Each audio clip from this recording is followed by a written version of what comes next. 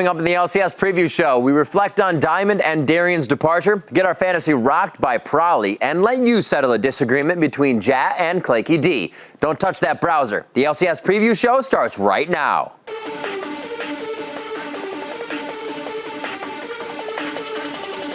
Millennium have been destroyed here by the SUPA crew. It's going to be an 8-1, and what a turnaround that was. Oh! He gets it! He got it! 500 uplift, and there's the Nexus. CLG holding on to first place.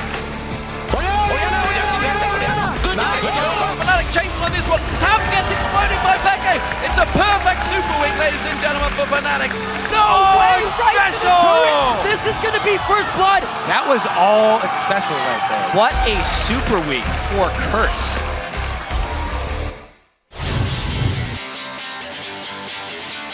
Welcome to the LCS preview show. I'm Rivington Bisman III, and for those viewers in North America, we hope you had a safe and enjoyable day celebrating our nation's independence. For the rest of you, we hope you enjoyed the 4th day of the month. Yeah, maybe 3 days before that as well was Canada Day, Riv. That's where it's at. Yeah, maple syrup and hockey. Damn straight. I'm Joshua Jatt Leesford, and we're here to talk about the biggest news across the league and to help you hone your fantasy squad. That's right. Of course, the biggest news this week is the fact that Gambit Gaming is benching Diamond and Darian, and we'll talk about that in detail shortly. But first, let's take a look back as we soared into the second half of the summer split with 16 games in a super week of action.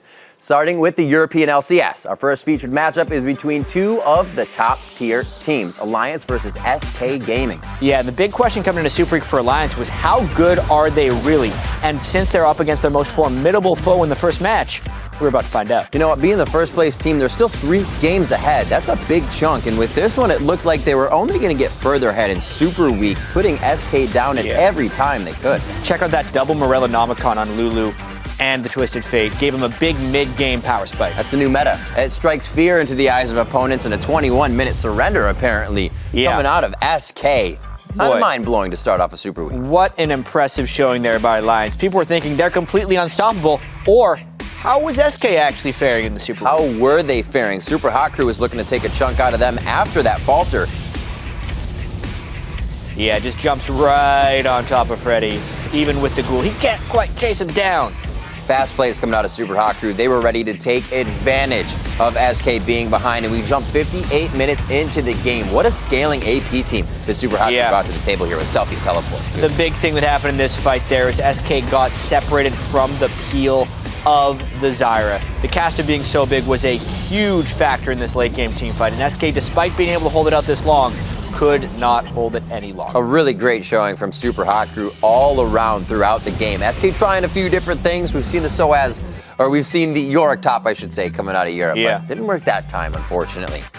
Looking at some more highlights, Copenhagen Wolves versus Alliance. The Copenhagen Wolves are 3-13 here against a 14-2 Alliance. Yeah, I mean, nothing could really happen to Alliance here. You don't really need to watch the best team play the worst team in the league. I mean, Oh, wait a minute. Yeah, the early game was completely held by Copenhagen Wolves. They knew to take down the top team in the league. They had to put the pedal to the metal early. Yeah, it was like Copenhagen Wolves was a team possessed. Alliance was also caught a little bit sleeping because they had Fnatic up later that day. Yeah. And it looks like they just overlooked the Wolves. It's been a while since the Wolves have heard that howl. Super Hot Crew up versus next on Millennium is our highlight. And really, this was kind of a mimer reel. It looked bad for Super Hot Crew in a lot of times, but he was able to come out on top. Yeah, Super Hot Crew does know how to put up numbers, and they do win a lot of games. Against Millennium, though, no pushovers, so still a really formidable opponent. These guys are fighting for the middle of the standings. And Super Hot Crew would only continue to impress here as they strike up quite a chaotic fight, but again, the mimer teleport. They really wanted to kill Selfie in this one.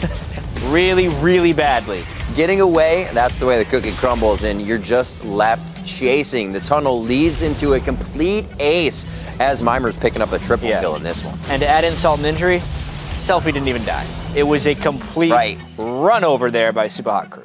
Very good play coming in, and with their win against Millennium, Super Hot Crew ended a 3-1 Super Week. We look at another matchup here, Alliance versus Fnatic, an all-out top-of-the-table battle, and Fnatic's trying to get a rising into that table. Yeah, they were 3-0 in Super Week coming into this game, needing to beat the top team in the standings in order to close out that 4-0 Super Week. and some very critical Syndra versus Orianna play in this one, but it got late. Yeah, Alliance biting off a little more than he can chew there, and Cyanide really a catalyst to keeping this fight going. Flash Randuin's gets the cocoon, and everybody's there to help with the stuns, especially Pekka. Yeah, Alliance was just in full retreat mode. They had no front line to stand against the barrage of damage that Fnatic was putting out. Eventually, Froggen gets caught, and it was just curtains from there. Yeah, Fnatic uses this one to climb up a little bit, while Alliance, a little bit shaky super week from the super team that everybody thinks would be really getting a 4-0 out of that. Still 14-4. I mean, it's not like they're a terrible team all of a sudden. Still the best team looking in Europe. All right, so after week 7 in the European LCS, let's take a look at their standings. Despite Alliance's 2 losses and the death of the 26-2 The Dream, they are still the team to beat, sitting in first, like we said, with 14 wins and 4 losses. Well, thanks to yet another perfect Super Week performance, Fnatic is now tied with SK Gaming for second. But right now, the biggest story in the European LCS isn't about teams climbing up the table. To bring us up to speed on an announcement that means big changes for the LCS, I'd like to welcome Quickshot to the show. How's it going, Quickshot? Hey, pretty good, Riv. I'm a little sad to see 2 legends of League of Legends stepping down. That's true. Let's talk about this. This week for Gambit, their starting roster will be dramatically different, and as they are benching 2 more of their star players. Well, that's right. So Gambit, they've been struggling this summer. They've actually been struggling since Alexic left before the split began. He was replaced by Nick, who has done an admirable job in that mid lane, but it's simply not enough to solve all of Gambit's woes. Diamond and Darien have been benched by Gambit for week 8, and they have been replaced by Cubon in the top lane, formerly of Meteor Makers last year, currently playing for Reason Gaming, and Lolex in the jungle. Lolex did, of course, substitute for Gambit when they played at the Roadshow in London.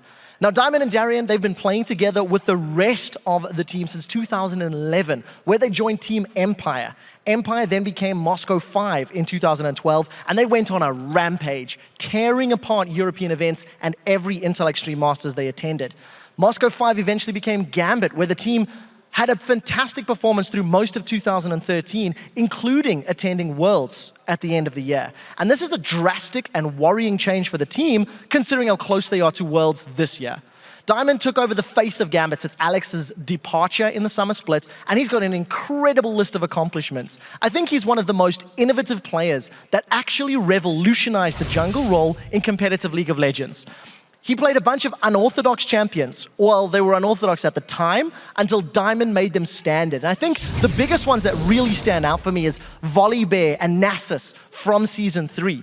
If you even go further back to Season 2 in 2012, I would dare say it was Diamond that inspired others with his aggressive counter-jungling. He set the de facto mode of jungling in the game. He brought champions like Evelynn, like Udyr, like Xin Zhao to the limelight when many other teams and players considered him weak. And last year, just some more highlights, he actually played against Insects in a Lee Sin versus Lee Sin battle at the All-Star match. Unfortunately, Diamond came away with a loss, but it was memorable nonetheless. He was again voted into this year's All-Star event in Paris, and he's got a massive fan base behind him because of his incredible level of play and because of all of the years of amazing performances he's put together. Now, Darien is also on the bench, and he's got a list of accomplishments of his own, both positive and negative. I think the most recent is, of course, how dominant he was with Warwick in the spring split. His swag style of play, because every top laner needs a Deathcap, Rylai's, and Omewrecker. And of course, you can't forget Darien's feed to win strategy. It worked up.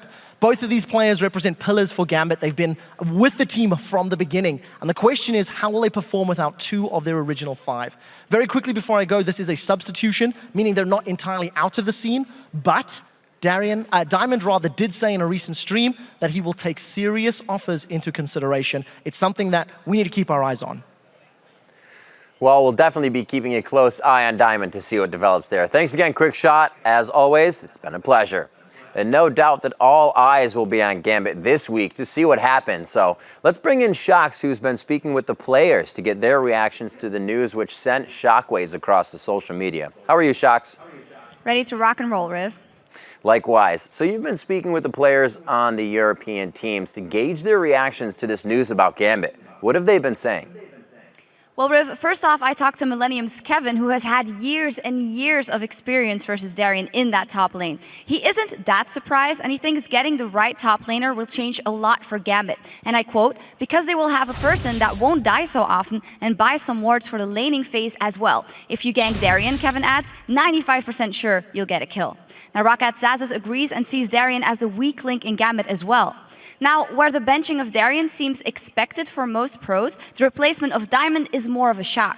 Rockat Ziankos is one of those pros who were taken off guard. He told me that he didn't think Diamond is that much out of shape to lead to him being replaced.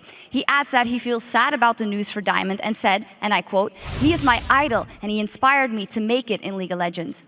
Now, Fnatic Cyanide agrees that it's sad to see Diamond stepping down and feels that he used to be undeniably the best jungler around for a long period of time, but he continues, and I quote, "Nobody can stay at the top forever, and I guess Diamond is the kind of player who isn't satisfied when he isn't performing the best in his region." All right, thank you for being our boots on the ground and speaking with the teams to get that information, Shocks. We'll see you a little bit later today. Now let's turn our attention from the top and jungle to the mid lane, where another 300 CS record was broken for the 4th time this split, this time by Fnatic's Peke. Earlier this split in a game against Alliance, Peke set the mark for the fastest to 300 CS in the league at 24:26. However, Alliance's mid laner got his revenge with a little leapfrogging. First, he took down the record against ROCCAT in 23 minutes, 23 seconds. Then he rubbed it in Peke's face, setting it again at 23 minutes, 11 seconds versus Fnatic. Not to be outdone, Peke came right back with the help of his teammates and reclaimed the record on the Lady of Clockwork at 21:51, which is where the record currently sits. So watch out, minions. There may be some record hunting before the summer split is over. And as soon as today's LCS preview show ends, the European Series returns with Week 8. They'll kick off with the Rockat team ready to climb the standings versus the second place SK Gaming. Then on Friday, the action starts with the table-topping Alliance taking on Rockat and ending the day in what could be a battle for second place between Fnatic and SK Gaming. But now let's turn to the sublime and engage in a little fantasy. Fantasy LCS, that is. For that, we'll turn it over to our own Mr. Fantastic, Jet. Thanks, Riv. And since last week was a super week, we had 32 games played across North America and Europe, hopefully resulting in a ton of fantasy points for your team. So first, we're going to take a look at the studs who grabbed the most points. Selfie, he lived up to his name here, pulling in 111 points against only having been estimated for 65. So he was the highest fantasy earner. Xiao as well, right behind him, racking up 98 points off an estimated 77. And Reckless rode in on the power of Fnatic's undefeated Super Week, grabbing 96 points versus estimated 78. Now, we also need to give some props to the viewers who named the top fantasy stud from Week 7. Both Nicholas Anderson and Tom Monster named Selfie as the #1 point grabber. So congratulations to both of you on your predictive powers and most importantly, your hashtag control. But with the sweet must come the sour, and here were the duds from Week 7. First up was Darren and Diamond's teammate Genja, who was nearly 30 points off the pace, pulling in only 37 from an estimated 68. Next up was Balls, who fell off in the top lane. And although Cloud9 went 2-2 for the week, he only pulled in 43 points from an estimated 58. And one surprise dud was Alliance. The first place team dropped a loss to the Copenhagen Wolves and Fnatic, and then because they forced SK into that early surrender, they didn't get many fantasy points from that game either, and just overall had a bad week. But now let's actually check out some of the sleepers who should wake up this week and you should definitely be playing. Now here's Selfie. He was one of our studs last week, so he's not really a sleeper, but considering he's only being started in 14% of the leagues, he may as well be a sleeper. So that sound you're hearing is your alarm clock going off. Play Selfie. Paul Belter as well should be good this week. He faces Curse and Cloud9, and in EG's 2 victories against those teams, he was 6-0 in his KDA, 6.0 KDA. And besides being a KDA champ, he also picked up the record for the most CS in a single game in the North American LCS, making him a fantasy farmer as well. And Curse, everyone on Curse. Speaking of them, I feel good about their chances this week. They faced Complexity and the Evil Geniuses, and in the 2 wins against those teams, the team combined had a 7.82 KDA. And also we have some red alerts that we do pretty much every week that you need to stay away from. This guy, Diamond, and Darien, as Quickshot just mentioned, were both benched. So you'll need to make sure that neither of them are in your lineup and that you slot in some replacements. We've already mentioned this split that you should bench both of these players, and at this point, you should just probably drop them completely. That also brings us to Voyboy. And I know I said Curse was going to have a good week, so why is Voyboy on the alert list? There's 2 reasons. One, he has struggled to earn fantasy points in Curse's 4 games against EG and Complexity, and his 2.73 KDA is troubling. The second reason, though, is we had a disagreement in our production meeting about whether Voyboy should be a sleeper or an alert, so we actually decided to let you guys be the judge. Claky D thinks Curse is going to do not very well. I think they're going to do well. So if you agree with me that Curse will crush this week, then hit us up on Twitter at LOL Esports and use the hashtag JatIsRight. If you agree with the LCS preview show stats guru Claky D that Voyboy and Curse will get crushed, then use the hashtag ClakyDisRight. And just so you know, Claky D is tied for 4th in our LCS preview show league. Just mentioning that. Now let's send it back over to Riv for a look at the champion countdown. Claky D is right. And, oh yeah, we've only had one new face make a splash into the summer pool party this week. Well, last week, I guess. So let's take a look at the champion countdown. Our newest champion comes to us courtesy of Overpowered. He picked the Majestus Ascendant versus the Copenhagen Wolves. That was our first Xerath this split. That brings our total to 65 champions picked so far in the summer. And we're way behind the 82 picked at this point in the spring.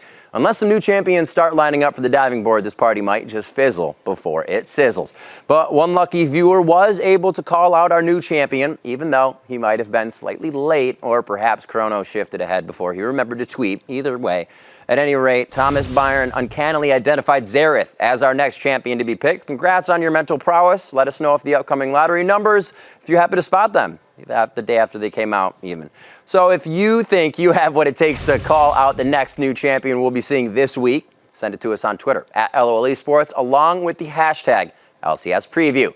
Now we'll go behind the scenes to spy on your favorite players during their most intimate and unguarded moments. At least that's what it used to be that way. That's right, it's time for this week's All Chat. Hey, probably. Hello? Hello? Hello? Hello? Hello? Hello? Let's rise, hello? I won a solo queue game today, so just try not to lose that hard. I won as well. Yeah. Oh no, I didn't win. I had you on my team. Never mind. Oh yeah, clearly. You knew when to come to me? I outplayed Creighton so hard. Oh my god. Yasuo does a lot of damage. Oh, you're the first one to notice. Congratulations. Do you realize, Turtle, how much damage Yasuo does? Nice. Did you game? Yeah, are we gonna ascend to the heavens on your back? No, but nobody will hit skill shots on me. He's so fast. Watch ult. Goodbye. Aatrox is actually my favorite feeding champion as well, guys. That's Shyvana. I do think he has quite a good death animation. Twitch mid. Yeah, Eva's top. Eva's top. Eva's top. I'll push bottom half. Push bottom. Do you have TP, Freddy? No, I don't. Okay. Everyone jump. Everyone jump. I went second sacrifice myself. See ya, Yuri. I go, maybe scanner? No. Okay, that's my Yuri, see you. It was nice knowing you. Excuse me. Can I get Red Bull? Yes, me too, please. Can I get one as well? Can I get a steak? That all-American food is not sitting well with me. What do I buy? I don't know. Actually, I'll tap. I know BT. Alright. Renekton can go bottom right now. Should I buy Banshee straight or Negatron into BF?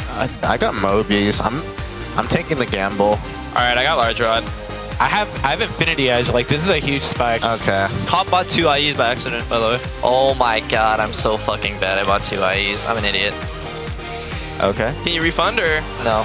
Oh. You have to get more personalities like an 8. So TSM. Dignitas. Oh, okay. We sure about the Ziggs? He's a little risky. Yeah, his laning phase isn't really safe. I'm trolling. But he scales really well. I can't wait for them to use this clip. Always some clutch moments you catch in All Chat that you never would have thought happened, like when we described it as the best BF buy because of the Infinity Edge. I mean, double Infinity Edge. You never really knew what Cop was thinking until now. He did tweet oops after the game. He did tweet oops. He knew. So for a special extended version of All Chat, be sure to visit the LCS preview show page, lolesports.com. Now for last week, we had 3 players get added to 2 of the most exclusive clubs in the LCS. And the credentials for the membership, I gotta say, they're pretty tight. Yeah, if you can believe it, even Riv and I couldn't get into this club. Nope. Not even. Well, I'm not giving up hope just yet. We'll see what happens. But to get invited to this party, you do need to have 500 kills or 1,000 assists in the LCS. And with 102 games so far, the club has just opened up, actually, the last 2 weeks for the first members. Yeah, the first member was Bjergsen, actually, who has a combined 517 kills across 91 games in the European and North American LCS, and was the first member of the club, getting his 500th kill 2 weeks ago. And as we saw, he was joined by both Doublelift and Peke as they finished last week with 508 and 504 kills, respectively. Yeah, and right now there's only one support member on the dance floor in the 1,000 Assist Club, where XSpecial has gained entry with a massive 1,014 assists. But odds are he'll have a dance partner later this summer, with Nif currently sitting at 937 regular season assists. And no doubt players will be queuing up for entry throughout the rest of the summer split, and we'll be sure to keep an eye on who gets in. But before we head into the chase for 500 and 1,000 this week, let's bring it back to the West Coast and take a look at some of the highlights from the North American LCS. This week was all about Curse. All 4 of their games were against top teams in the standings. And our first highlight, they face off against Team Solo Mid. Yeah, and this was a really strange move if you remember this game. Bjergsen saw the Eve on the turret with his TF ult, and they decided the 2v3 dive anyway. Against QUARTERFINAL, it wasn't a good idea. He gets a double kill. Yeah, we've seen Dyrus in this situation. See it go the other way. Dyrus now knows what it's like from the end of getting that double kill on you. Quas coming up big. Glebe was also helping on the side of Team Solo Mid, though. Yeah, Team Solo Mid stalled this one out pretty long. 53 minutes, waited for the Jax and TF to power up, and the double Infinity Edges weren't helping Cop much here. No, they did not at all. Dyrus coming in with a good teleport. He's been on point with that control this year. Definitely something TSM has needed as they stepped up a lot of the roster as well. LMQ versus Curse, our next highlight. Curse began to turn things around just when you thought it would be impossible. Yeah, and speaking of turnarounds, this was a 2v3 gank where XSpecial hooked himself a Lee Sin to help Cop start out with the kill. And after he falls here, he picks himself up a double. Yeah, he does. The Cathian surprise is always fun to make sure you get under your opponent's skin and make sure you get that last laugh. Real good there. XSpecial, so many hooks. Then this game was somewhat decided by this team fight. Notice how Curse is down about 4,000 gold coming into this one, but they play the fight just right. Really such a chaotic fight going back and forth. It looks like it could be anybody's the entire time, but Curse was just too big at this point. That was the story. Gotta remember how fed Cop was throughout this, and also how good he is at predicting things. Pow. They're so good at fighting from behind, I just don't get it. 34-30, we see XSpecial with the hook again as he lands it onto No Name, and then another one onto Moore. Yeah, the high CDR Threshes who land their hooks are the most dangerous of foes. Where are you going? XSpecial really controlling this game, and this pulled Curse to 1-1 on the week.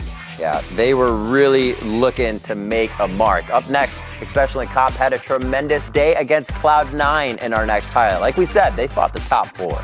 Yeah, coming into this week, people were thinking Curse was going to fall right to the bottom of the standings, but the Leona pick in this one really surprised Cloud9. They were not very good at handling those Leona ults. Yep, and XSpecial getting that Corki real quick, and everybody keeps going headstrong. Cloud9 looking for solace on the fountain, but they're not even going to find it. This game was a little bit strange, but Curse had the long con going on in this one. 4 kills, but the victory. That's right. We're going to jump into our next highlight of Curse versus Counter Logic Gaming. We'll see if they can take them down, and you know what? It was one of the harder games. Yeah, and who expects Cop and XSpecial to beat up Doublelift and Afromu in lane, except the box hits Doublelift twice, taking him low enough for Cop's execute. A great wait for the 6s, and XSpecial and Cop have just been coming out on top. More from XSpecial's Thresh. I wasn't sure how he kept getting that pick. Yeah, and then they're able to chase in just at the end, and this was kind of a protect the Cop position right there. Notice how he took a bunch of turret shots, and it only helps Curse get even more kills. Kind of goes back to old school when Cop played all the utility AD carries. Now he just gets in your face with that amount of protection, showing Doublelift what it's like to also get a zap on the Jinx. And that was the stuff all weekend that kept Curse going. COG had just been coming back into the game here, and this was a big fight, just trying to get the dive on, dumping everything onto Cop. They forgot about Voyboy, who was a rather fed Orianna at this point in the game. Voyboy and Quas coming up big at the end of this fight and just able to clear it out with the AP Brother Power. A double kill before Cop even goes down. Yeah, so at the end of the week, Curse sits at 8-10. Which was definitely not expected against the top 4 teams to go 3-1. Yeah, it was a good try by a lot of teams. Curse coming out huge. Those are really standings they needed to grab on such a hard week. So currently the standings in North America look like a freeway in Los Angeles. With a 4-way tie for first place, CLG, LMQ, Team Dignitas and Team Solo Mid are stacked at the top with 11 wins and 7 losses. Yeah, and Cloud9 slipped out of that first place race, but they're only 1 game back, so they're still in it at 10-8. But they could climb back when they face TSM on Sunday. That's right, but the biggest story to come out of North America wasn't those first place teams. It was the reverse of the Curse. Curse managed to beat LMQ, CLG, and Cloud9 while going 3-1 for the week. Yeah, and heading into Super Week, it would have been hard to find someone who actually thought Curse could get 3 wins. Not only did they have their most difficult Super Week schedule of any North American team, they had struggled for most of the summer. Voyboy had been underperforming, and their all-star offseason acquisition X Special had been anything but special. But despite everything being stacked against them, Curse won 3 of their 4 games and have now won 5 of their last 7. Compare that to their first 11 games when they only managed 3 wins total, and it looks like Curse might have finally found their stride. And a lot of that success is due to X Special. Over the last 7 games, he started to play like the all-star support that helped lead Team Solo Mid to 3 trips to Worlds. Last week, he was rewarded with his first MVP award as a member of Curse as well, and in his post-game interviews, he displayed some of the leadership that Curse hoped they were getting when they signed the LCS veteran. Now this week, X Special leads his team against Complexity and the Evil Geniuses. And while a pair of games against the league's bottom team seems like it should be a walk in the park after their success last week, Curse has struggled against these 2 squads. Just 2 weeks ago, Curse went head-to-head with EG and Complexity, and while they finished 1-1, it took one of the most insane games in the summer for Curse to come back and beat Complexity. If Curse really wants to put some distance between themselves and 7th place, they need to beat EG and Complexity this week, or another 4th place finish might actually be out of reach, and they've wasted a perfect chance to climb up the standings after a near-perfect Super Week. And speaking of near-perfect performances, as Jat mentioned, last week's EG's pole belter set an NA LCS record for the most CS in a game with 620. The previous record was 607 by XDG's ManCloud.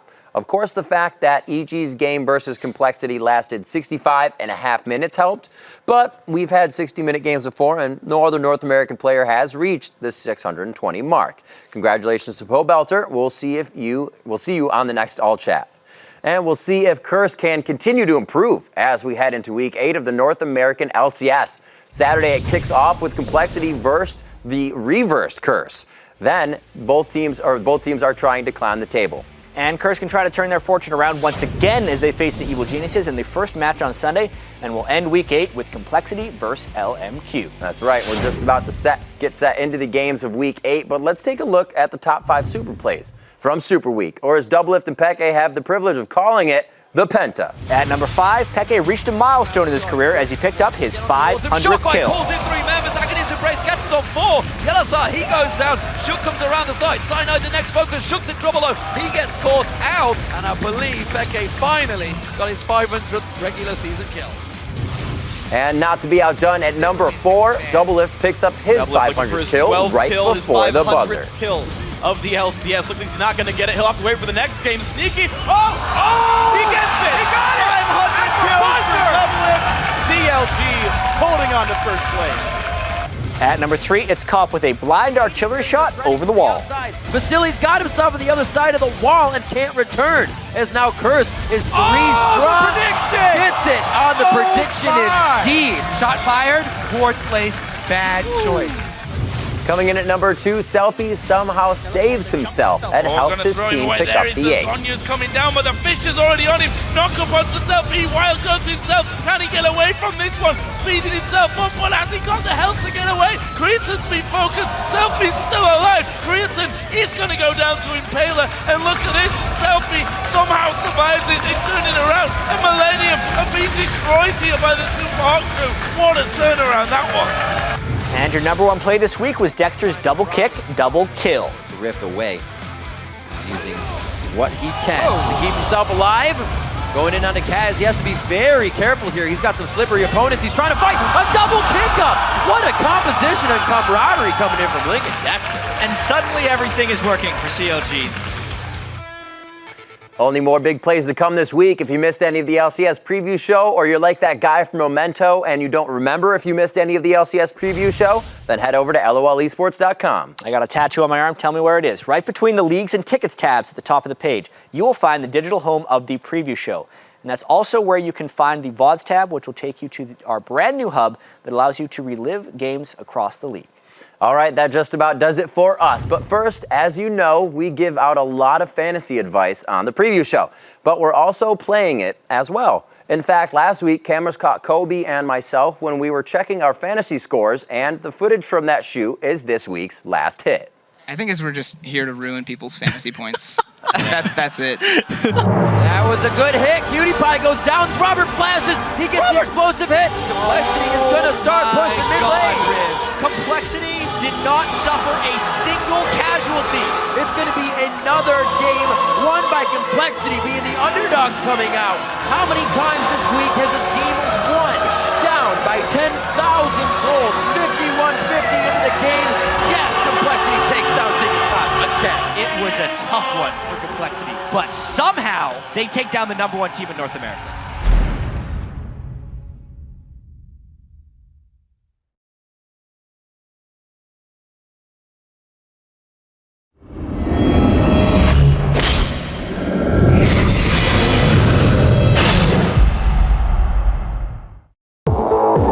Previously on the European LCS.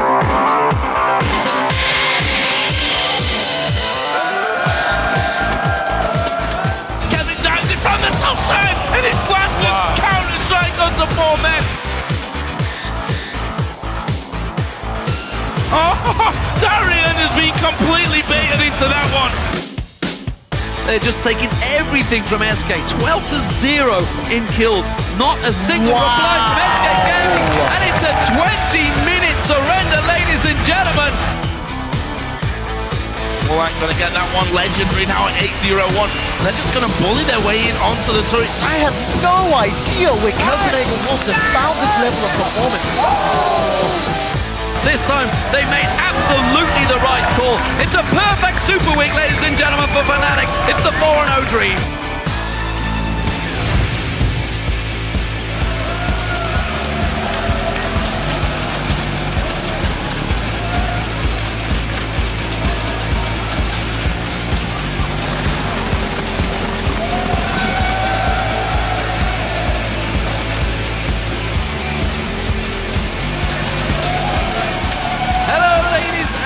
Gentlemen, and welcome to Week 8 of the European LCS, live from our studios in Cologne, Germany.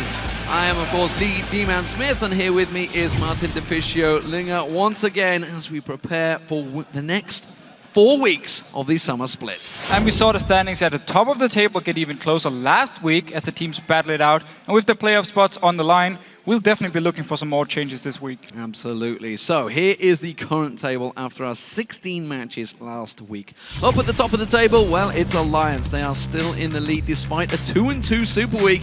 And they are now 14 wins and 4 losses. 3 games behind them is now a tie for second place as Fnatic and SK Gaming both have 11 wins and 7 losses. And in 4th place at 10 and 8 we have the Super Hot Crew, followed by Millennium in 5th place with 9 wins and 9 losses. And of course we'll be bringing you 4 matches today as we start the week with Rockat versus SK Gaming and then the Copenhagen Wolves versus Gambit. And then the 2 big games of the day is Super Hot Crew will face Fnatic and Millennium will square off against Alliance. And immediately following today's LCS matches will be the European Challenger Series quarterfinals as H2K Gaming take on GG Call Nash. So this week's LCS will be played on the 4.11 patch, and obviously you've all seen the patch notes and been playing it all last week, but here are a couple of things that we feel will be relevant in the LCS matches. First up are the changes to Jax and Kayle. Yeah, so Jax's base health, health per level and armor per level has been reduced and is a very big hit to his tankiness, and I think it's going to mean we're going to see him a lot less this week than we normally do. And then we have Kayle. Her AP ratio on her Righteous Fury, her ranged auto attacks where she slaps you across the face, has gone down to 0.2, and now her ult also has 20 seconds longer cooldown. And it simply means Kayle, she's no longer going to be as dominant, and she's a lot easier now to play around and try and outplay. Oh, it's going to open up the picks and bans a little bit. Next up, of course, there were a couple of changes to the jungle, which may introduce some variety for the teams. Yeah, so Maokai had a lot of changes here. He's Twisted Advance, which is his W, the gap closer. There's now a shorter range, but instead actually does magic or it does health percentage damage as the damage of it, and it's very, very strong late game against tanks. And we also have the sapling toss. It now slows by 50% for 1 second if you actually manage to get the explosion from the sapling onto the target, but it does less damage than before. And his ulti now, the big deal, it follows him around in fights. You don't just place it on the ground, you will actually activate it and walk around with the ulti. So it's very, very good in team fights, but his jungle speed might be an issue, and we need to see if he can handle Lee Sin, Elise in these early ganks here, and what's going to happen if the teams actually want to play him. And we do also have a new jungle item called the Quill Coat, and it builds from Hunter's Machete and Cloth Armor. Will give you 20 armor, will give you some health regen and some mana regen while you're in combat with monsters like jungle camps or dragons. It's a very good item for like a Momo. Maokai, of course, fits in perfectly here. And also built into the new Spirit of the Ancient Golem instead of the old side with the Spirit Stone. So we'll see whether we get some changes in the teams, the picks and bans, the items. We'll have to keep our eye on that throughout the next 2 days. Remember, of course, that you can find all of the stats for all of the players and the teams, as well as the schedule information, recaps, and much more at lolesports.com. You can also let us know which team you think will win each of today's matches. Just click on schedule and give a thumbs up to your choice. You can also find out how to join us here in the studio to watch this team play in person. Just click on tickets at the top of the page for all of the details. And while you're there, check out the VODs tab showcasing the brand new spoiler-free section where you can watch past matches from across all of the regions in the league. Yeah, fantastic. You can get all the VODs all in one place now. So we'd like you guys at home to hop on Twitter and tell us this, or answer this question. Which European LCS pro would you like to duo queue with and why? Now, you've played with a lot of them. Yeah, a lot of them. I would say if you play with some of the AD carries as support, Reckless always tryhards in solo queue, so it's pretty easy to win games with You them. should always try hard. Of course, what do you always mean? try hard. Everybody at home should be doing that. Don't play with Kerb. He will play random things all the time. But of course, we want to hear your answers, so send them to us at lolesports.com and use the hashtag LCS so that we can highlight a few of your answers later in the show. So let's get our first game underway as Rockat will be taking on SK Gaming. Now these teams, they currently have a head-to-head of 2-0 in favor of SK Gaming. However, last week, Rockat managed to pick up another 3 wins. While they are far from being flashy victories, they were wins nonetheless, and it takes them to 7 wins in 10 games, with their only loss last week being to Fnatic. And it was the game where Source, he played Ziggs up in the top lane, and I don't think Rockat expected it, because they fell very far behind and ended up losing pretty much all the objectives. I mean, Fnatic picked up 4 out of 5 dragons in the game. And it's been an issue for Rockat before, because they need to get ahead early on and then slowly just control the game in their own pace. Otherwise, they won't do anything. They won't fight for any objectives if they fall behind. I mean, if you look at dragons for them, 30 dragons in the EUCS, second worst, compared to Fnatic, who's the best team in Europe, picked up 50 dragons. I mean, there's a big difference here.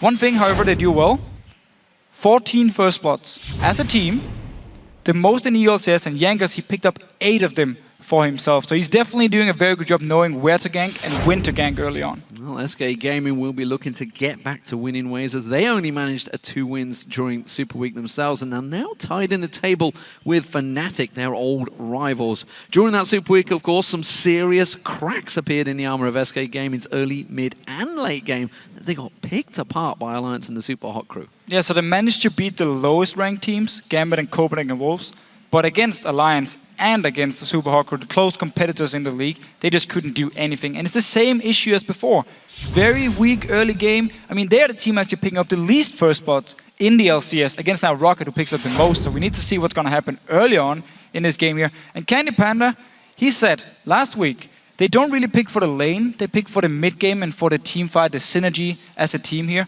And yet, if you look at the picks they had in the games they lost, I mean, Renekton, Orianna, Caitlyn against Alliance, and they had Yorick, Kayle, and Ashe Zyra against Super Hot Crew. They're all very strong laners, and you are expected to win your lane, yet they don't. So they still have some issues.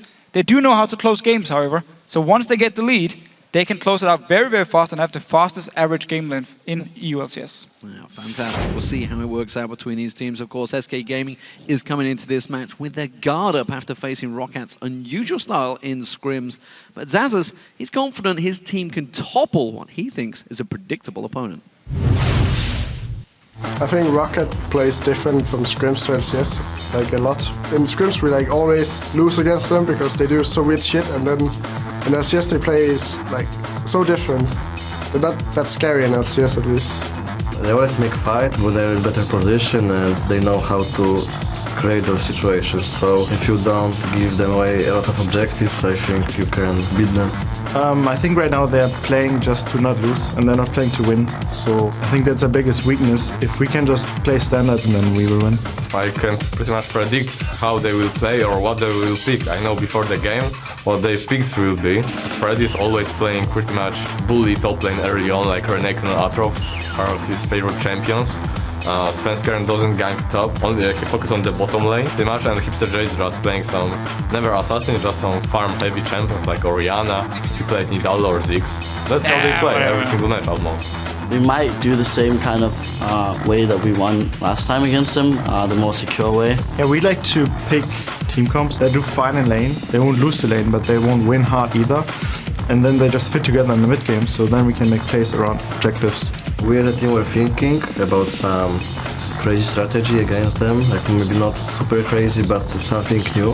It's very easy to say what we should do to win versus them, but it's so hard to do it in the game, actually, so saying something and doing it is just two different things. I think Zazas hits the nail on the head there for every up-and-coming team trying to get into the LCS. It's very easy to see something, to watch OGN, watch any of the top teams in the LCS and say, that's how we got to do. But doing it as a team is very hard. Everyone, when we watch football, when we watch LCS, we always like, I could do it. Yeah, everybody is. I will do this better than you. Everybody's 100%. a football expert right now. Of course they are. Everybody, especially here in Germany. Trust me, it's a problem. Let's check out the starting lineups for the teams. So over on the blue side, it is Rockat. That means, of course, Zazas is in the top lane, Jankos in the jungle, Overpower in the mid lane, Selva as the AD carry, and Vanda in support. And on the red side, we have SK Gaming with Freddy in the top lane, Svenskeren in the jungle, Jesus as the mid laner, Candy Panda as the AD carry, and of course Enrated on support. So before the picks and bans begin, let's check out your predictions on LOLesports.com. For this match, it looks like you voted for SK Gaming by 62%. That's slipped a little bit more. I mean, you think of, obviously, Rockat now on a bit of a win streak. SK struggled with Super Week. That's definitely changed the votes a bit. I mean, a few weeks ago, it would have been probably an 85% for SK Gaming. They were a big favorite to him. But yeah, Rockat, they look better. They keep talking about how they don't like their own performance yet. They have a lot of issues to sort. And yes, when we watch the games, there are a lot of mistakes. But if they do get to play their own play style, slow-paced, they will actually win the game, so we have to give them some credit. Yeah, it's something we need to remember with Rockat is the fact they did finish third in the playoffs last season. They finished third in the spring split, of course. They are a very good team. You know, if they can get themselves back together. They struggled with the meta shift. That was what the main problem was, it seems. Picks and bans coming up. Remember, this is now 4.11. We'll see how this affects the new pick and bans. Aatrox taken away. We heard Zazas talking about how predictable SK were, how predictable Freddy was in that top lane, and they're immediately targeting with that Aatrox ban. Twisted Fate, kind of a standard ban these days. One of the main champions in the mid lane. And now they're starting to focus Jez as another champion. They talked about Orianna being taken away. So we have a lot of changes to mid laners lately. I mean, Ziggs and Yasuo could touch a little bit in this patch here. But TF and Orianna stay the same, so they become even stronger now. Therefore, they're going to be banned away. And the Aatrox, it's been a ban against Freddy a lot of times in the last few weeks. And it's been his safe pick up in his top lane where he would always do well. So, with Evelyn banned out, do we think this could potentially be Lee Sin first pick Lee Sin, for Rockat? We'll see how it works out. SK, of course, as we mentioned, Kale changed in 4.11, so may not even get through the bans yet. Exactly. A Xerath ban. That's definitely a first ban for sure. Was first picked, of course, by Overpower just last week during the Super Week, and Rockat seemed pretty happy with that one, and sure enough, they lock in Lee Sin. Yeah, so Lee Sin, again, a bit like with the mid laners, he's untouched. Therefore, he's still very, very strong, maybe even stronger, because some of the junglers, with the Lease now, with the changes to Spirit of Dancing Golem, you don't no longer give tenacity, gives it less HP early on as well. Some people might not favor Elise, or at least you have to play her differently, you have to play her more aggressive, so we need to see what SK Gaming wants to play against this Lee Sin. So this is something that has been developing. Syndra in the mid lane. Everybody now plays this. This is the number 2, I would say, go to. Number 1 is probably Twisted Fate these days. Number 2, everybody picks on Syndra. So with the changes to Athene's, where it gives less magic or magic resist, which happened in 4.10, Syndra got even stronger. And now as well, with Mikhail's being more expensive, you can land a stun. There's less chance of the enemy support to have Mikhail's to then cleanse the stun. So you can set up kills very easily. And she's a lane bully. She scales well into mid game where she can start blowing up people. Her only issue is, teamfight wise, it can be very hard to position properly because you are very squishy, you're very mobile, so it's easy for people to target you and lock you down. We need to see though with Jessis, normally he plays the very safe champions, now he's playing a bit more aggressive, if he can actually make some plays here, because Syndra is very hard to play properly. I should also mention Morgana, of course, was locked in and rated. Pretty much the #1 support. Maybe we'll see whether Thresh gets picked by Vander. It's one of his go-tos. Rockat currently flicking between a couple of champions, but Gragas and Lucian were the final selections. Wasn't sure. We've seen Corki a number of times from Silver last week. Worked very well for him, but it seems it will be Lucian. And again, this is Gragas in the top lane, which has become very popular over in Korea, over in North America, and now we're starting to see it leak into Europe. Should be in the top lane here at least. Very safe pick all around. We can talk a little bit about it in the game. But I actually just quickly want to talk about the Morgana. It works so well with Syndra because the Black Shield means you can move freely around in these teamfights here. So it's a very good combo already from SK with the first 2 picks. And now follow up with even more damage. Yeah, well, we see Elise. It's kind of a fallback champion for Svenska and would have wanted the Elise in there. But Candy Panda on Cockmore. He was up against it twice last week. Didn't work out very well for him. This time, he's got himself. Just overall, such a good pick. Still, I wouldn't say perm banned in OGN, but banned in many of the games and otherwise picked if open. And because you can build Trinity Force and Blade during King and you were completely untouched by the Bloodthirster nerfs, you just stayed up there as one of the best AD carries, and you do well in the laning phase. Your mid game is even fine now, and your late game, of course, is absolutely fantastic. So Candy Panda, looking to scale up to the late game, Jessis can follow him up there, and you can just blow up a target. We'll see whether Rockat do lock in. Nami, of course, risen to popularity over the last couple of weeks here in Europe. Very confident champion. Vander has played it a number of times, but more importantly, it's the Fizz in the mid lane. That's actually quite crucial because the Fizz against Syndra, if he gets in close, he could cause some serious problems for Jessis. So he needs to be careful at first because there's a lot of poke coming in from Jessis early on here, and if he gets too low, once he jumps in, Jessis will be able to just instantly kill him. However, there's outplay potential here from Overpower. We need to see how he wants to actually play the lane. I would expect him to start Flask and just trying to sustain in the start, get a few levels, and then maybe try and go aggressive if someone like Jankos joins in with Lee Sin. Well, final choice. He's here. Here's Yorick. And we knew he was back. We knew he was back. We saw him last week, of course. He made an appearance. Yorick versus Gragas in that top lane. It could be a riveting one, ladies and gentlemen. And it fits so well in this comp again. You have Morgana of the Black Shield to protect your 2 carries, or you choose one of them. Whoever actually goes down, Yorick is there, so either Jessis or Candy Panda just gets the ulti from Freddy here, comes back to life, can once again be a pain in a certain place for Rockat. And overall, the SK Gaming comp here, going into teamfights, it's going to be very, very hard to deal with for Rockat. And they're looking more actually to find some picks, especially with the Fizz, maybe start split pushing a little bit. I don't think a Yorick late game can actually hold the Fizz here. I might be wrong, because Yorick, of course, can use ult on himself and might be able to punish Fizz, but Fizz late game is very scary to deal with in split push because he can burst you down so fast. Yeah, we saw Freddy, of course, playing it last week against the Super Hawk crew. It was a game they lost. Yeah, with long Yorick. game. But again, they've been playing it very differently, so has different builds to Freddy. We'll see how it works out this week. So, champions are locked in. Which team do you think has an advantage? Tweet us, #RockWin or #SKWin to @LOL Esports, and we'll see if the lineups have changed your mind. Remember, it was a vote towards SK at the start. Only 62% though, so we'll see if it sways your opinions. We have 2 very strong solo laners for SK Gaming here. Yorick is actually meant to beat Gragas up in his top lane because he can just harass him out and Gragas won't be able to out-sustain Yorick, which we normally see Gragas can do. So SK Gaming should be winning the solo laners early on here. Well, we'll see if they can. Of course, Rockat, they have to generally get ahead to win. SK Gaming generally have a weak lane phase. Let's see how it works out, ladies and gentlemen. Game 1 of Week 8 is underway. Rockat starting out as the blue team up against SK Gaming as the red team, starting on 4.11. And for Rockat here, if they do manage to get a very nice ult from Overpower, if they manage to land a bubble from Vander, maybe Sassus with his ulti, there's a lot of ways for them to start fights here against a mobile team from SK Gaming, because Candy Panda, no jumps. Jessis, no jumps, of course. Freddy, no jumps. I mean, they can land their ultis on pretty much every one of these and try and set it up pretty easily. So we could see Rockat, if they do manage to get the engage in fights, just instantly kill the first target, force the ulti from Freddy, and then kill once again, and then already have like the edge going, but it's gonna be a tricky one. Always annoying to play against Yorick, always annoying to play against the Black Shield, especially against 2 damage dealers in Jessis and Candy Panda, who will be able to destroy you very fast. And of course we can see that Crystalline Flask being picked up by both Freddy and Overpower keeping themselves sustained in the lane. And also, with the changes 4.11 brought, of course, it did extend the lane experience. You've gone from, 1250 to 1400, which effectively means 2v1s are kind of off the books again now. Yeah, and also with tower changes, they do more damage now. You only need 2 shots from the tower to be to 75% extra tower damage, which means it's very, very hard to dive, especially early on when you're not really very tanky. And it's another hit to lane swap. So standard lanes is probably gonna be the normal thing, unless you have a very, very bad matchup, then you might still swap around. And of course the Dragon is still very important, and you don't really want to swap up to top lane and risk giving the Dragon over to the enemy team. Yeah, and there was changes, of course. Yeah, Dragon, 4.10. Of course, a number of changes in the 4.11 patch.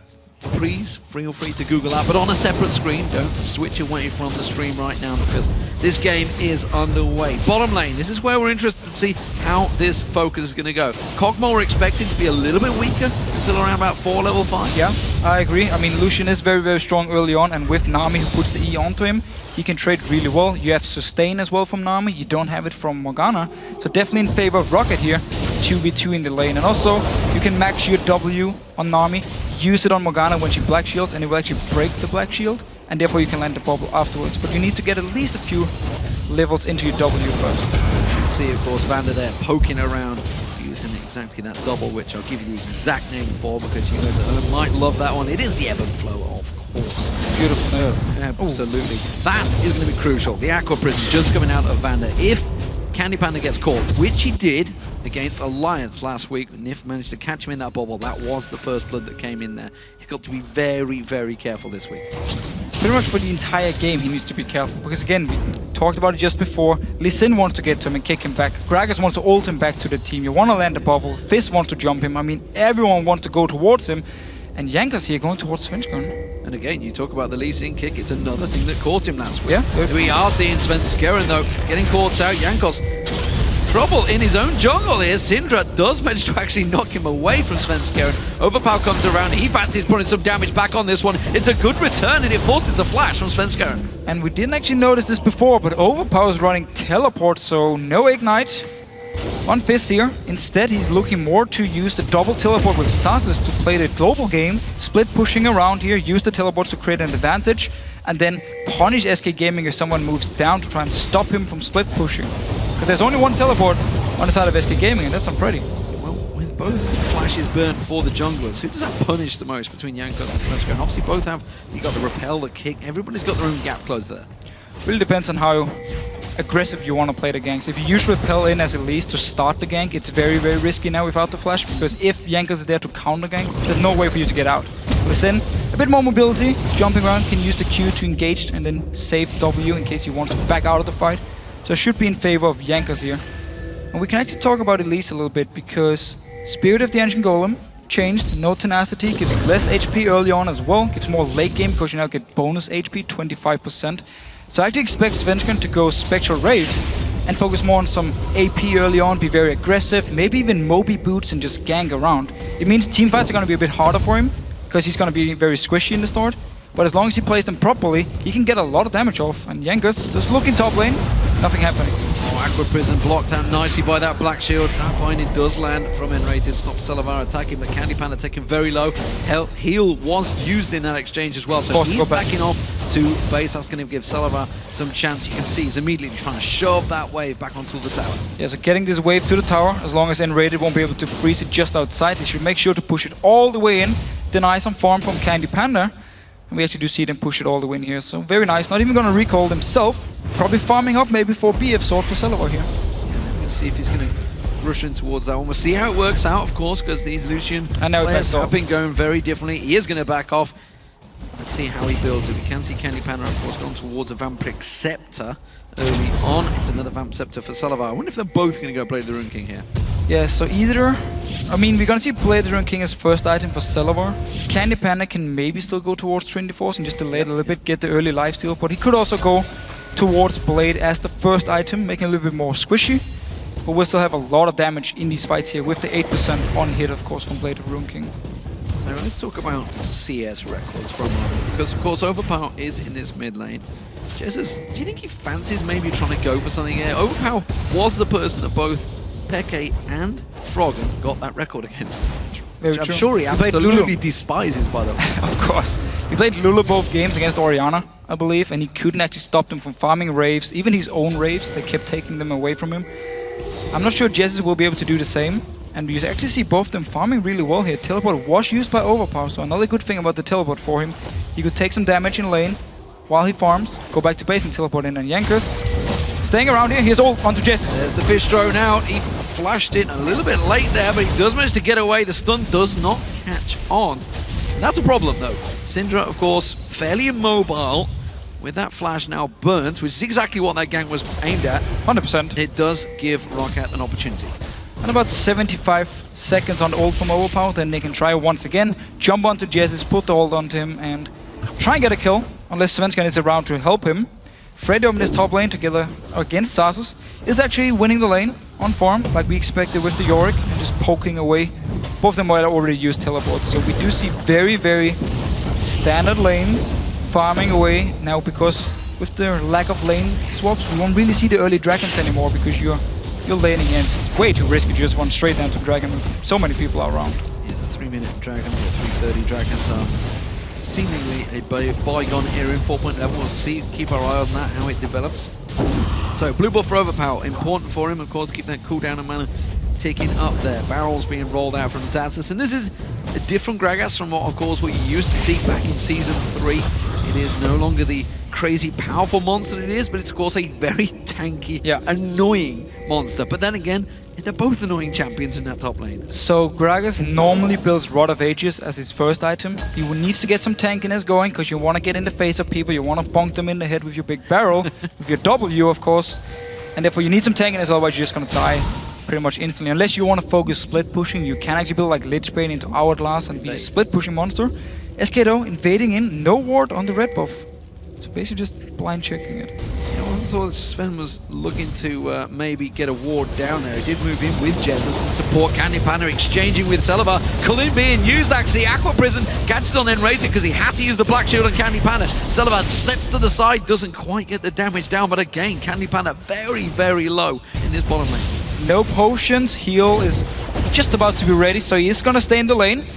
Rockat gonna push it in once again, and they have full control of this bottom lane. Yes, Candy Panda can pick up some farm, but every time there's a chance for Celibar to go aggressive, he will. Now both junglers down this bottom lane here.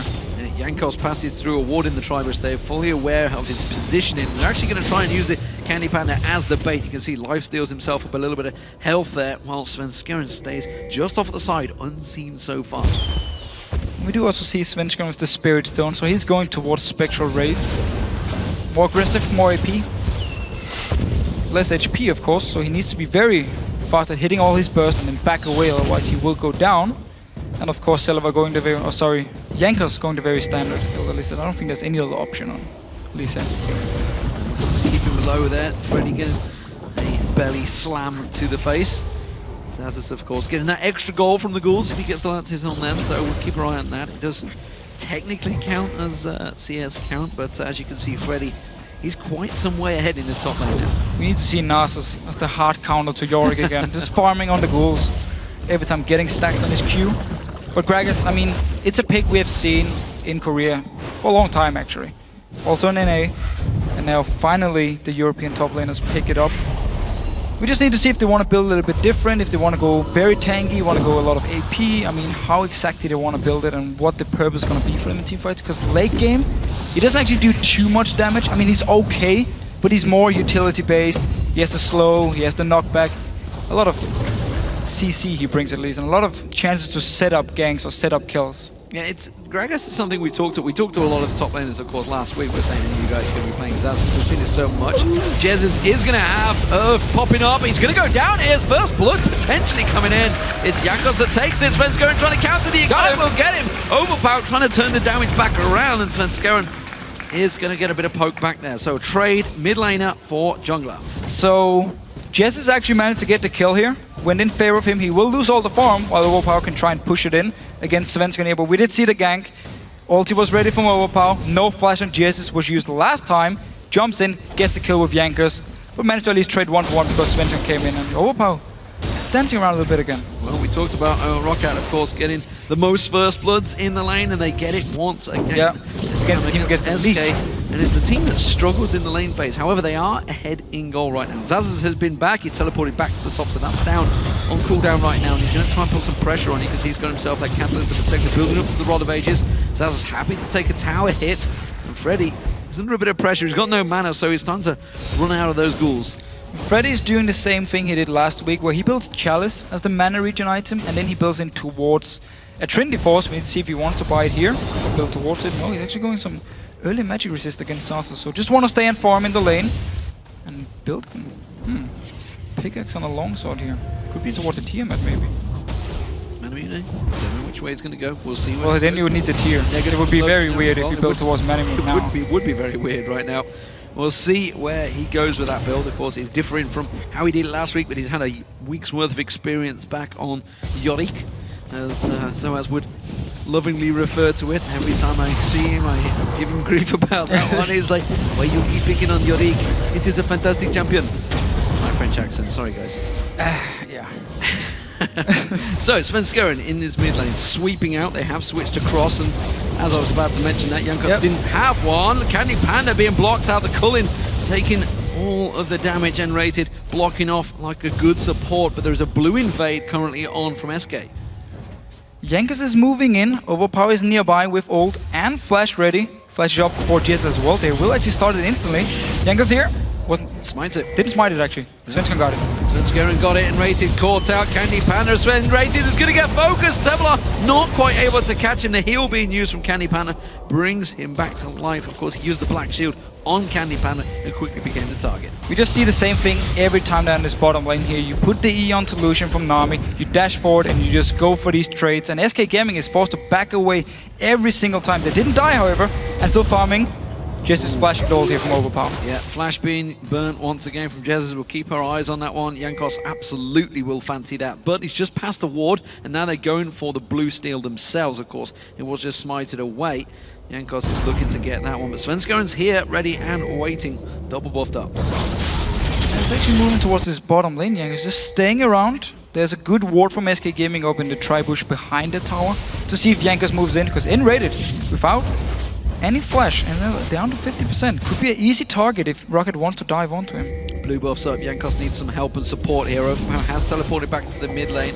There's the Sonic Wave coming in, so he's ready to just jump in and smite this one away, Jankos. That's why Jesus is trying to play it risky, but this could become a 4v4 very, very quickly. Blue buff was smited away. Svenskeren took it in the end there. No, it's in the corner still. Yeah, he took the last one. See whether he manages to get back on this one. You can see full vision of it now. Everybody's backing away. It's going to be SK's. So Rockat gave up so easily. Yeah, pretty weird. I mean, they sent 4 members in to try and stop them in the start from doing the blue buff, and then they kind of just give up, back away. Nothing was really invested from SK Gaming except for 10 seconds extra on getting it onto Jessis. So Rockat just put some pressure, back away. Don't actually want to fight because they didn't have any wards around the blue buff, so I didn't really know if they can engage in. It is always very scary against like Morgana and Syndra. One binding or one stun from one of them, the next one follows up, and the target is dead because they are so squishy at this point here. Void ooze down and rated Prince. Tormented Soil, every little bit of poke on Sullivan that he can get. So Svenskeren now trying to come in. He has not got smite available. Overpower jumps towards him. Cocoon lands, but immediately they turn the back damage back around. Overpower with little mana here. No blue buff, of course, on him. Ultimate from Jez is used on Jankos, kicking him back. Svenskeren's there, but Vander and Sullivan come around the side, and now Jez is in trouble. No flash available for him. Double buff on Sullivan. Can catch in the right place. Overpower's going to continue to chase here. The rest of the team will follow through. Jez is simply going to have to stroll away, and Overpower, you feel, in this melee range, will have the advantage. He tries to get on towards him, and Overpower just slides on through and gets himself the kill with the Etching Strike. But look at the bottom lane here. 2 members from SK pushing on to the tower because the dual lane from Rockat moved from the lane up to this mid lane here, and Jessis did a very good job buying time for him to get this bot tower down. So while they lost 2 members, managed to get a tower, will of course lose his mid tower. So definitely in favor of Rockat, and a very good play here. Good aggressive move as well from Sullivan and Vander. Yeah, good reaction plays. They knew at the moment there was an invade from Svenskeren, and they were expecting that. It's something Svenskeren does again, yeah. A lot. He does it all the time, goes in for those invades. Zazas are popping that barrel there. Those barrels starting to get a bit of punch now. as they can start clearing out that minion wave. Still really need to go back and get his Rod of Ages as soon as teleport is ready, because he needs to stack it up still. Still delaying a lot of time with it. 4 members from Rockat though moving to Dragon. Nobody from SK is even close. So we'll be a Dragon here for Rockat and extending the goal lead. Scaring coming close, not too sure what he's trying to harass there, because he didn't have Smite available. The rest of SK were coming in, just trying to delay it. Get but the Rockat, timer. quick to get on it, gets the timer as you mentioned. But Rockat, they have the advantage. It's what they need to win games, and it's working very well for them so far.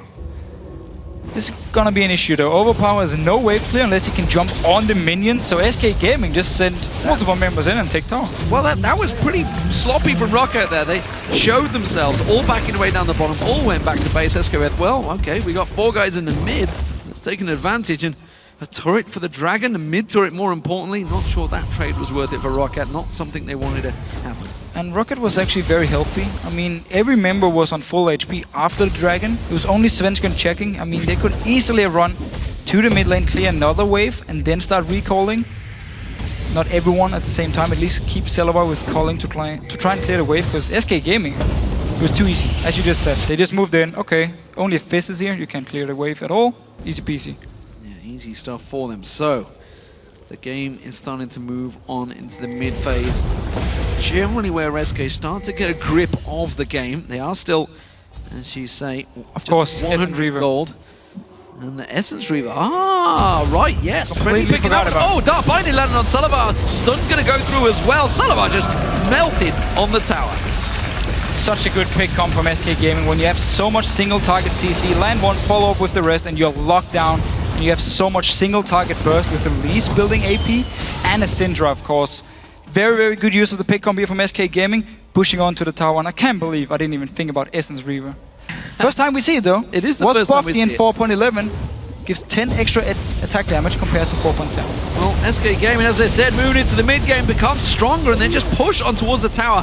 Earth being thrown out there from Overpower, do next to nothing. And this is going to be another mid inner turret going down this time. SK Gaming just turn the cogs, step up the gear, and Rockat was too slow to react. So if you look on the side of Rockat, they have Lucian to wave clear and they have Gragas to wave clear. But Gragas is stuck in the top lane against Yorick, which means as soon as Celabar is dead, there was no wave clear left, and SK Gaming just stayed, pushed down the tower, took the kill here. Overpower though, looking for something. Rockat going aggressive. Zazas comes in there. It's a good calling onto Svensson. He goes down. Overpower tries to get in there. The Yorick ultimate used on Svensson. Bubble does not land. Flash is burnt out there.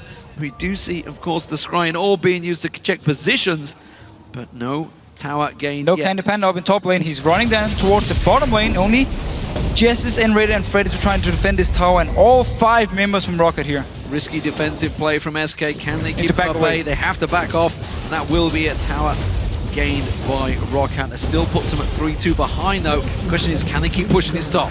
Well, they're definitely gonna try here. Svensson joining in. Candy Panda still in this bottom lane here. If they push his wave fast enough into this tower, they might try and go for a dive. There's no ulti on Freddy, remember. It's going to be a 4v5 though, with a lot of crowd control. Jezz, of course, can land a multiple stun on these. We do see the Dark Bindings, everything there. Rockat back away while Candy Panda still pushing that bottom lane. He may be able to get a wave on towards that inner turret if SK can delay them. There's teleport on Overpower in case he wants to go down and stop the wave. They're still looking for something up here. Oh, Svensson going to be the target, but he repels away from Earth. The wave comes through. Svensson may go down from this one, but he will be the only drop. Will he get to the tower in time? No. Jankos lands the Sonic Wave. Freddy now the target. Zazas turns around, uses the barrel, locks him in there. Jankos comes back around the side, has got the kick available. A good stun comes out from Jezz to keep him at bay. And SK back away. While this was all happening, Candy Panda did push that wave, but he had to recall, and rightly so, because Overpower teleported to the bottom tower. It's a very smart play by Rockat, using the 2 teleports to stay in the jungle of SK looking for fights, and as soon as the wave hit the bot tower, Overpower just instantly teleported down, picked everything up. So top tower for them, and also I'm not sure if they actually took the red buff, but at least managed to get another kill on SK Gaming as well. Jankos did pick up the red buff. It was taken away from them. So Overpower's teleport was burnt out there. He's got a Lich Bane, of course, on him. So he does a lot of damage, pushes a wave towards that bottom turret, but not going to go much further with that one. So this game definitely opening up. Blue buff given across, or taken by Jezz, in fact, no help required anymore. So let's have a look. Let's take stock of what is happening, because we see some differences in builds. Celabar, of course, Going towards the Ghost Blade and Blade of the Rune King build. Candy Panda has gone towards that Trinity Force and completed that. Yeah, so you just got the lifesteal early because you took so much poke in the lane and you couldn't actually afford a Phage or a Sheen, which would be one of the two options for him. Instead, got the Trinity Force. Now completely going towards Blade of the Rune King a second, where of course Celavar wants to go really aggressive here in this mid game with Blade of the Rune King and Ghost Blade. And this Essence Reaver up in this top lane. So you have Chalice and you have the Essence now to pick up or to get your mana region going. And of course you get some attack damage as well. Most AD carries will still say it's not worth it to build on an AD carry, but on Yorick here we need to see how it works. It is still some gold invested into damage here where he doesn't get any tankiness from it, but it's should be cheaper actually than completing a full Trinity Force, which he did last week. So looking towards the tanky items now from Freddy, and we need to see how much damage he can actually do in these fights. I'm interested he's gone for a Ninja Tabi as well when there's two ability power champions in there for Rockat. Well, keep in mind, Gragas won't really be hitting him unless Rockat peels as a team and keep walking backwards. So he doesn't really care about Sasus at this point. And Overpower, if he's going towards the Yorick anyway, he's doing something wrong and it's perfect for SK Gaming. So Ninja Tabi, because he's going to be the guy tanking Celavar for the entire team fight, makes a lot of sense. SK going for this Dragon. Rockat looking to react as the Inkos is nearby. Could try and get in a smite still, and that's what he's doing, but instead he gets locked up, and once you're caught out, you generally don't get away. Oh, the Ignite is going to help out. Oh, the ultimate from Candy Panda cannot connect, but it does mean SK will get the Dragon. Got the Dragon, forced them away. We saw the same combo again. You have Cocoon, you have Binding, you have the stun from Jesus. So many single target stuns. Of course, Jesus can stun multiple people, but still, lock down one target, follow it up, and try and just get the kill or force them away and take an objective. And now Sasus down this bottom lane here. Freddy in trouble here. There's 4 members of Rockat closing in. Freddy was haplessly just keeping Overpower busy. I don't think he realizes. Now he does. Backs away. 4 members of Rockat pushing for this third tower. Svenska is nearby to try and help, but it's going to be very hard. What have you been saying? Needs one hit. Boom. Good job. Boop. Overpower takes that one. So 3-3 in turrets. Of course, Rockat taking all the outers. SK Gaming taking that inner mid turret, which honestly hasn't hampered Rockat too well because look at the vision they've got. They've put the pink wards down. They've covered off their blind spots that they would have made available by SK taking that tower down. All the defensive points here from Rockat. They put up pink wards to see if SK wants to go into their jungle and put some wards and then clear them instantly. So they have some good control, at least of their own jungle, and will be able to spot SK if they want to go towards anything. If it's going to be a blue buff or red buff, doesn't matter, they will be able to spot the move in. And they've been looking more aggressive than we normally see from Rockat, and I actually like the fact they're looking for these towers. They've even been looking for some picks with their comp and Overpower on this Fizz here. He's been part of every single kill. DFG now with the Lich Bane. I mean, if you come too close, you die. Well, maybe, you know, maybe confidence has been built up. Veggie, of course, like we mentioned, is in the house. It's been, what, the 3rd week I think he's been there now. We heard the interview from Overpower during the Super Week. Despite the fact they went 3-1, at the time I think they'd just gone 1-1 maybe, but he was really down on himself. Maybe they've had a bit of confidence building, realizing, you know what, we have won 7 games in the last 10. We are doing actually well. We've turned things around in the LCS. We're managing to try and get in towards that top half of the table. Let's see if we can take down SK, who themselves had a rough Super Week.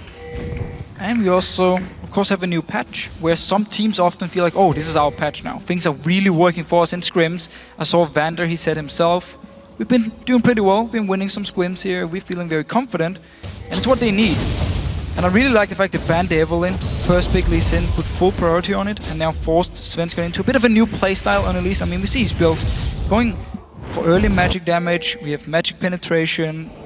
Now he's building tanky, which is what you need to do so you can actually do something in these fights here. Freddy, though, taking a lot of damage and popped the ult already. Overpower going aggressive. The wave comes through, catches on towards him. It's just the ghost that's there, but Rockat move in 3v1. They do put pressure down. Overpower not able to take it, but again, we saw the teleport from Freddy being used there. He's now locked into this lane, and look at the top. Zaza's back in there. The double teleport that Rockat have is going to start causing problems for SK. They will just keep split pushing these lanes here. We see now Zaza's building towards Iceborne Gauntlet as well, so if he gets onto a target in a very long lane here without any towers, he will be able to keep chasing down, keep slowing them, and if it's someone like Candy Panda and he won't be able to kill him in time, it could be big issues for SK Gaming because Candy Panda will be forced to defend one of these side lanes and just try and farm up. His blade is not completed yet, we're almost 26 minutes in. Yeah, I'm interested to see how exactly Zazas does build his Gragas. We've seen a number of different builds across varying players. Of course, Impact almost went full AP damage on one of his a lot of different matches ways, against Samsung. There's a lot of different ways of playing. It looks like he's going to be half tanky, half mage, which is generally the standard. Yeah, I mean, we had Rock over in Korea who built Lich Bane Hourglass, and he just went into people and then he smacked them in the head and they just died. And it worked really well. It's a very aggressive build, so it's also an option. But Rod of Ages is the normal first item, so you get some HP, you get some mana going, and then you just... The thing about Gragas is you need to get in the face of people. Again, you need to body slam into them to get the damage. You need to smack them in the head with the W to get the damage. Your Q doesn't do enough anymore. You can't just sit back and poke with Q over and over. You won't be able to kill anyone then. You might get them low, but you won't actually kill them. So he needs to get in the face of people. So he needs some tankiness, and that's what we see from him here. Iceborne Gauntlet makes him a bit of a discount version of Kassadin, where you can just chase slow people and keep chasing with body slam and get the slow from Iceborne Gauntlet as well. So it's a bit of a Kassadin. I like that term, a discount Kassadin. Yeah, he's a bit fatter too. A little bit, doesn't quite float in the air either. Has a big alcoholic barrel with him. Shushay would be proud of Gragas being back in that top lane. So, Overpower, of course, had that Lich Bane earlier on. He's got his Deathfire Grasp now completed and will be looking to explode people. Yeah, and Jesus, on the other hand, could have gone DFG as well. You don't really need it on Syndra. Instead, he went for Hourglass because he knows, again, I'm immobile. They might target me. I need this Hourglass to survive. And even maybe just to avoid getting kicked back or knocked back by Zazas. So with the Hourglass here, if it gets popped too early though in fights, he will be an easy target for Rockat to shut down. Well, with the Dragon up in 1 minute's time, SK are actually making some moves to sweep out the Baron area. We'll see whether they continue. No, the pick ward still remains from Rockat. What's in there? Rockat themselves have much better vision than SK Gaming on the map. SK only got one ward down, honestly. Only 2 now. I can see 3. Tell a lie. Can't count. So because Rockat have been able to push the side lanes and the mid lane for the last few minutes, it means they can get into the jungle of SK, put down the wards. There's no chance for SK to move into the jungle of Rockat because they have to sit back and defend the lanes, don't want to get caught out of position.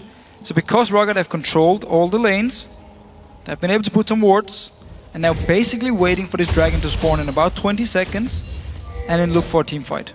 Yeah, and let's talk about that team fight. Let's talk about who has the power right now, who is looking to try and make this fight, and who's looking to just get a cheeky steal.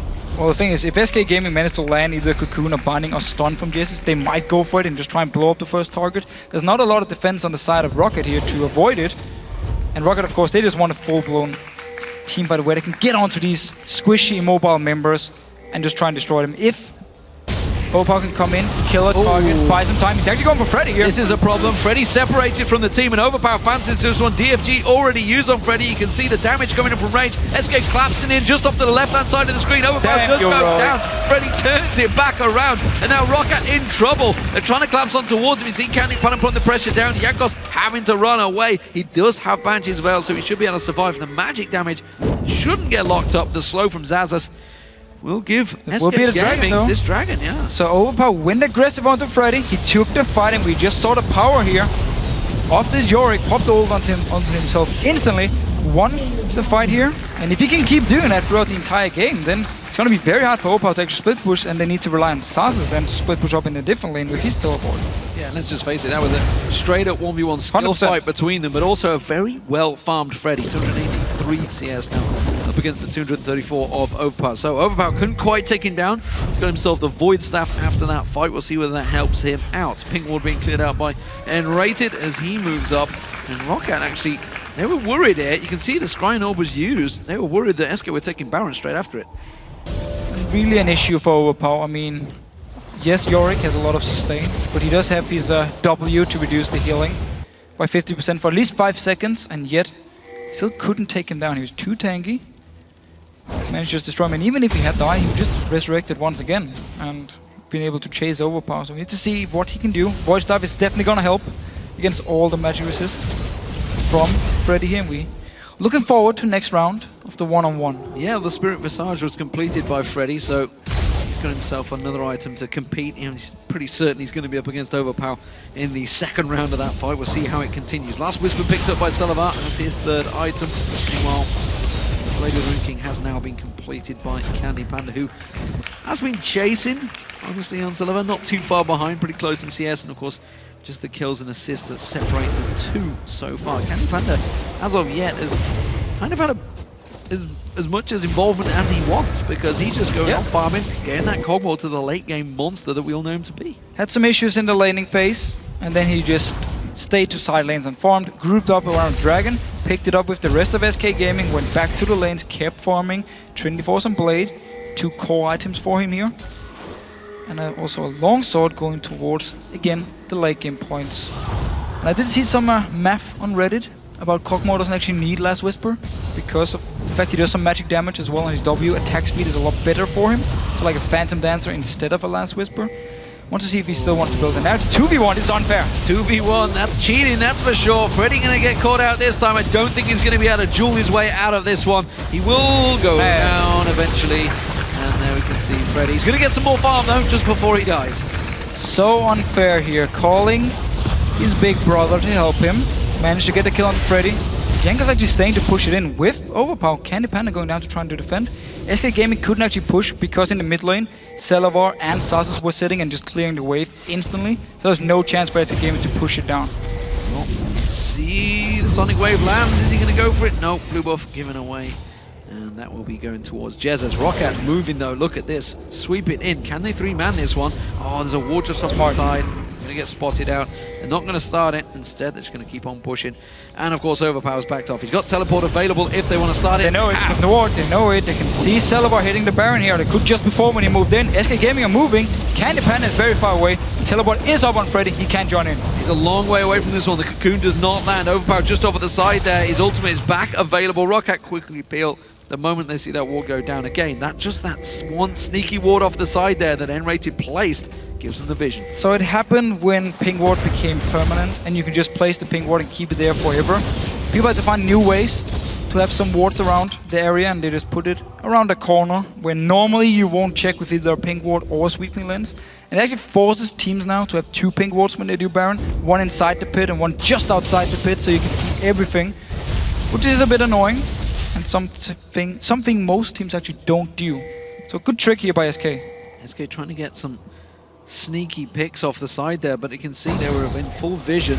There was a ping ward just around the back of the red buff that gave them vision. Rockat, of course, also spotted out by a ward there. So both these teams trying sneaky plays but not working out. While this is all happening, Freddy is happily working away down this bottom, shoving in the wave, and he's going to be on that turret. He's got a lot of damage to push on towards it, and Rockat a little bit slow to react. They will be coming in 2v1. Overpower goes directly aggressive in there. This time around he is not ganging up, and SK actually moving down in numbers. All of SK back in the jungle. Jankos might catch him out here. Is he going to go towards it? The wave will catch through. Jankos does not fancy going in amongst those 4 though. No, they need to get onto the squishy target in the back. Freddy though, flashing away. Freddy caught out. Explosive cast being used by Zazas. He flashes away from it. Sonic Wave did land. The fish this time will not do anything. That Black Shield working wonders by N-Rated. It is very hard for Rockat to teamfight unless they get to Candy Panda Jesus and just blow one of them up with Overpower and his DFG here. So SK Gaming managed to back away. Flash was used, however, from Freddy, so at least they got something out of it. A lot of ultimates were used by Rockat there, and SK know it. They saw them all come in, and now they're pushing in. There's no wave, there's no fish, there's no culling, and there's no barrel.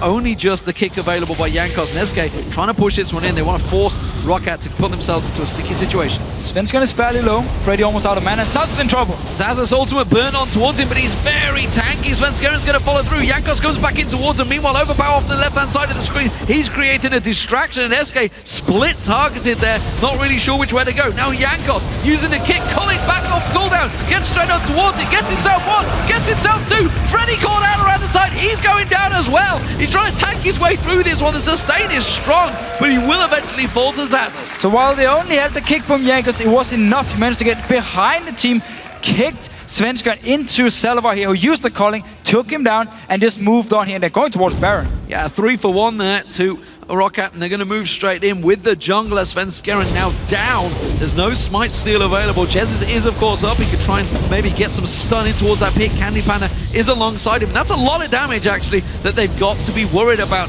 They do, of course, have the Prism with catches on Candy Panda. He's in trouble. He's going down. Jankos screams on through on this one. He's going to try and turn it back around. Salavar taken low. Will he get caught down? Jesus gets locked up. He gets stunned down. He tries to go in towards Vanda. That is not going to do a great deal for you, Jesus. He's going to drop as well. He got himself 1 kill on Salavar, but it stops the Baron. Stops the Baron, so SK Gaming, with only 2 members, managed to force them away. We just see the fight again here. Opa went in by himself to 4 members of SK and were forced back. But because Jankos chased onto Svenskan, he kicks him in here. How many people does he get? Everyone except for Candy Panda actually get knocked up in the air. Salavar joins in. Easy kill for him, and Ready going down as well. And SK Gaming, I believe, only managed to get 1 kill from it. Yeah, fantastic stuff overall. SK, though, getting themselves straight back in there. This is going to level out the gold. You'll see once that dragon goes down. Rockat, though, they don't care. They're moving straight towards Baron. They're going to try and sweep this one out. They started already. Keep starting this Baron. Salavar is dead for 5 more seconds. Your AD carry. Jess is on the side of SK is gone too, but the rest of the members with Candy Panda running from base. Needs to try and stop this one. Candy Panda won't be able to help for now, so very good call by Rockat. Very aggressive play. A race between cooldowns. All the fish didn't quite land on there. Svenskaren looking to try and get involved in this one. It's Baron's taken very low. Smite range. It gets taken. Jankos locks it up. SK have to back out. So even though the AD carry was gone from Rockat because Candy Panda just spawned from base, they just went straight for this Baron here. It's been the focus for them. Very aggressive moves onto Baron, forcing SK to react, and now very even in gold still. We need to see what's going to happen. If they want to go back to split pushing with the double teleport, it's going to be ready soon for both Saucers and Overpower, or if they want to actually try and group up and find a team fight. Well, SK Gaming are currently tied in 2nd position with Fnatic, and of course, it's a match that they're going to be playing tomorrow, I believe. And honestly, it's a risk for them right now because they were in such a comfortable position in that 2nd place, and right now they're in danger of being caught and passed by the likes of Super Hot Crew, Millennium. Everybody's catching up on them. This is no longer the invulnerable SK late game team that we saw back in the spring. It's too easy to play against them early on. You can even do some mistakes or make some mistakes and still come back into the game because they don't punish you as early as they normally would. If you look back to the last split, I mean, they take a bit longer now to close our games, but normally once they get the lead, they are very good. They know how to push the advantage. This game around, though, because Rockat has been playing so aggressive, it's been hard for SK Gaming to actually do something. And every time they moved in for fights, Rockat were there, they collapsed onto them, wanted to teamfight Rockat as often as possible, and picked up some kills. As long as they get to the squishy targets, they can take them down so fast and will be able to win the fights. And they're actually pushing out now in all the side lanes. And did go Last Whisper, despite everybody on Reddit claiming Phantom Dancer is the thing to go. Of course, all the theory crafters out Just there. have to say, Last Whisper might not be the best for Candy Panda in this situation here, but Illusion still needs Last Whisper. Absolutely. Just gonna say it, there was some talk about it, where people were like, no, never see Last Whisper again on any AD carry. Not the case. Of course, it is situational play, and we do see Randy and Zomans being picked up by Jankos. Zazas, of course, is always a tanky target. And speaking of tanky targets, both these junglers trading back and forth, and ward killing is on mass effect. So right now in this top lane, let's see what's going to happen in here. Are they going to keep pushing this one? It's in a turret. They work towards it very early on. If you have just joined us, of course, Rockat, you can see, have got that Baron on them now. Had a very good start here. And SK Gaming are under pressure as Rockat continue pushing. Meanwhile, down the bottom, Overpower and Freddy in a one-on-one situation. But Candy Panda should clear this wave out, no problem. Yeah, so Rockat should actually send Sasa somewhere else and have him push a lane, so they push all the lanes up towards SK. Overpower down his bottom lane here. Still some issues against Freddy, who keeps running after him and poking him. Keeps on being a straight nuisance. This time around, he's going for it. Ultimate traded. Freddy will survive. Overpower trying to bait that one out. Now he fancies it. He wants to go for Freddy the moment that ultimate cooldown is off. And notice here on the minimap, Sasa's now actually moved to this mid lane, was just waiting for his team on the top lane. And Overpower once again jumping in. There's no mana on Freddy. Does have the chalice, however, so we'll be able to regen some of it up here. But Sasa's now pushing this mid lane. Very good move by Rockat, sending him in because he has to teleport and now pushing every single lane. Well, 1-3-1 was the split push that Rockat did so well back in the spring, but Zazas now is looking to try and get on towards Freddy. Explosive Cask is available, and these two have been traded back and forward. Freddy now 0 mana available to him. He can't hold this sustaining much longer. It's the only thing they could change was actually send Sasus top and the rest of the members mid lane, but instead they want to keep Sasus close to this bottom lane so he can help Overpower just roam between the two lanes here, come in, maybe tower dive him. Gragas will be able to tank the tower, and Overpower doesn't need it. He needs only a few hits here, a few seconds. He will actually be able to take down Freddy then. Zaz is making his way back up towards the top. It's going to be a 4v3 if he can get around the sideline. A good explosive casket could knock them out. Freddy in trouble. Overpower strikes. DFG was back off, called out, and went straight for it. Went straight from ulti was ready as well. Sasus using his ult to force SK away from the tower, but now they're in trouble.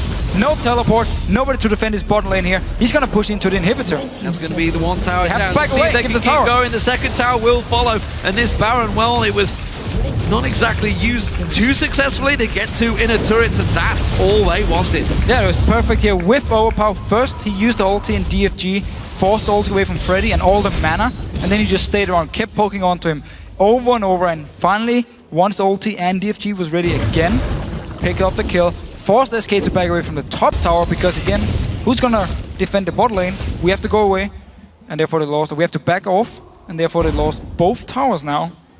Still keeping the inhibitors alive, however, and inhibitor towers. It is still very close across the gold stakes. The main difference between the two junglers, you can see Jankos just around about 1,500 gold ahead of Svenska. And other than that, the AD carries, it's about 800 gold, 600 gold in the mid lane, the top lane, just 600 gold back and forward. So very, very even between the two and the supports as well. So at the moment, this game's still teetering on the edge. While it's Rockat that have been on the attack, that was purely down to, of course, the Baron that they had. That's going to be back up in 2 minutes' time. Dragon, though, is up in 15 seconds. And he's going to walk straight into a trap here. And Rated, though, good black shield there. Svenska's the man that's been caught out. He's going to repel. He's got nowhere to go. Yes, He's going to have to drop straight back in there. Flashes away. A good coverage from the rest of SK. And he gets out alive. Freddy, though, in trouble at the top. Overpower strikes once again and gets himself another kill. It is so hard to deal with Fizz once you get some items. Yes, early on, Freddy won against him, but now, as soon as the voice dive was completed, actually, he just started winning. And with the hourglass as well, the armor against Freddy, he's just so strong in these one-on-ones. And therefore, he will be able to kill him over and over. They're going in. Oh, they're going on Jez. Explosive cast, not quite enough. And Rater's going to go down, though. He gets popped by Sullivan. Look at Overpower motoring in there, teleported on. Jez has ended up knocking him away. But this could be an inhibitor turret going down. No minions, though. Can dependence here. Sven's going to see it. Dodges the bubble. Will be the tower for Rockat. Zaz is having to tank this one out. It will go down. He's very tanky indeed. They can move on towards the inhibitor. Candy Panda trying to get the poke on towards Zazas. Dodges out the cull in there. Overpower strikes once again. Svenskeren, the ultimate being used on him from Freddy as he goes down. You can see Candy Panda caught out. Sullivan going in, but he's gone way too deep and he gets traded back and forth. And now Overpower low. Svenskeren on towards him. He gets the Sonya's just at the right moment, and Jesus did not get the kill. Jankos instead manages to get himself a kill. Jesus finally gets the kill on towards Overpower, towards Zazas, sorry, but Overpower, he got away. Still lost inhibitor here, gave up some kills as well. Things are not looking good for SK Gaming. The fact that Freddy can't do anything against Overpower means SK Gaming are forced to just find the pick. We're just gonna see it again. I believe actually the ulti from Overpower hit onto Candy Panda just in a few seconds. And then Celavar going aggressive, want to get this kill here. A bit over-aggressive a little bit by himself. Easy for Jesse to actually manage to pick up the kill. But then they can just keep chasing in. Focus always on inhibitor. Overpower, oh, huge troll. Oh, so and even close. the spider backs away. Oh, so unlucky. The spider was moving. I was like, no, never mind. I'm just going to go away and kill him. Well, SK looking to try and take the dragon here. Jankos going to try and come in, smite, steal it away. He gets it. And now, once everything starts going against you, that is how it goes. And just like that, he sneaks in, smite, steals it away. That's only the second dragon, though, for Rockat. Check out that wall placement, though, back on the Baron. You can see N-rated this time snuck them both in the pit. Blue Wolf picked up by Jesus. So Dragon and the fact that SK Gaming, at least the solo laners, did really well early on, means the goal still somewhat close. I mean, SK Gaming can still come back here. And now they need to clear both wards, so we have to pink outside, and we need a pink inside the Baron pit as well, if they want to clear everything away and try and force SK to move in and stop them, and then just start the team fight from Rocket's side. Sasus can go in with ulti, Yangas, the fish as well, you even have tidal wave. I mean, multiple options from Rocket to start a fight. So SK, can they be the late game team that they always pride themselves Freddy looked kind of sad. Overpower Got to be careful he doesn't go a little too deep on this one. It has been something he's done before. He's gone too aggressive, caught himself out, put his team in a dangerous situation. He's actually going to try and push the top wave while SK keep themselves busy. No, he's thought better of that one as SK made a little move. And it's a little ward dance right now as SK. They want to force a teleport. They want to force teleport away from Sasus. He's down his bottom lane, pushing it, backing away. No teleport used yet by Sasus. He's keeping it very cool here, waiting to see if SK actually want to stay on the Baron or not. He didn't need to. Scryno went down. They saw SK backing away from it, and of course, you just saw Overpower off the screen there, off the side.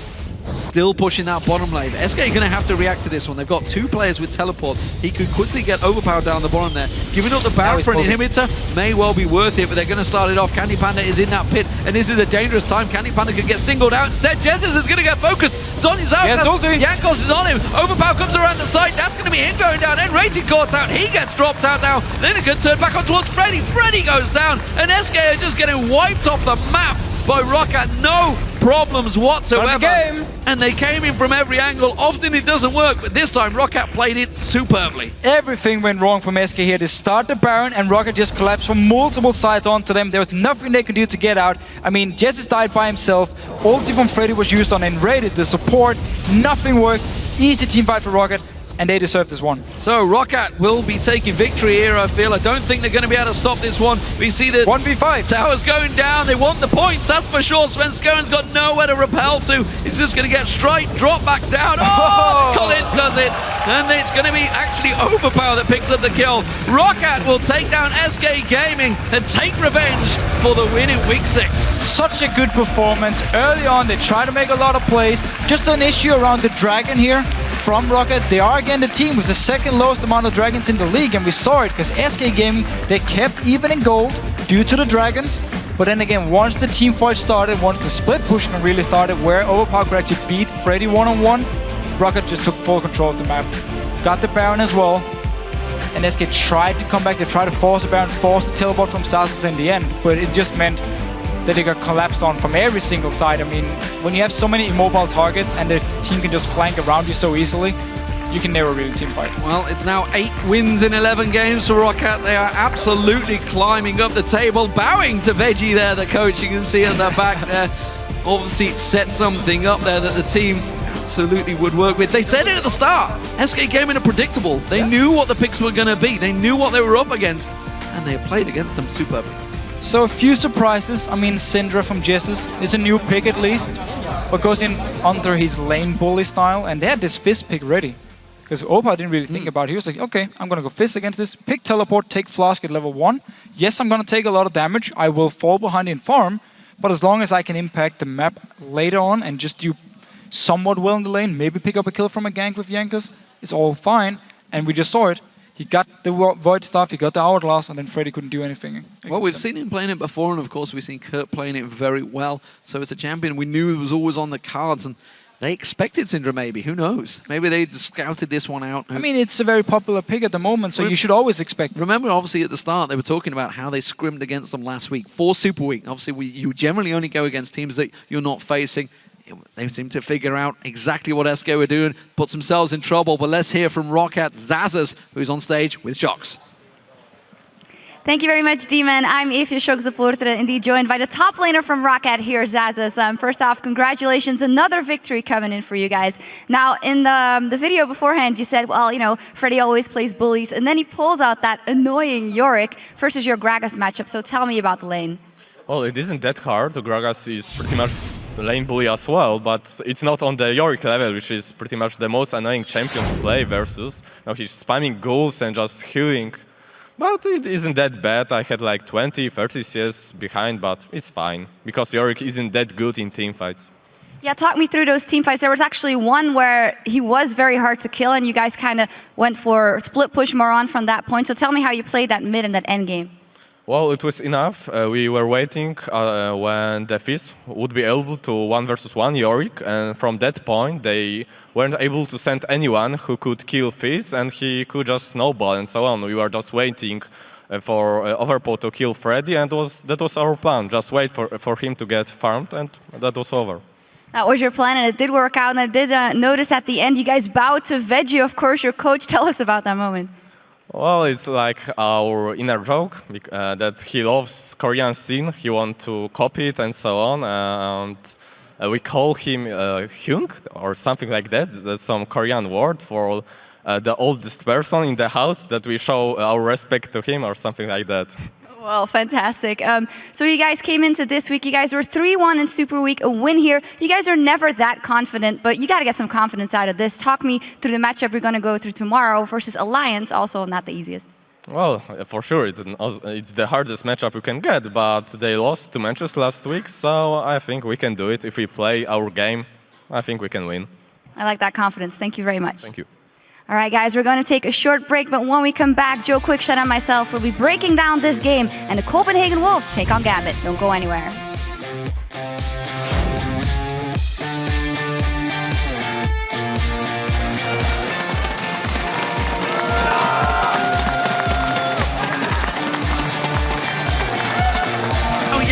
Using the kick, calling back off cooldown, gets straight on towards it, gets himself one, gets himself two. Freddy caught out around the side, he's going down as well. You can see Candy Panda caught out, Sullivan going in, but he's gone way too deep and he gets traded back and forth. And now Overpower low, Sven's going on towards him. He's just as Sonya's just at the right moment, and Jesus did not get the kill. Sonya's out, Jankos is on him. Overpower comes around the side, that's going to be him going down. And Rating caught out, he gets dropped out now. Then a good turn back on towards Freddy. Freddy goes down, and SK are just getting wiped off the map.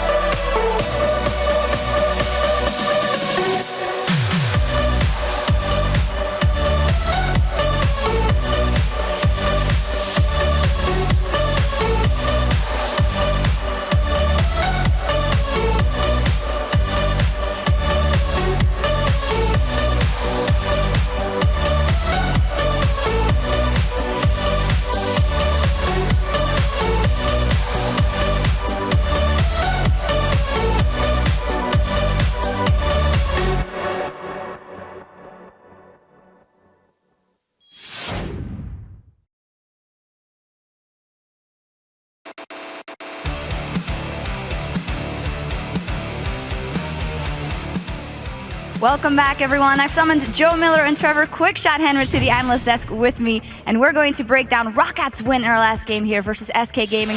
So guys, very first game on 4.11, and both teams adjusting and pulling out some new picks. Yeah, so I think for me, the focus on mid lane bans was a little surprising. I didn't expect a Xerath ban. Overpower was okay on it against the Wolves last week, but I didn't think it was, well, I didn't think it was ban-worthy. Let me put it that way. But yeah, 4.11, some changes to the jungle. We didn't see massive changes in terms of the champions being played, but Yorick is up there, top lane Gragas, it's filtering through to Europe, which is something that we're seeing in many other regions.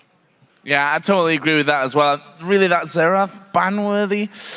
I really don't think so. But in the end, obviously, SK thought that was a big threat to them.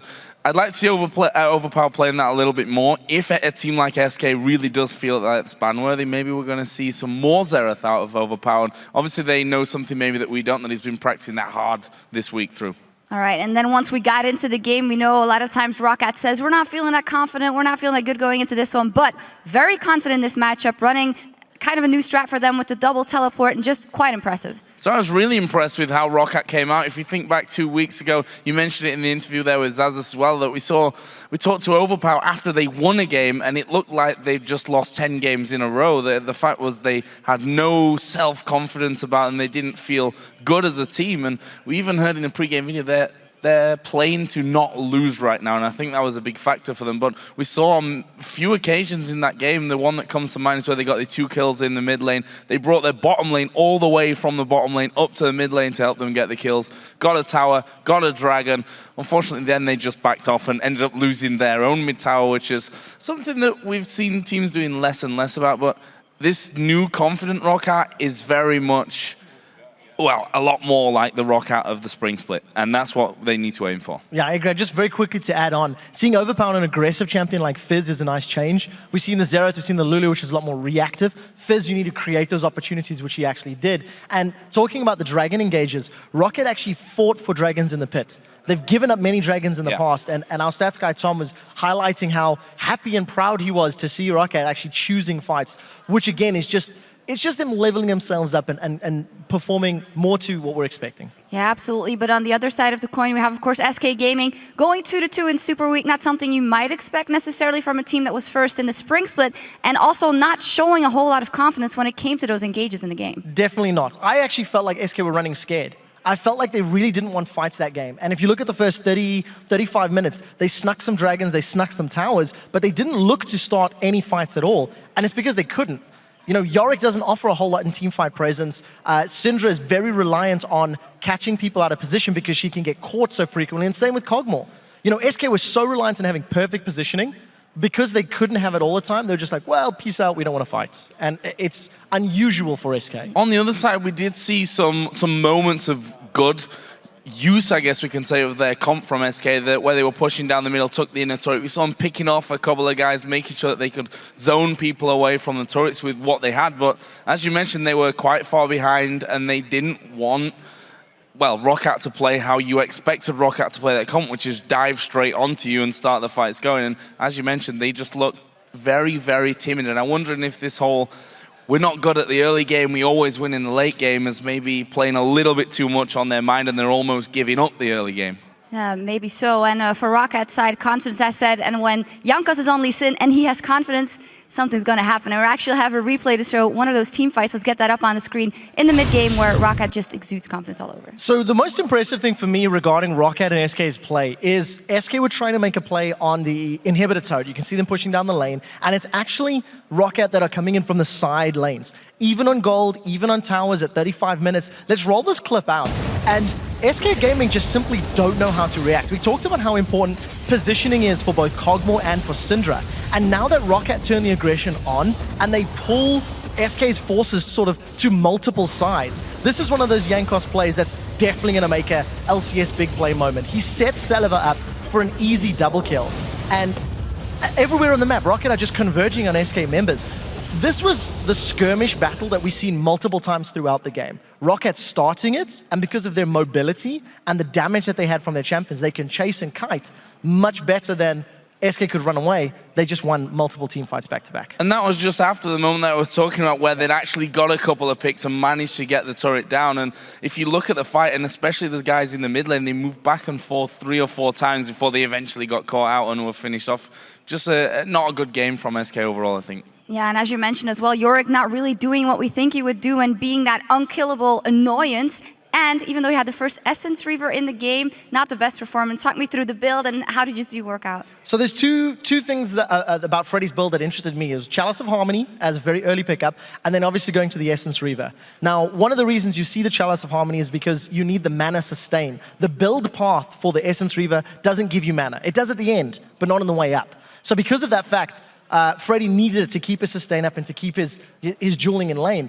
The problem was he couldn't split push past Overpower. He won 1 duel, and then Overpower got a Void Staff and kicked his butt every time. And then he simply just had no presence. There was not enough peel or protection for his Kog'Maw and his Syndra. So Yorick would just stand there and everyone would rush past him. I don't think it was the smart choice. And even later on than that, you had to have someone that was going to stop the Fizz. Of course, he has to be the guy that's actually got teleport on your team. And we saw what happened there. Fizz was far too strong for him, dove him underneath the tower, got another kill pretty much straight after that as well. And they just couldn't handle Overpower on that side. I'm still, I have to say, not 100% Yorick's biggest fan. I don't know how many people are. Thank you very much, guys. We'll head back to Demon in the Fish Show for our next match right after Kautar tells us who the Copenhagen Wolves need to beat in order to avoid relegation. Well, someone needs to go to relegation, and we don't want to go there, so we have to put someone there in our place. Gambit seems really weak at the moment, so it's definitely one of the teams that we should beat, one of the teams that we want to push down into relegation so we can get out. And we're going to see if they can do that, because next up is the battle at the bottom of the table between struggling Copenhagen Wolves and the new faces of Gambit Gaming. The current head-to-head is tied between these teams, with the last meeting being in Week 6. The strange thing is, while the Copenhagen Wolves have been losing, they've never actually looked that bad. And that was kind of proven by their emphatic victory over Alliance last week. It was a bit of an all-or-nothing strategy from the Wolves against the Lions, and it worked really well because they stole the red buff level 1, and they put Woolard in the mid lane against Froggen to try and shut him down. However, they tried to do the same thing against SK Gaming later in the same day, and it didn't actually work. SK Gaming were ready for it, they shut down the whole tactic, and it didn't work for the Wolves. However, one thing that's really been working is actually the roam they do with Unlimited. Early on, as a support, he roams around a lot, he's part of a lot of early kills, and as long as they get these early kills here, Copenhagen Wolves as a team will get some gold, because they actually only get gold from the kills. Objective-wise, they are worse than Rockat. They are worse than Rockat when it comes to Dragons. They only picked up 27. Again, Gambit, who they're playing now, has 44 as one of the better teams in the league, but not even the best team in the league when it comes to Dragons here. So it's something they really need to focus on. Normally, we see them group up early, go for the Dragon fight when they're way too weak, lose it, fall very far behind, and there's nothing they can do for the rest of the game. Yeah, decision-making seems a little bit lacking on that part. Of course, Gambit Gaming, well, they have made some changes this week, bringing in 2 trial players to their top lane and jungle in the form of Kubon, who you may remember from Meet Your Makers last season, and of course Lolex, who substituted for Diamond in London. So Kubon, he performed really well in the Challenger Series, actually, for, of course, MOM and also Loblin Shore. And he's a very consistent player, but he's not a player who just takes the team on his back and just solo carries the game. At least I haven't seen it yet. He might have improved a lot while playing in Challenger Series, and we need to see how he can perform here in the LCS. And then we have Lulex here, the Challenger solo queue jungler, very good mechanics. Very known for his Lee Sin, where he's played like 700 games of it or something in solo queue already. And he did actually perform well in London, where he played for Gambit. And only issue for me is, when you come in as a solo queue jungler into the LCS, into professional play, it is very hard to adapt. He needs to build synergy with Nick and the rest of Gambit, and he needs to figure out how to play against these professional teams as a jungler. So with these new players, let's see if it adds a new dynamic to the team that has clearly felt something was needed to change. 4 losses in Super Week, everything was compounded by the fact they're now outside of the playoff 6th place spot. And that is unheard of for Gambit fans. So we have to say it. Teamwork and synergy from the old lineup, it was gone. I mean, they didn't play as a team. Clearly they didn't get along. And they didn't really know how to get out of this place. I mean, Gambit themselves, they stated that Darren and Diamond, they were benched. due to not being committed to improving the team synergy and not listening to the analyst of the team here. So there were some clear issues where Gambit felt, as an organization, they had to make some changes here. So we have some new blood, we have some new mentality now from these 2 new players. They need to get it together very fast, however, because Gambit needs to pick up some wins if they want to catch on to Rockat and get into these playoffs. Yeah, and we've seen some words from Diamond this morning. There's clearly no love lost between them, but he's wishing Genja, his only friend, who he counts in Gambit, best of luck. We'll see how it works out for them, ladies and gentlemen. Let's check out the starting lineups for these teams. Over on the blue side, it is the Copenhagen Wolves. That means Youngbuck is in the top lane, Airwax in the jungle, Cowtard in the mid lane, Ro8 as the AD carry, and Unlimited on support. And on the red side, we have Gambit Gaming with Kuban in the top lane, Lulex in the jungle, Nick in the mid lane, and then of course Genja and Edward down the bottom lane together. Well, before we get to the Rift, let's take a look at the voting over on lolesports.com.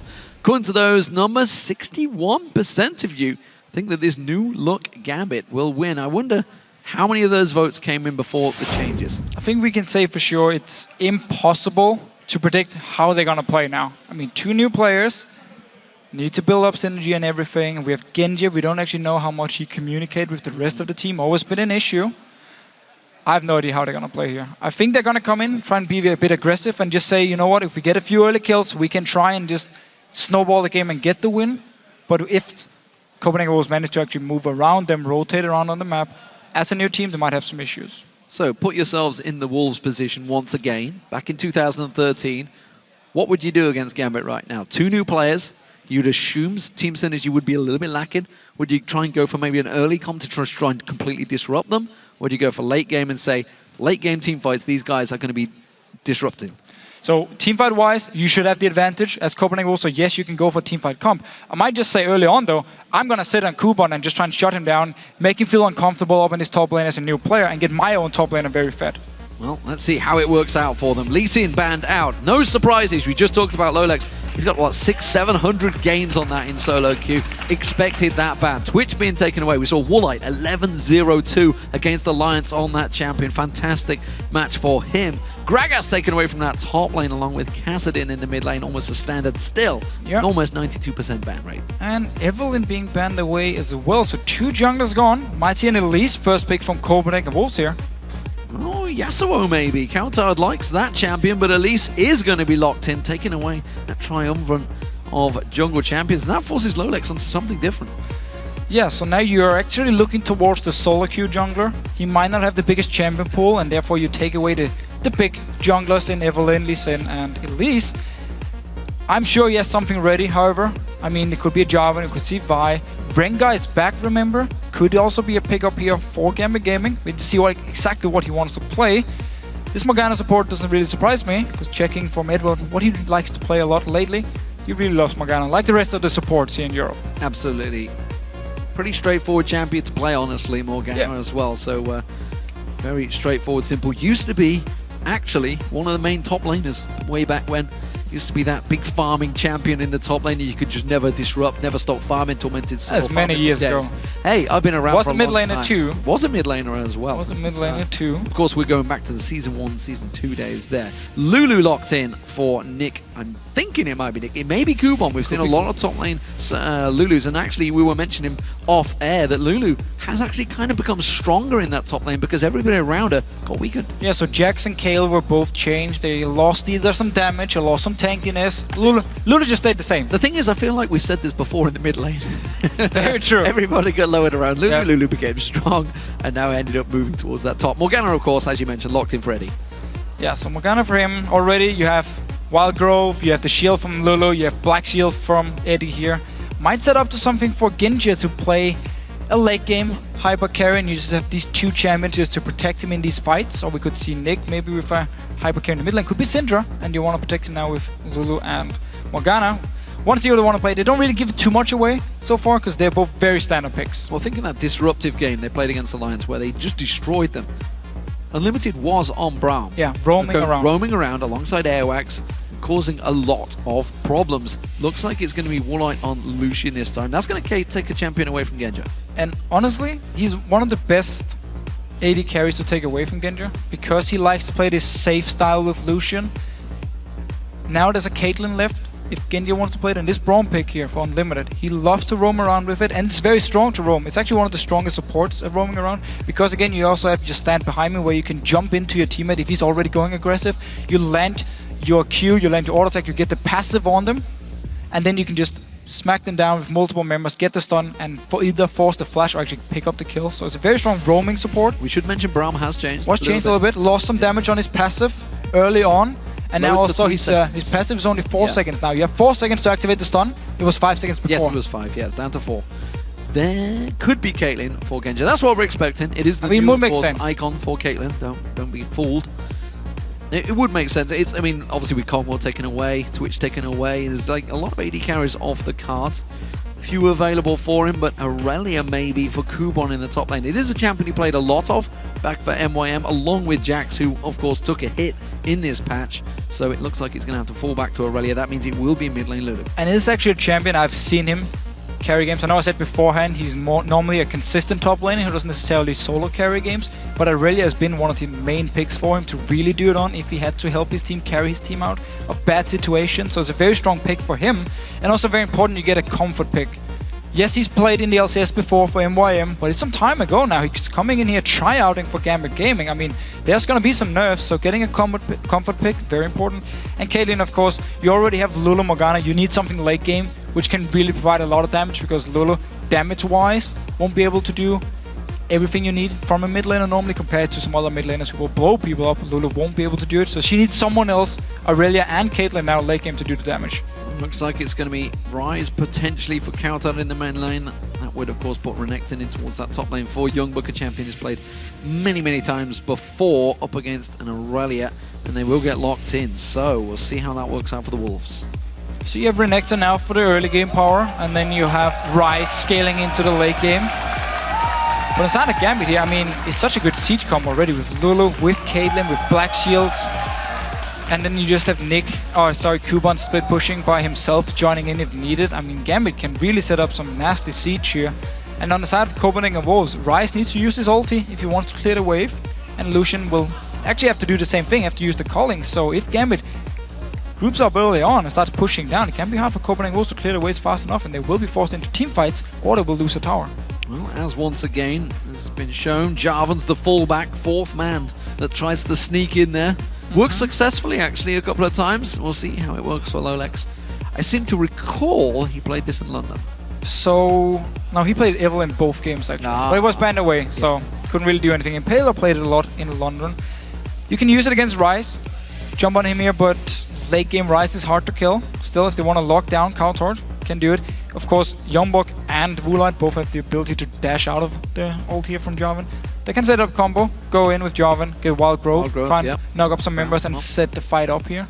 But obviously, you want to get one of their big junglers, if possible. Forced to go back to Jarvan and see what he can do on it. We'll see how it works out, ladies and gentlemen. Which one of these lineups do you think came out on top? Tweet us #CWWin or #GMBWin to @LOL Esports, of course, for the Copenhagen Wolves or Gambit, and we'll check in the results as we get into the game. So, how will this new look Gambit turn out? And you know, we talked about last week, we saw the sorry pictures really of Diamond hugging his keyboard after that 0-4 Super Week. We kind of thought changes may be afoot. There was been rumblings, discussions, rumors. But I was a little surprised, as were some of the players. We heard Chox talking about how she talked to the likes of Jankos, who looked up to Diamond. I was a little surprised to see Diamond going out there. Darian kind of thought may well happen, but Diamond I was very surprised by. I agree. I mean, Diamond, while he didn't perform as we normally see him, he's still such a good jungler. He has great talent. He would be able to pick it back up here. But obviously, Gambit, they know best. It's their team. They knew all the issues here, and they figured these are the 2 members they have to replace, or bench for now. The Gambit management in the house.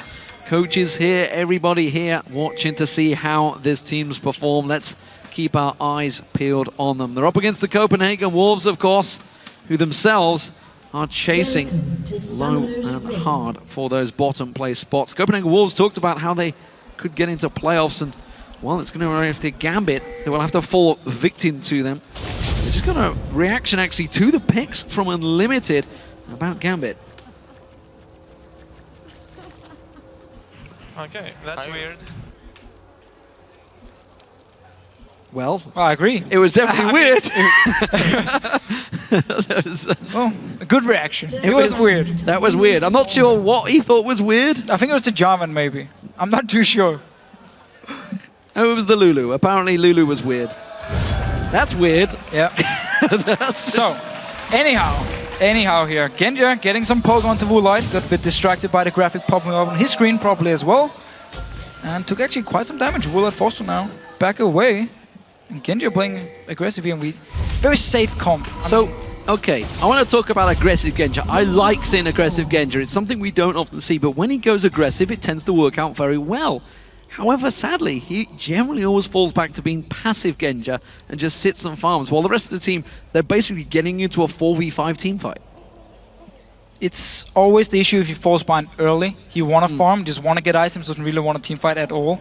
And I agree. I mean, it's been an issue for Genja in the past. We have seen games where he goes completely crazy. He gets 10, 12 kills and just plays really well, and then the next game he does nothing. And it's just a curse of Genja. Maybe some new faces in. If they do well, they get a lead early, we could see Genja start playing more passive, more aggressive. Maybe he feels now it's time for him to really step up and be the guy to carry the team. He's the guy who's been the longest on Gambit now. Well, Edward's in trouble straight away. Level 1 here. He's going to get stun locked up there. Has to try and get her out of that. Ignite goes down. The Copenhagen Wolves want to get the kill here. The passive will be back up from Unlimited. He tries to get the stun down on towards him. Can Woolite get the hits? Genja instead taking a lot of burst and could trade for the Wolves early on. We have seen this. Last week, Edward did the exact same thing. He face-checked the enemy support, took a lot of damage, was actually forced to flash away. This time he saved the flash, but he took so much damage here. Genji as well took a lot of poke.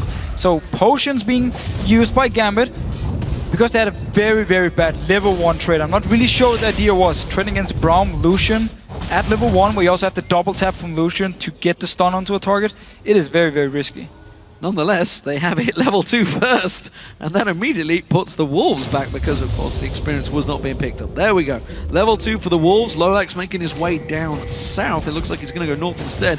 Could try and go for the mid lane. Kautar's out of position. He's very far up here with Ryze as well, but Airwax is nearby on Elise. Needs to come in and help him though, because Ludic's coming in here. Lola's coming in. Nick's going to try and get on towards him. Can he get the Glitterlands down? Looking towards their own jungle, actually. Meanwhile, down the bottom, Unlimited sidesteps nicely on that Dark Binding. Genja going to get locked up. The stun comes in there. They're going aggressive. Dashing to the side. Genja goes down. First blood for Woolite. And now Eddie, he's being focused. There's the stun once again. He's going to have to flash away, but will he be far enough? Just about. So we see how good this combo is here. Once you get the passive on from Braum, you saw Unlimited wait for the Black Shield to disappear, then he went in, auto-attack Q, and then he got double hit from Woolite, instantly stunned Genja here. It's such a deadly lane, and we just saw it in action. So, Kubon, the new man in the top lane. Let's see how it works out for him currently. Falling behind in CS, no surprises, he's up against the Renekton, kind of got to play fairly passive and watch his mana count. Kautar teleporting back to that mid lane. Gets himself Tear of the Goddess early on. Goes straight away aggressive on Nick. But eats a quick Glitterlance for the privilege. So Sven's gonna last game on Elise. He went Spectre Wraith as his jungle item. We actually see Airwax going towards the Spirit of the Ancient Golem, which of course builds from the new jungle item now. Quill Coat. Core tank. So he's gonna look still to get some tankiness early on. Won't be able to get Tenacity from Spirit of the Ancient Golem. It is gone. Gives armor instead now, and gives some, I would say, less HP early, but then later in the game you get more bonus HP because you get 25% bonus HP. So later in the game it's gonna give you more, make you more tanky as well. Bon teleporting back to that top lane, gets himself a blade and a ward. Important note to that one, because we heard, of course, from Kevin in the preview show, if you didn't watch that one, talking about, well, I'll tell you, it was from Shox. It was a quote from Kevin talking about a 95% chance of getting a gank on Darien in that top lane. This time, Kubon, of course, now that man in that top lane. Who would you rather be in the position of? Going in the boots and replacing, or temporarily replacing, I should say, Darien or Diamond? You got to feel the pressure's got to be more on for the jungle. 100%. I mean, Diamond has been the best jungler in the world for some years by himself. I mean, he's always been a great player. A lot of people, or a lot of viewers always respected him because he's so good and so smart. He was always the guy inventing new things as well. He was the captain of the All-Star team. He was. I mean, replacing him is never fun, and there's going to be a lot of pressure onto you. Kubon on this top lane with some very, very big issues early on. Against Renekton, who is very strong in the laning phase. We're still falling far behind in lane here is Youngbuck. Way behind. We do see Youngbuck going back, Unlimited going aggressive, trying to get on towards Genja. The stun's going to come out. It's Eddie that's going to get caught out. Airwax is nearby as well. Eddie's going down, and it's Unlimited this time with the kill. It's such a good lane, Lucian Brom. You just go in, you land the passive, and you will get the stun, and you can just keep trading. And because, again, first of all, we had the level 1, which went in favor of the Wolves. Both players got, or both dual lanes got back up in HP, but then we just saw the next trade. Copenhagen was 1-hit, picked up a kill, and now another one, and going towards the Dragon as well. Nick is moving. This is a risky play from the Wolves. Nick is moving in. Lolex is far close behind, and actually that's a lot of damage that the Wolves are taking. They're going to get forced away from this one. Glitterlance will get stopped by that Unbreakable. Well played, Unlimited, but they had to back away, and Gambit prevent the Dragon for now. Yeah, so Counter was actually back in base without teleport, so he couldn't join in, and therefore Nick could just move down after he pushed a wave and stop Copenhagen Wolves from doing the Dragon. Still they have 2 kills now in his bottom lane, and Youngbuck picking up some more farm up here in his top lane. Yeah, actually the ultimate use from Kubon, puts a ward down, gives himself some coverage. Of course, Youngbuck has that dominance available.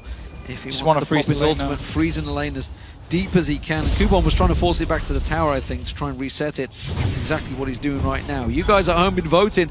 You still think Gambit are victorious here? Copenhagen Wars, not a lot of faith from the fans right now. More importantly, maybe there's some faith in the new blood of Gambit. So again, in this mid lane here, if Gambit doesn't manage to shut down Kautar and stop him from farming on this rise, he will become such a monster in this late game here. And Nick, while he tries to trade with him, Kautar just keeps picking up the farm. He has teleport as well.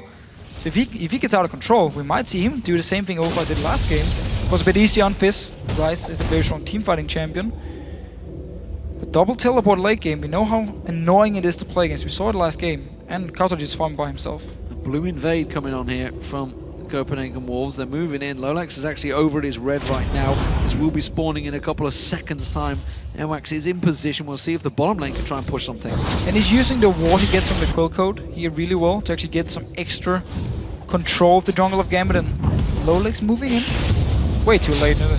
Gets the flag down so you at least can see it go down and can get the timer, but it is going to be a blue buff for Airwax. He's moving in by himself. He didn't even need any assistance, and his bottom lane was actually pushed all the way down and still managed to take the blue buff. Oh, Nick getting caught out. Kautar using the ultimate. A quick picks coming out from Nick there. Managing to whimsy onto Kautar and take him out of the picture. Lolex coming around. They want to try and burn that flash, but what a fantastic cocoon there catching on him. He managed to flag and drag away, though, without burning the flash. And we do see a lot of focus from Jarvan on this mid lane because they want to shut down Kautar, they want to stop him from farming. But Airwax is around every single time, and Kautar just been staying fairly safe, and level 5 only on Jarvan to level 6 at least, so nothing he could do if they actually got in a fight. Yeah, this time around the Copenhagen Wolves look like they will successfully start and take the Dragon. No response coming out of Lolex, but Lolex didn't have flash in that last fight.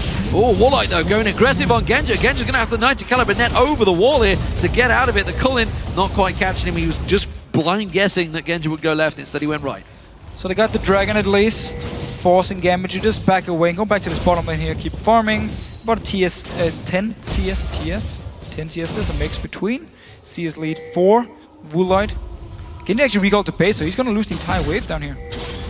Speaking of recall into the base, you can see Coupon going back. He's now 20 CS behind himself in that top lane. He's going to have to teleport back in if he wants to try and get any of that back. Blue Wolf given across to Kautar in his mid lane. He's got himself an advantage building. Youngbuck going back to see what he built in towards. It is going to be Blade of the Rune King. He's heading towards where that Bilge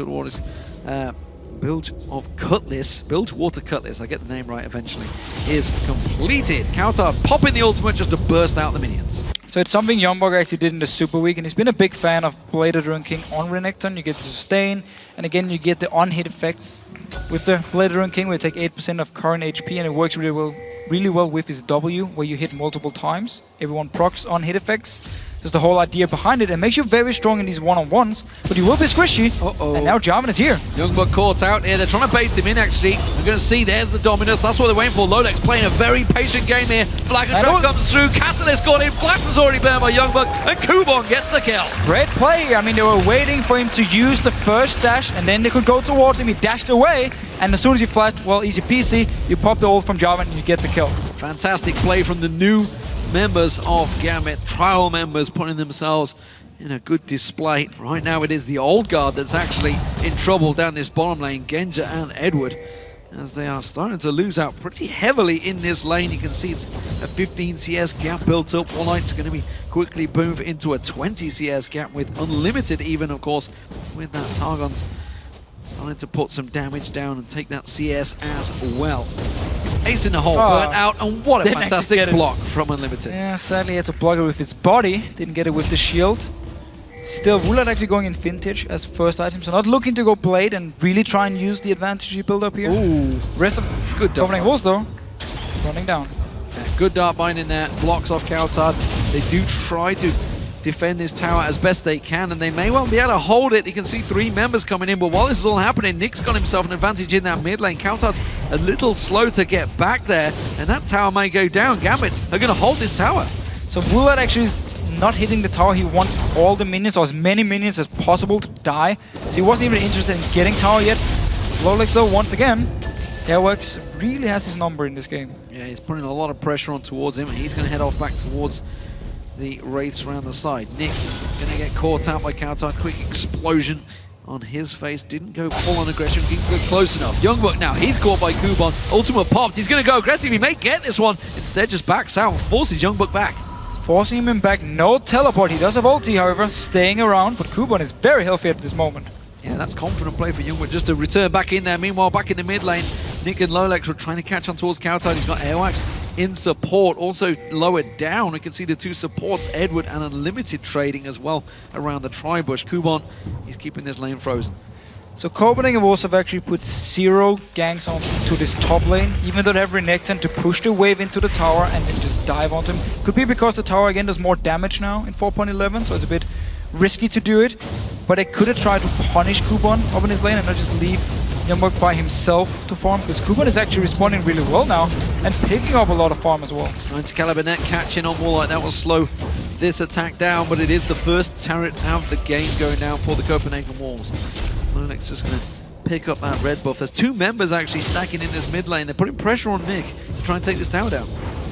Lowlex is doing red buff, so he won't be able to help him. So the tower takes some damage, and Kautar stays around trying to trade with Nick. Been catching up in CS. He was actually very far behind. Then Copenhagen started roaming around a little bit. Didn't get some farm, and Gambit just stayed in the lanes and farmed away. So catching up here. This bottom lane, however, is very, very annoying for Gambit to deal with. Yeah, it's starting to tumble out of control. Airwax is going to back away this time away. They're not going to steal away the blue buff. That will be given across to Nick, who has been starved of that mana and cooldown that it gives him. Finally pick that up. He will do eventually. There it is. See the blue buff now on him. So this bottom lane pairing, what are they going to do? Because Infinity Edge is almost completed by Ro8. He's got a 30 CS lead built up over Genja on Caitlyn, who should be pretty strong early on, and now is actually going to be at the weaker point of his game. Yeah, it's a big, big issue. He was also forced to go back and only buy a pickaxe. Didn't even get BF sold on the first back, so things are not looking good for Genja. We might see the passive style now where he just wants to farm. Doesn't want a team fight for the next 15-20 minutes. Just sit back and farm, get his items. He needs Infinity Edge, he needs the second crit item afterwards before he can even start doing some damage, especially to someone like Youngbuck if he goes into his face. So we should be seeing the passive Genji here. And overall, they just had so many issues in the laning phase, and it's so hard again to play against the combo Copenhagen Wolves has. Copenhagen Wolves move on force. We've seen this before. Airwax Unlimited moving as that pairing, streaming it around, getting themselves some vision. Dragon up in 20 seconds time, and the Wolves once again are trying to rally themselves into position. There's a couple of members missing right now though, and Gambit are going to try and take advantage of this. But it's big, big issues. Again, the pickaxe from Caitlyn is the only item Genji has at the moment. He didn't back in time, so now he's forced to stay because the dragon is spawning. And he's against an Infinity Edge Lucian. I mean, the damage difference between the AD carries here is so huge. It's up to the rest of the members from Gambit to carry the team fight. Yeah, this is not a fight Gambit should be taken. I think for once the Copenhagen Wolves are coming into this dragon fight in full force. Unlimited takes a lot of damage from that unbreakable flash was used, but the Cullen catching on towards the backs of Gambit will force them back in shoe. Youngbuck catching straight in there, gonna drop on towards Kuban. He goes down. Youngbuck taking a lot of burst damage. Gambit gonna try and turn this fight around, but they're now escaping as Kautar comes in, gets a big burst of damage. Nick wants to get his Glitterlands down on towards them. Unlimited taken so low. Eddie runs it. Oh, doesn't quite catch the dark Binding had Ignite. No, he doesn't have it ready to go. Instead, the Wolves, they're in danger. They're going to try and take this Dragon down. It's a risky one, but they should secure it. And Gambit, they shouldn't have been here. They shouldn't actually go for the fight when the AD carry is so weak at this point. Nick managed to get a 5-man Little, so it looked okay for a moment, but they just didn't have the damage to finish off. Nick needs to be careful now. Nick caught out. Wall8, of course, with that Infinity Edge completed, didn't quite follow through, and Nick speeds himself and shields, gets the hell out of dodge. Doesn't want to get involved in that one. Big advantages built up early by the Copenhagen Wolves here, almost a 4,000 gold lead, just 16 minutes in.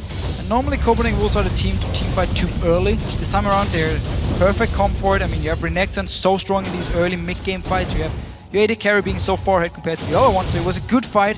Got the Dragon, and also a kill. Now backing away, nobody wants to die here. Gambit very far behind. They need to just go back and try and farm up as much as possible. I mean, Genja, 2,000 gold now. Still needs more before the vintage is completed. And that gold advantage just give Youngbuck a Blade of the Rune King, whereas Kubon yet to complete that Trinity Force, so there's going to be problems starting to open up in that top lane. It's been the only lane that's been fairly close by. So, how is the new look Gambit this one? Pressure almost certainly on them. Question is, what language are they all speaking? There's 2 Polish in that team now, a French, 2 Russians. Well, actually, technically, it's Romanian. Armenian. I actually asked Edward how the communication, shot calling was going. It is in English, but Genji doesn't say a word.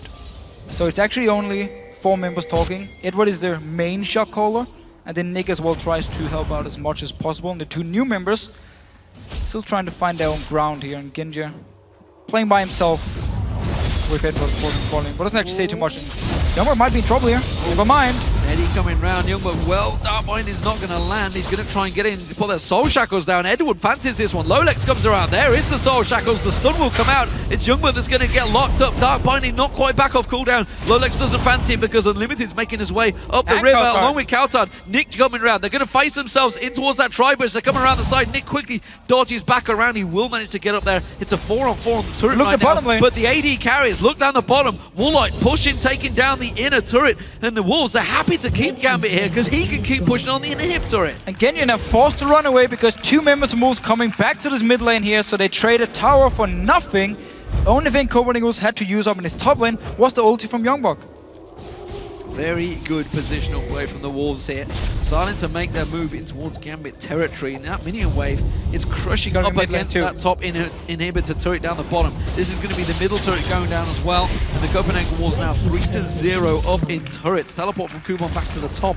He's going to keep and hold his turrets. The only one standing now in the outer lanes. But the top lane tower is so low. Copenhagen Wolves can just send a few members up and they will be able to take it as long as they out-rotate Gambit, like they've been doing so far. And it's often what you see as well with teams where they get some new players in. Communication isn't there. Where to move and where to be in the map at every single moment is just off. And we see Gambit getting completely punished by it. Yeah, Blue Buff stolen away. Wall8 will have that. And now they're going to move and defend that mid-turret area. Kubon, he's got the help of Nick. They're trying to push on towards his turret. Youngbuck is making his move. He doesn't have a teleport. It looks like Gambit will get the first turret of the game. Yeah, and Kubon up here in this top lane actually playing really well. Picking up a tower, got the Trinity Force, survived the Renekton lane. He got some help from Lolex and Jarvan, but still, he's gonna be the hope here for Gambit because he's the guy doing really well. Where of course Genji needs a lot of time now to build up, and Nick on Lulu also been farming okay, but doesn't have any kills, so he's... Oh, Lolex caught out. He's gonna get locked up there. Doesn't quite get caught out by the Glacial Glacial Fissure with Unlimited. Doesn't quite lock him up. Instead, it does buy Copenhagen Wolves time to push on towards his middle turret. All 5 members now making their way as Youngbuck heads back across, and this could be another inner turret going down. The next wave will move in. Gambit are in position. Nick should be able to just about blast this wave out. Kubon, of course, with that ultimate. He's trying to use it. They're trying to use everything they can, but it's another inner turret going down for the Wolves. I like the way Unlimited plays it. He moves in front of his own minions and puts up the shield to just stop all the waves there. Kubon not going in. Kubon going very deep. Wild Growth trying to save him out there. Glitterlance does land from Nick, but he's got no mana to get involved in this fight. Youngbuck slices and dices his way towards the front line, but Gambit, they're in retreat. Another weird decision by Gambit here. I mean, the tower just went down. Didn't fight under the tower because Mimbos had to run from base. Nick was completely out of mana. He could only use the Wild Growth onto Kubon, and he was done for the fight. And yet they actually engage onto the Wolves, who've just shown they're all 5 members there. force Gambit to flash away, and even though nobody actually died, it just means Youngbuck now walks up to the top lane and takes the tower. Yeah, he's even going to let the minions do it. He's going to take away all the CS he can from Kubon. He's not going to be getting involved in this one. Finally will finish it off with that last hit there. Kubon now coming up. Lolex is joining me in that top lane. Meanwhile, there's 3 members grouping, but it's going to be Youngbuck they dive towards. He flashes away. He's safe. He's safe still. Trouble for Youngbuck, especially because he built Blader and King, so he invested a lot of gold into being able to one-on-one people, and yet he's having some issues against Kubon. To be fair, there are multiple members from Gambit often coming up to try and help him, but it doesn't mean he's more squishy now, Youngbuck, in these team fights, where we often see in NA at least, the Renekton just go full tank. Just try and be as annoying as possible in these team fights. There's a massive, massive difference in AD carries right now. 8.3k on Ro8, and you can see he's got a stunning shift in Infinity Edge with those Berserker Greaves, whereas Genja only on just below 6,000 gold with that Infinity Edge and single boots. And if they look to try and take this dragon, they are going to be sorely outnumbered in terms of items. Yep, 100%. There is no reason for them to go in for this fight. It's way too risky. They just have to back away, and they need to wait. It's a sad thing for Gambit, but they need to wait. Find time to farm. Because again, you are so far behind in items now. Oh, Airwax tried to sneak around. Pink Ward gives him vision. Genja, dangerous, dangerous positioning from Genja. Not normally something we see. He's going to have the 90 caliber net his way through that forest area, and he will get around there. Top lane now. Do see Youngbuck continuing to put pressure up there. The Wolves now rotating in. They're going to move towards the top. This is the final inner turret available. Limited. Happy to take all that damage once again. Blocks it all up. Braum seems to be a great champion for him. Eddie, look at the damage and possibilities that can come out from Ro8 there. Bursting him down. Meanwhile, Kubon now caught out. Lolex has to flash out with little to no health. Now with a minion wave moving in towards the top lane, that's surely the Wolves taking the final inner turret. So the Wolves, they took full control of the jungle. Didn't actually place too many wards though in the Gambit jungle because they wanted to move straight to this top tower, take it down before Gambit's members who were forced to back could actually come in and help. Solid, solid teamwork play from the Copenhagen Wolves. Well, to be fair, they don't really have to do much. Well, you can only play what's in front of you, and right now they're playing it perfectly. 23 minutes 100% agree. in. You can see it's a, 8,000 gold advantage, 6-1 up. They are in full control of this map, and that's exactly what they wanted. They want to get themselves a win on the board, and Limited's going to try and lock on. Doesn't quite catch out. Eddie putting, of course, that Tormented Sword down. The moment he would have had the gold tick on him, he knew people were there. Notice up here, man. Willas being very aggressive. He's dead. Edward's going to go down this time around. It's Kautar that picks up the kill, although Ro8 did the majority of the damage. Youngbuck thinking maybe he could have locked on actually on towards Genja. Genja playing a tricky game off the side there. The Copenhagen Wolves are in full control. Gambit, I'm not sure what they're trying to gain from this, sitting around this mid area. Well, they got the mid tower. The minions took it down because they pushed it on while Copenhagen Wolves were still in the jungle of Gambit looking for more kills. But the Wolves now just staying around this Baron, and down this bottom lane, Kubon with teleport, he needs to come over and join. Yeah, he's going to have to join this one. There's no vision though, remember. Edward was taken down, they can't get in there, can't get the ward. Look at that gold difference, climbing higher and higher between Ro8 and Genja. Never once has Genja been close in that race. Copenhagen Wolves looks like they're going to take themselves the Baron. Unlimited blocks all of the damage. Lolex desperately trying to slide in there. Kubon continues to take that bottom tower. Unlimited will get taken down here, but it doesn't matter. The Baron was taken nonetheless. It's a Baron and a tower and a kill for Gambit. And just look at the wards on the map. Of course, Copenhagen Wolves, they got the lead, they controlled the lane, so they went in, they placed all the wards in the jungle of Gambit. They knew exactly what was going on and could just start up the Baron. There's very little Gambit could do once they really fell behind. By this time, if you move into your own jungle, the enemy team will see you and they will try and catch you out and kill you, like we just saw Copenhagen Wolves do. They did buy a few wards now, place them here. Once they go back to base, they need to buy a lot more wards. Just try and place them pretty much every entrance towards their own base through the jungle, so they can try and catch Copenhagen Wolves out of position. It's gonna be their only hope, but Kubon now still has a health potion, didn't actually buy a ward, even though he has 490 gold on himself, so I hope he goes back now and buys a ward. You know, Ro8, while being a young kid, just like Reckless, is really starting to become a big star in the Copenhagen Wolves team. Yes, he bought a pink ward. He's been so aggressive as an AD carry. We saw it, of course, last week. Went 11-0-2 against the Lions. Very aggressive play, and we saw it this time against Genja and Edward. A well-respected bottom lane duo. Just went straight aggressive on towards them alongside the Limited, and started to really come into his own. Bear in mind, he was brand new in the Summer LCS. Of course, he was in the Challenger Series for a long period of time, and he's been known.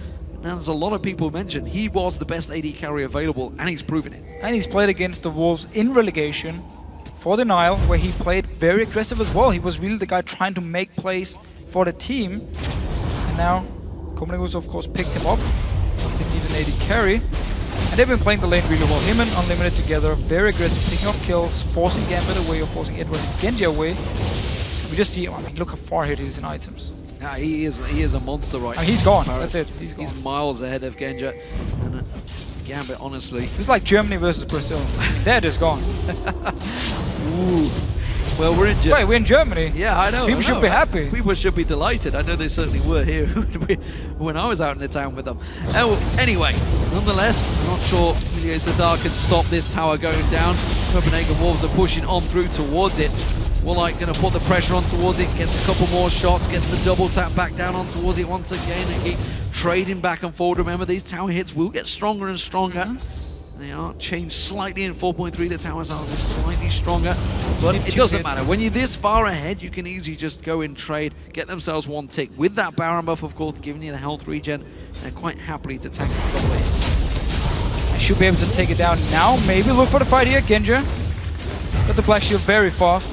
Now staying on to the inhibitor. Gambit needs to engage if they don't want to lose this one. They don't need to get close. They can force back to their Nexus turrets. That's going to be one going down. Of course, this Baron's still got a minute left on it. Copenhagen Wolves are going to make full use of it. Kuban caught out in the top lane. He gets locked up, takes half his hit points. He has to go back to the fountain, and that puts it down to a 4v5 now on this turret. And Woolite's putting all of the hits down. Edward takes the Cullen damage straight on towards his backside. Of course, he doesn't proc off the stun that Unlimited has, but nevertheless, it does a lot of damage, and Gambit desperately fighting tooth and nail to keep this turret alive. Copenhagen Wolves still with Baron buff, just staying around here, waiting to do the exact same thing they did before, or waiting for Gambit to actually engage onto them and just try and pick up some kills and force them away. They're so far behind in gold here in this tower. At least they're getting some good wave clear now, holding off, still waiting for Genji here to skill up or get some more gold so you can catch up to Woolite, who's so far ahead. The big minion wave at the bottom, again just going down to deal with that one. The moment he shows himself not there, you feel that the Wolves will go full on aggression. Gambit trying to bully their way through in this one. Genja does back away. He's the mid lane. Super minions he's having to keep occupied. The Wolves once again step in. Low leg slide. Now it's a good knock up there, and it's the best engage they can hope for. Soul Shackle's going off, but they just don't have the damage to trade back. Genja gets himself one kill. Kautar though quickly trades back onto Kuban. The Wolves hold on. It's still 4v4. I'm not sure Gambit can last much longer. We did see the combo though. Jarvan goes in, gets the Wild Growth, knocked up multiple members from the Wolves, but they just so far caught behind. out, has to cleanse himself, try and get out of that one as best he can. I think it was the McHales as well came out from Edward to keep him alive, and just about survives. The turret goes down. This is Nick going down. He gets locked up. Woolite gets the kill on that one. They're going to slide on through. Gambit in all manner of trouble right now. The Wolves are not going to finish the game here. I think they want to back out and play it safe, but it is pretty much in their hands to win. Playing it safe here. There's a lot of gold on the members from Copenhagen Wolves. Woolite around 2,600 gold at the moment. He's looking even stronger. Will they back away? Baron don't really need it at this point, so they don't have to wait for the Baron. They can just go back and shop, move up as a team once again to this top side, open inhibitor, and then if their mid lane respawns, just move down as well. And once again, force Gambit to start a team fight. They tried before, had a very good engage coming in, but just didn't have the damage to actually take down more than one member from the Wolves. And there's a 4,000 gold difference between your AD carries. You're generally in trouble. That's okay. Yeah. Well, again, what we just said before, Woolite is so far ahead. He was, of course, the 280 carries I was referring to, my little Germany-Brazil thing before. Because Gambit as a team at the moment, they just have to try and make the best out of what they actually have to work with. They're trying out these two new players. It's very, very hard. We saw it in this game how team-wise, communication-wise, Copenhagen Wolves just look one step ahead, and they managed to take towers, take dragons, take the correct fights where Gambit, it was just overall very hard for him to do anything, and it's what happens when you have to quickly switch out some members. The problem is, and the thing is, that Kuban did well in lane. He did. Traded even with a Renekton, top lane. Lonex did pretty okay against the OX in the jungle. They had his one blue buff stolen away from him. Nick actually traded fairly even with counter. It was the bottom lane, old guard pairing of Genja and Edwards that lost out heavily to the Wolves. Look at Gambit, they're trying to set up. They want to make something. They may catch out Airwax as he walks wildly into this bush, gets caught out. There's the dark binding, but have they got the damage to lock him down? They have, but now the Wolves will react. They're coming around the side. Gambit trying to catch on towards it. We do see damage, and you can tell Woolite is not with the team right now. Gambit have a good positional advantage. They could try and lock down Kautar, but instead, the Cullen being used from Woolite, knocking them down on health. Youngblood looking to maybe go in on this one. Instead, they want to lock in there. A good slow from Unlimited over the wall.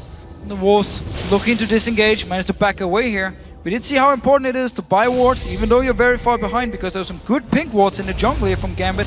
Where they were waiting around and got the pick, and they're looking for more. Well, Kuban tries to tank out all the damage. Wild Ghost gets popped. It only knocks up Youngblood. He goes down too quickly. Soul Shackles was used by Edward, but he's just got melted by Woolite. Now they're straight on towards Nick. He's going to get popped off the moment he gets close. A very good Glitzer Lance from Gambit, but the Super Minions, everything else pushing through. There's been, I think we have seen the inhibitor respawn just in time, but Copenhagen Wolves are going to sweep on through and take them both down. Take this one, this bottom lane, a massive wave as well. They can go there next, take the tower, unless Gambit moves out fast enough to try and clear the wave. Genja is moving towards it. Copenhagen Wolves as well. No, he's going to get locked out if he tries to go down there. Nick instead tries to put a little bit of distance between them, but that tower's in trouble. It's already down to half health. The minions doing most of the damage on that one. That will fall. It's the final tower. Inhibitor will fall as well. Gambit, of course, just about respawning. Can they engage? Can they go in towards it? Lolex once again looking for that combo, but Wild Growth is not available right now. It was used in that last fight, still on cooldown. So the Wolves didn't actually take down the last inhibitor. You can just wait now for Super Minions to pile into the base of Gambit and then push up the bottom lane. And if Gambit goes into a 5v5 team fight, their own base is just going to die to Super Minions. And the Wolves waiting around here. Gambit once again moving as a unit, just trying to look for this one kill to buy them some time. Yeah, they were trying to make a play there. Copenhagen Wolves going to try and get caught out. Gambit, desperation mode now. Unlimited locked up. It's going to be a flag just to give vision of the Wolves all backing away. They're fearful of the Baron being started off, and that's kind of what the Wolves are just trying to bait towards. I don't think they want to take it themselves. They're just trying to maybe create something. They don't even need the Baron. They can just back away, recall, shop, and then go into the base and wait for Super Minions. Now they actually give Gambit a chance to try and steal this Baron. Well, they're going to go for it. Let's see how they take it. Gambit are close by, off at the side. Unlimited once again running defensive duties, trying to block this one out. Lolex, that Baron is not low enough right now. It's still got 3,500 hit points, so he's not going to be able to smite it out. Youngwood's taken pretty low here. Nick comes around, puts some damage down towards it. Now the Baron's pretty low. Now it's going to go in. It's still got 700 hit points, and Lolex manages to get it. He also locks up just over the side there. Manages to flash out, but Gambit has taken a lot of damage. Kubo flashes away. Countdown comes on through. Locks down one. Woolite now. He's the damage dealer. He's going to lock on. Eddie flashes away. Now binding back available. Super Minions all over Gambit's base. They have to run back and defend. Youngbuck actually teleported down towards that bottom lane, and there is a giant stack of Super Minions taking down the Nexus turrets. Edward running for his life, trying to interfere, but the Super Minions are doing everything that the Copenhagen Wolves need. Gambit desperate defensive mode, but the Wolves will sweep on through and take down the new look Gambit. It has not worked out in this game. We'll see how it goes as the weeks progress, but so far the Wolves are looking great. And they managed to force every single member from Gambit down towards the Baron here, so while they lost it, the whole idea from them was just buy time for Super Minions to come into the base. A little bit risky though. Credit to Lolex for actually stealing the Baron here in the very last minutes. Wasn't enough though. The Wolves can take a win, get some confidence and move forward. However, Gambit, of course every win counts for the Wolves, but Gambit is not the team they need to overtake. Let's say if they want to get into the playoffs, they need to aim towards Rockat, who's now in the 6th place. Well, they talked about how they needed to take down Gambit. They need to try and get that playoff spot now, edging ever so close to it now, and that, of course, will put them on even ground with Gambit now tied at the bottom of the table, or 7th place, I think you could say. Woolite there once again. With his hat. Another fantastic performance from him. Once again, finishing this time around 4-0-5, 11-0-2 against the Lions. He keeps on getting those kills, keeps on getting those stats. Yeah. Everybody with him in his fantasy team must be very happy with the way the Wolves are playing right now. So it was all about the bottom lane from Wolves winning by itself. And then when it came to dragon fights, Gambit, even though they were very far behind, I mean, Genji had a pickaxe to Vintage and Woolite, they went for the fight anyway, lost it, lost the dragon. even more gold now in favor of Copenhagen Wolves. And after the first Dragon fight, Gambit were like 4,000 gold behind very early in the game. And then we just saw Wolves take control of the map, take every objective down. I mean, they got every single tower down before they won the game. Well, you said it yourself. They were coming into that last fight. I think it was the second maybe fight that they went into. Infinity Edge versus a pickaxe. It's not what you're going to win. Actually, it's normally the Wolves that put themselves in those situations, but this time around, they played brilliantly. Bottom lane dominated. Top lane, well, we knew Renekton would beat out of Relia in the early game. Didn't allow them to get to the late game. This is what we discussed at the start of the show. Do you try and bully them early? You know, obviously a team that is inexperienced, not so much team bonding. They've literally been together for a week at max. So what the Wolves focused on was basically just team fighting and rotating around the map and always be in an advantage, forcing Gambit into a bad situation. They didn't actually care about Kubot up in his top lane. There was not a single gank in the top lane. So it was just Youngblood by himself. And then Kubot, he got some help from low legs. They managed to get him going, so it was a good idea by Gambit and they the got two a good new members. Youngblood. Yeah, exactly. Very well they got some stuff going on, but the rest of the team were too far behind. They were too far behind in team fights and lost the game. Yeah, and that Lulu pick, we heard already earlier on, Unlimited was a little surprised by it. They weren't expecting that Lulu pick in the mid lane for Nick. Of course, we've wondered about Nick's champion pool. Of course, he was a big Nidalee player. Nidalee was, of course, affected and is globally banned right now while the rework happened, of course, alongside Shen. What do we make, though? The new look Gambit, how are they going to respond? They definitely need more time. I mean, they need to go back, look at the game, look at the shot calling as well. I mean, figure out how to move properly, how to move as a team. It's such a hard situation, 2 new members coming in, and even Nick is still fairly new in Gambit, so there's a lot of things for them to figure out, and they don't really have the time. Which is the issue. If they want to go to playoff, they don't have the time. They need to start winning instantly. They need to get winning. We're in week 8 already, ladies and gentlemen. Shox and Quickshot are standing by with the Copenhagen Wolves Youngbuck. So let's check in.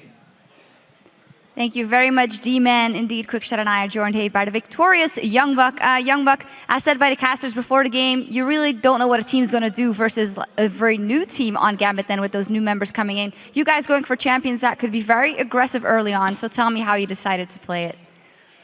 We wanted to put a lot of pressure on top lane, and with the Renekton pick we were able to do that.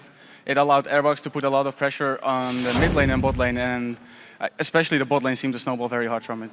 Well, it definitely seemed like you guys were in complete control of that game. And it's something that we haven't seen from the Copenhagen Wolves through most of the summer split. Was it a case of you guys playing very well, or was it a case of Gambit struggling with the new members? You know, try balance it out for me. It's a bit of both. When you take new 2 members on just on a short notice, it's really hard to find synergy with your players, and we are very strong on this patch, I feel. I think we're benefiting a lot from the recent changes that have been made, so I'd say a bit of both. Could I ask you to expand a little bit? What changes are playing to your favor? What is comfortable for the Wolves on 4.11? Well, for me personally, the Renekton is back. I'm playing him a lot recently, and I found a new build, and I think he's the strongest top laner right now. Yeah, I do want to expand a little more because obviously Jax had some changes and you know you love playing Jax as well. And then talk me through this matchup specifically on your beloved Renekton versus Kuban, someone you haven't played against on an LCS stage yet, going for someone you also like very much, Aurelia. I used to play a lot against him in a challenger scene, and he was a very strong player, and he was known for his Aurelia. So I knew that he knew the matchup, and he was probably expecting it as well. He played very well. He knew when I was weaker, when I just had the Cutlass and no HP to counter him. So I had to survive a bit until I finished the Blade, and then I could take advantage of my strength. Well, actually, we do have a replay after you finish this Blade of a 15-minute dragon fight. Let's pull this up onto your screens, and I want to ask your opinion. How is this handling from your side? Because you were in the middle lane as this started, and you do join in the fight a little later. Let's roll this clip out and talk me through the Wolves' communication and decision-making in this battle. Okay, we knew we just finished a lot of items. Our AD carry finished Infinity Edge, Rod of Ages was finished. I just finished my Blade, so I'm very strong. We wanted to fight here, and this just happened on the fly. We wanted the free Drake, they wanted to contest it, and we just decided to go all in for it. Who's making the calls in this situation? Because you teleported into the middle of 5 Gambit members. That was a very confident play. I think it was my call. I just said I'm teleporting in, and then my team knows that they have to follow up, otherwise I'm toast. Well, it's good they did follow. Absolutely. Talk me through a little bit of the strategies you guys are going for, because obviously you guys beat Alliance in such convincing fashion by going into their jungle very early, here very aggressive early again, but how will you be able to do that again? Because it always seems that after a couple of games you guys fall back into that late game routine. Yeah, we do have problems with being consistent. However, lately we've been focusing a lot on our team play and less so on mechanical skills. So hopefully we can show it and have more control over the games, better vision, and vision control in general. It's definitely paying off. I'm not sure if you're aware of this, or probably are. You're now tied with Gambit, 5 wins and 15 losses, sitting at the bottom of the table, working your way up. You're also 3-3 in your last 6 games. So 50% win ratio is significantly better from the beginning of the split. How do you keep up this level of performance as we're only a few weeks away from playoffs? I think the pressure has gotten to us in a positive way. We know that it's do or die right now. We have to win almost everything if we want to make it to playoffs. So seeing Rockat win was a little bit, but at least we're securing 7th place, I think, and hopefully still have a chance at the playoffs. Well, you mentioned yourself, it's do and die, and just at this moment, we heard talk about Coulthard maybe wanting to step down because he didn't feel that confident anymore. Talk me through the situation for the team right now. Well, I think me, Coulthard, and Unlimited have been playing, we've been playing a year constantly, and we've only had a 4-week break in an entire year. So at some point, a player can hit a burnout or something, and Coulthard did request to have a substitute, and I think it will happen. We've talked about this with Coulthard, and he requested it, so I just want to take this moment to thank Coulthard because he's been a great teammate this year. All right, fantastic. Well, I hope you guys find the perfect fit. Thank you very much. All right, now we're going to take a quick break and see how many points our fantasy team has. But we'll be right back with the super hot crew taking on Fnatic. Don't go anywhere.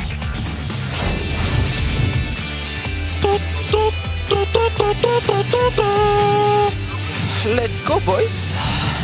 Genji gonna get locked up. The stun comes in there. They're going aggressive. Dashing to the side. The counter goes down. Slipping. Lowlex slide back. It's a good knock up there. It is the best engage they can hope for. Soul Shackle's going off, but they just don't have the damage to trade back. Well, Kuwon trying to tank out all the damage. Wild Ghost gets popped. It only knocks up Youngbuck. He goes down too quickly. Now the Baron's pretty low. Baron's gonna go in. It's still got 700 hit points, and Lowlex manages to get it.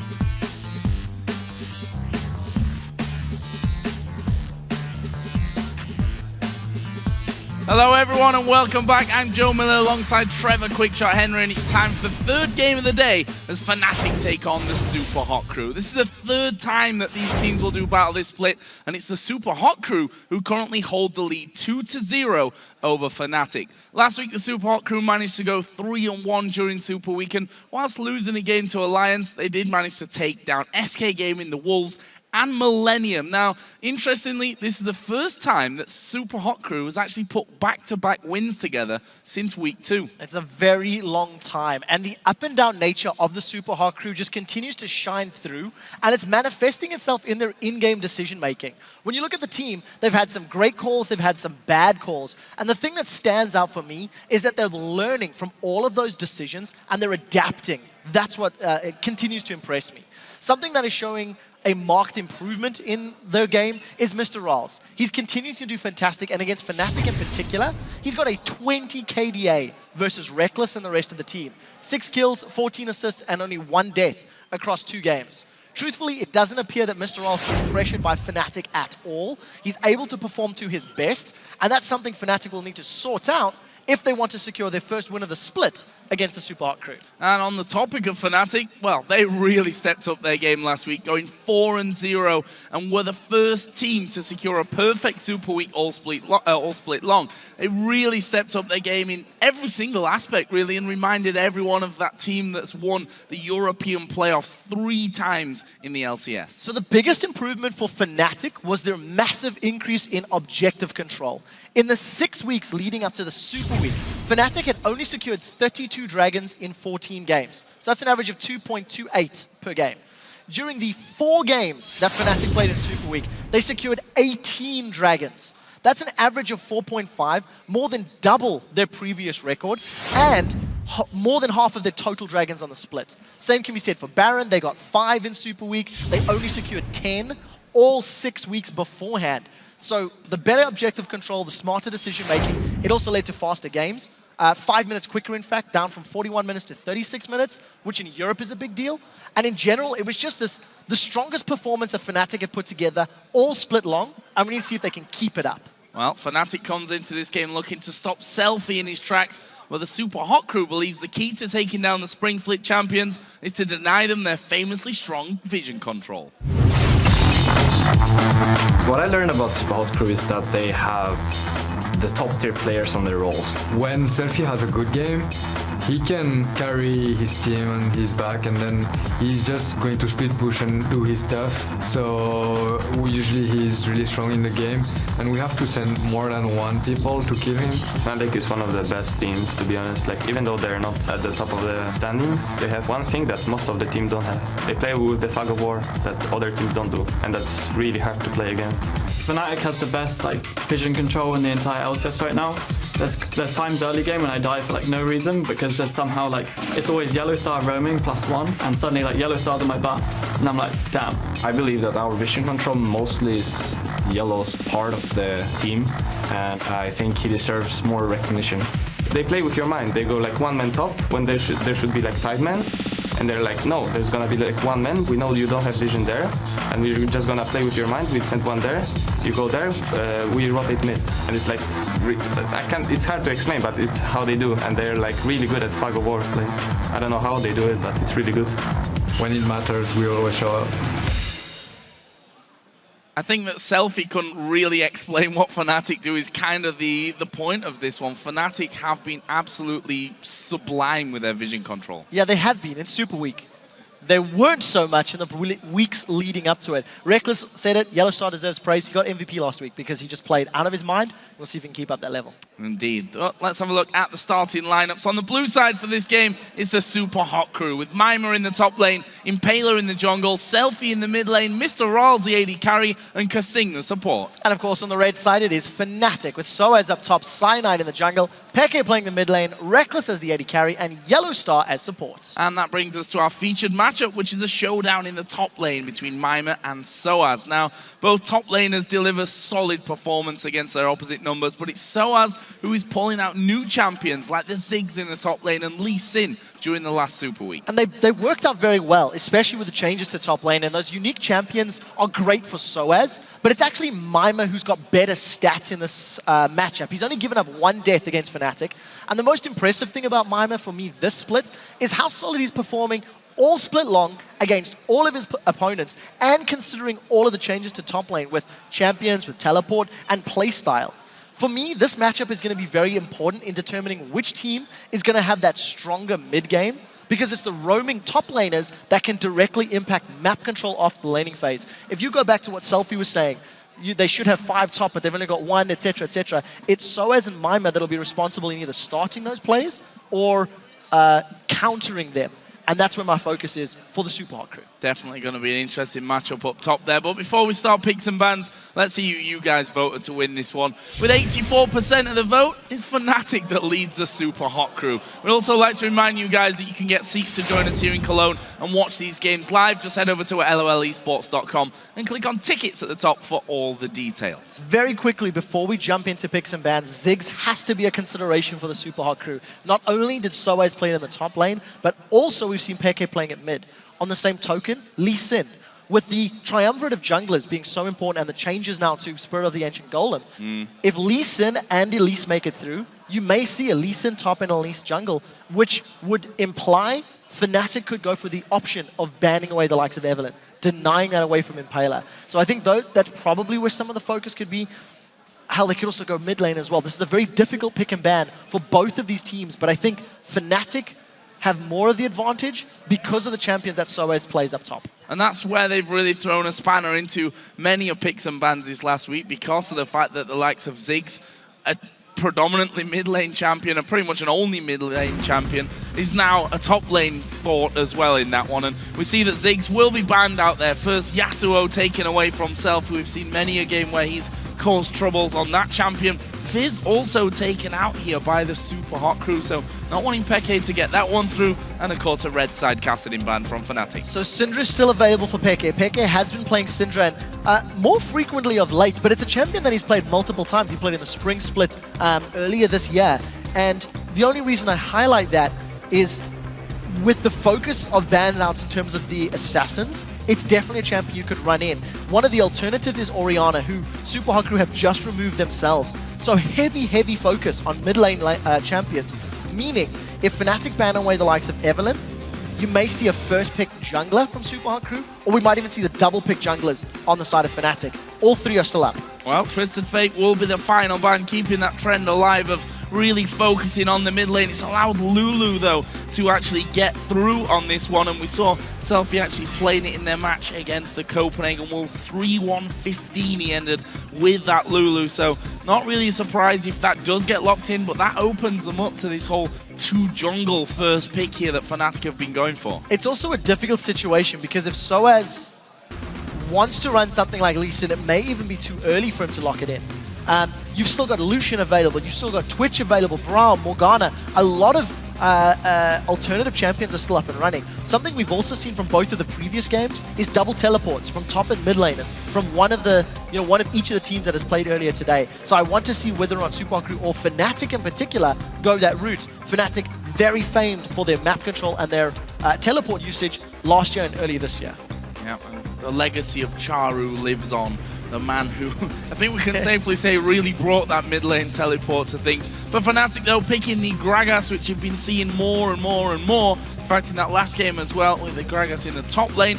Also, you can never count out a Gragas in the support role. Edward, the one that really went for that one. Either way, we can think about that later. They've taken Lucian as well for Reckless. The one thing I want to highlight about Gragas for Fnatic is just how nicely that plays into Soaz's champion pool.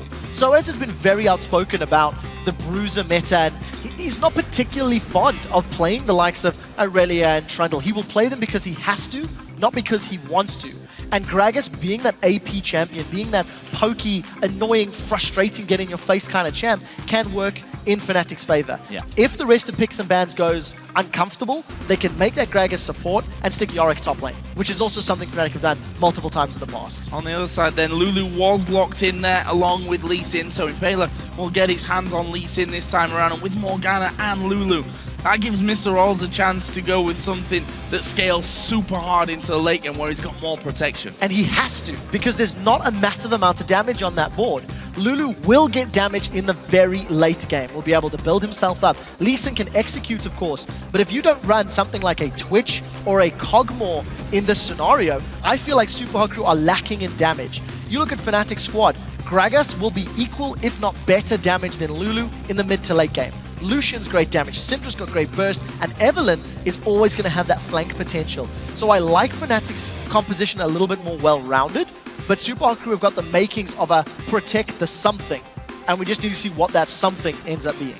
Well, we saw 3 games of Lucian out of 4 from Mr. Rolls last week. The other one that he did bring to the table was Cogmore, so that lock-in really wouldn't surprise me. I'm currently sat on Mundo, although Kasinga's taken this very support-heavy trend of kind of sitting on whatever he really wants until the last few seconds of Champion Select. Yeah, and we'll see how long, what he decides to swap out. The one thing I want to highlight is Cyanide opted to go for Evelynn over the likes of Elise, who was also available.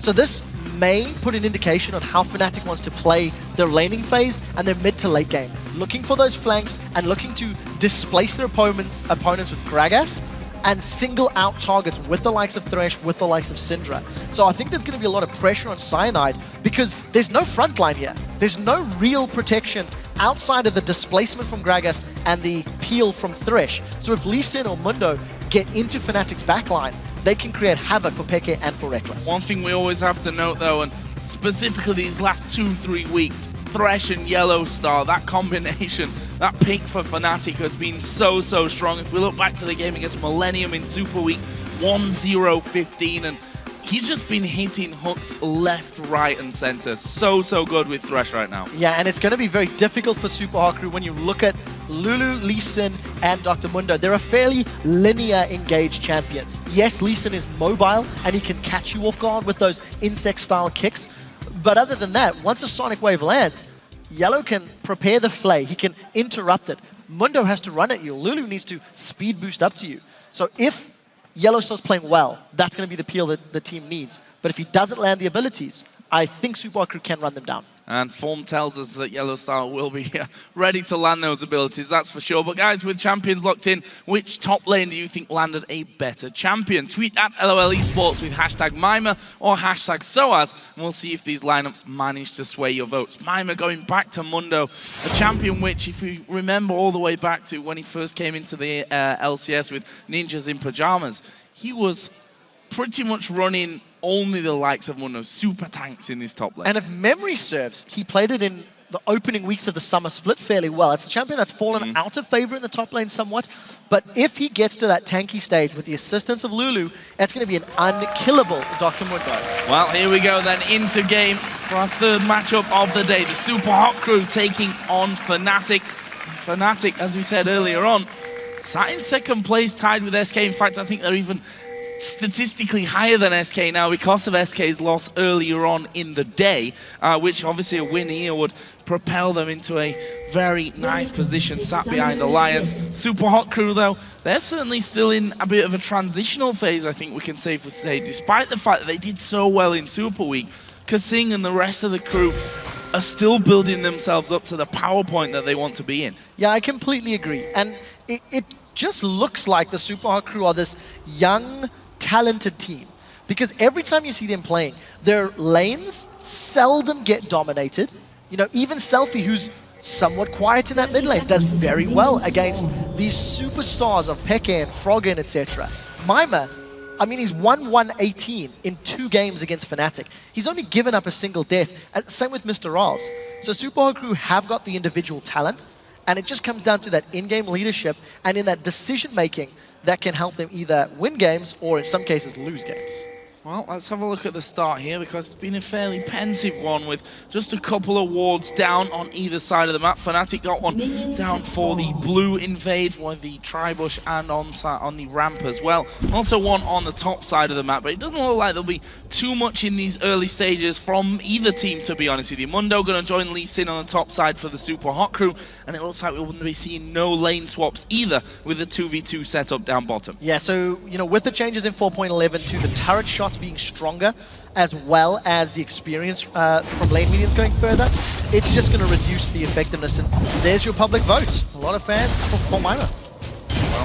Batman in me is disappointed at only 19% there for Soaz and Gragas, but we'll see how that one all works out for him.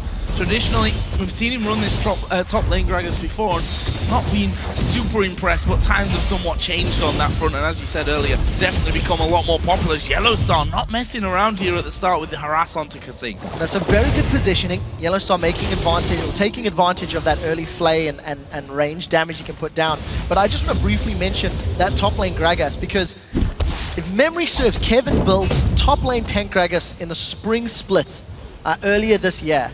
And I personally was laughing at it. I said, this can't work. This isn't the meta for it. And it ends up working a few months later.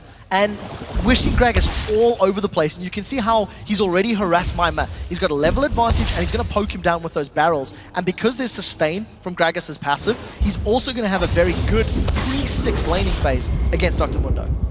Interested to see how that one all works out with it being our featured matchup, and the fact that Mima and Soaz as well have been doing very well as of late. I mean, if you look at Soaz's champion picks the last 5 games, you've got 2 times Lee Sin, you've got Ziggs, you've got Gragas, and you've got Yorick. Definitely a different set of champions than a lot of these top laners are in fact running. Down bottom though, as we just took a look there, it's an early advantage for Fnatic and Reckless in particular, 18 to 12 CS over that of Mr. Rolls. Probably to be expected at this stage though. Thresh, Lucian always a mean lane. Yes, very much so. The one problem is they are very extended, and Impaler, we'll see if he can make anything of this. He is stood right on top of a ward, so Reckless and Yellowstar, both with their flashes and their heals, they should be able to make it out. Looking at the summoner spells, neither of the mid laners took teleports.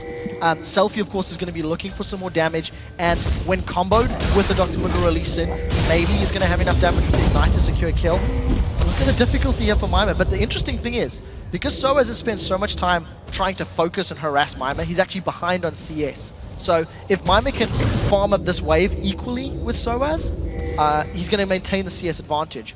But Cyanide wants to ruin his day. Mima not close to hitting that level 6 point where he's got the extra safety of the regen of his ultimate, and Soaz has started to push this wave in. Cyanide surely he's going to come out from this one, and we can see, or can't see, Mima and start to back away, but Cyanide ended him off, and that will be first blood. Fnatic not really taking damage either, only Soaz there took 2 turret hits, and that was really, really well executed. That was just all too easy for Fnatic. Mima made a small mistake trying to back away, and just forgot that Cyanide was going to be there. So instantly gets dropped. First blood secured by Soaz as well.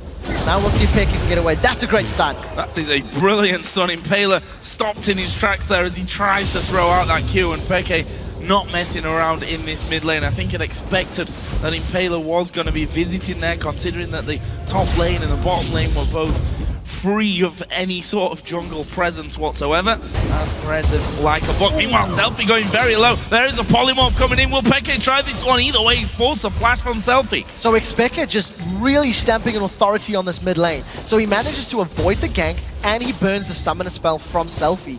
He hasn't even hit level 6 yet. So if he can take advantage of this small window or small level gap, maybe he can get him that win. That's it. That's the kill he was looking for. The stun landing at maximum range. He flashes in, puts down the Ignite with an auto attack. And because how low he got Selfie earlier on and that flash was already gone, it's an easy kill for Peke. Yeah, you have to question why Selfie was sticking around. He was so low on HP, he knew he didn't have flash, maybe just underestimating the stun range. Unfortunately, Yellowstar does throw a hook wide. I also want to call out that Yellowstar starts with a Relic Shield this matchup, and the reason I highlight that, during all of Super Week, when playing Thresh, Yellowstar started with the Ancient Coin. He was working towards the Talisman of Ascension. So his aggressive playstyle in lane is most likely attributed to the fact that he's got the Relic. And we should also highlight that because it's a 2v2 lane matchup, you get more combat stats and more combat power from that GP10 than you do from the coin, which you know, could theorize works that way. Soaz was 6, by the way, so he did knock Mima backwards. He did knock Mima backwards, and he flashes there over onto the barrel, and that, again, I'm afraid for the Super Hot crew, looked far too easy for Fnatic. Second time again, and that's Mima with the Negatron cloak. You know, Mima already teleported back to lane, only to be giving another kill away to Soaz and Cyanide. And it's just a matter of the two of them just synergizing so very well. You know, we touched on Cyanide starting with Evelyn as opposed to Elise. I actually think both of them could potentially have set those ganks up, but it's a good start for Cyanide because if he can get some tanky stats, it's going to allow him to flank and get to the back line of Super Hot Crew even earlier, thanks to a strong start to this game. And I think after 7 minutes, our vote from who's going to have the better time in the top lane may have swung somewhat. 2-0-0 for SOAS. Rod of Ages is almost done. Cyanide getting himself those couple of assists as well, as we see the blue buff. First one of the game being given over to Selfie here in this mid lane for the Super Hot Crew. They're currently 2,000 gold behind, just 7.5 minutes into it. Yeah, I would dare say, though, the Super Hot Crew composition, with the exception of maybe Lee Sin, does need some time to scale up. Cogmore needs his items. Lulu's going to need items. Even Dr. Mundo is going to need the Spirit Visage and, you know, some more HP before he can really tank up on the front line.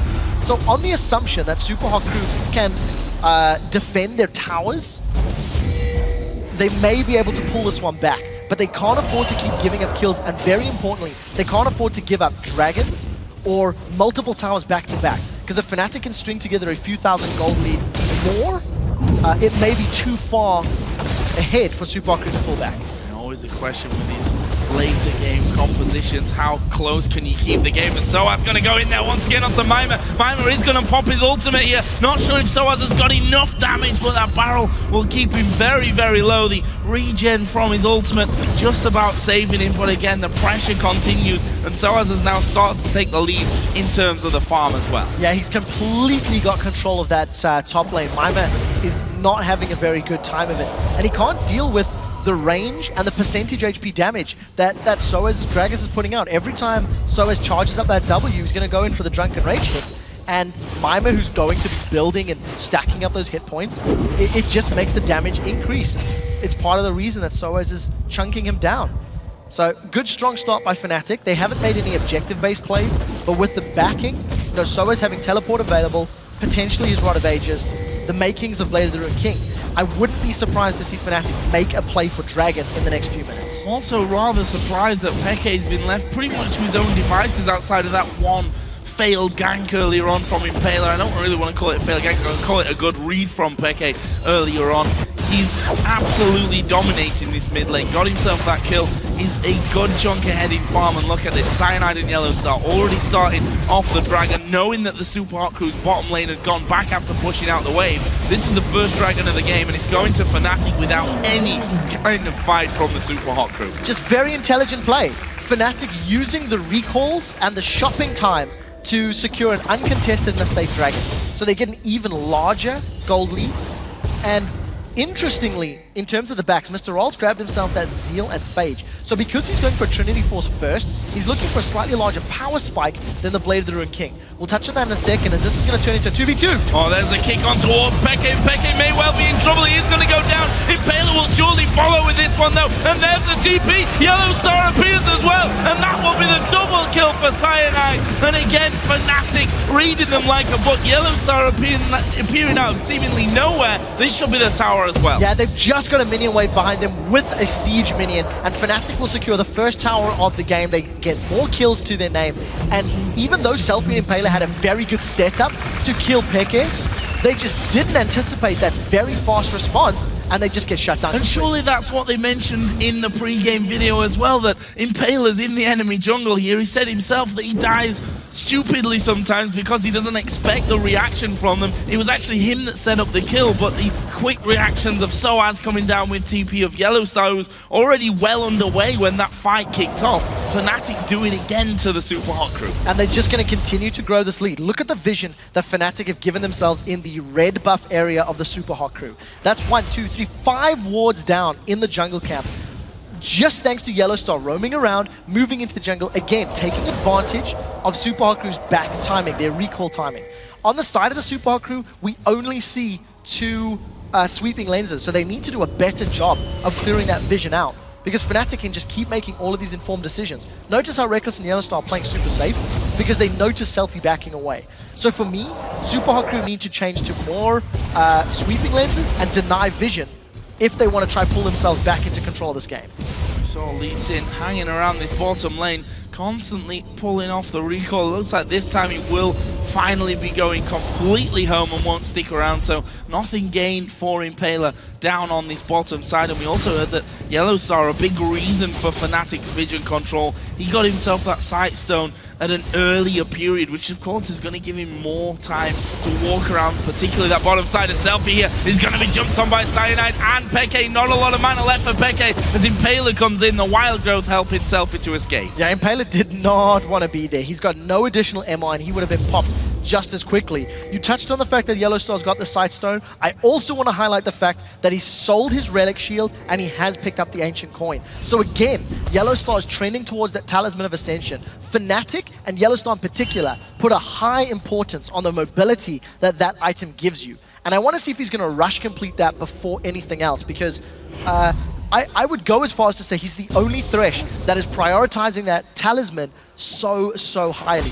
So, nevertheless, Fnatic group themselves up. They've got a lot of support in this top lane. They put Reckless up top along with Yellowstar, trying to deny Mima even further, push him away, and Fnatic going to grab uncontested tower. Yep, 2 turrets for Fnatic. Reckless will just let those minions be taken down. Meanwhile, Fnatic stole away the blue buff there, which Cyanide will gratefully take, but the Super Hot crew are going to try for something of their own. The Fnatic blue buff actually came up quite a bit later than that of the Super Hot crews. However, Soaz might be in trouble here. He's going to, of course, have his body slam just to move away if needs be, and Fnatic are looping round now. Yeah, look at the numbers. Fnatic have got the support. If Soaz lands a good explosive cask, they could get a kill here. What are they going to go for? There's a flash from Kasing, and Force really seeing the rest of that Fnatic team starting to close in on them. Not much that Kasing could do, and Fnatic going to secure here both blue buffs, one for the jungler, one for the mid laner. I have to give so much props to Fnatic. After they were pushing around and they got those kills around the mid lane, the team was thinking a few steps ahead. They pulled Reckless back to push out the top wave. Not only did they have Reckless to push out the top wave, their timing was so good that they could steal away that blue buff as well. So Fnatic are invading Super Hot Crew's jungle, are moving around the map, and because of the movements of the carries, it makes Super Hot Crew second guess and doubt themselves. Yellowstar, he wants to kill a Mima. Oh, good flame, but the flash from Mima comes out, and that got him out of range of that hook. Did have to pop his ultimate and use the summoning spell as well. Good placement of the lantern for Yellowstar to actually bring Reckless up to speed when it came to that little fight that went on in the top lane. And Fnatic continue their so far dominant performance over the Super Hot crew. Not quite at the 15-minute mark by now, but we can see already a healthy gold lead for Fnatic. And again, Yellowstar says, okay, I can leave Reckless safely now in this top lane. I'm just going to go back to sweeping out a few wards and seeing what I can do. And I mentioned earlier that the sight stone that he's had forever over that of Kasing, the boots of mobility play a big role in being able to move around the map. And we've only just seen Kasing taking the sweeping lens there as well. So we're only just seeing him being able to do something similar to what Yellowstar's already been doing for what feels like 10 minutes already. Yeah, I would dare say it's a tiny bit late, but better late than never. And on the topic of those boots of mobility, Selfie has also picked up boots of mobility. So he's going to be looking to move around this map all that much quicker, and very importantly, impact or defend those side lanes. If you look at Super Hot Crew's team composition, he's also the only real safe wave clear. Very cheeky, Cyanide. So for Selfie, there's going to be a lot of importance in getting into position and defending the right towers. Actually, I think Selfie might get Doja. Look at Yellowstar and Cyanide's positioning. They might want blood.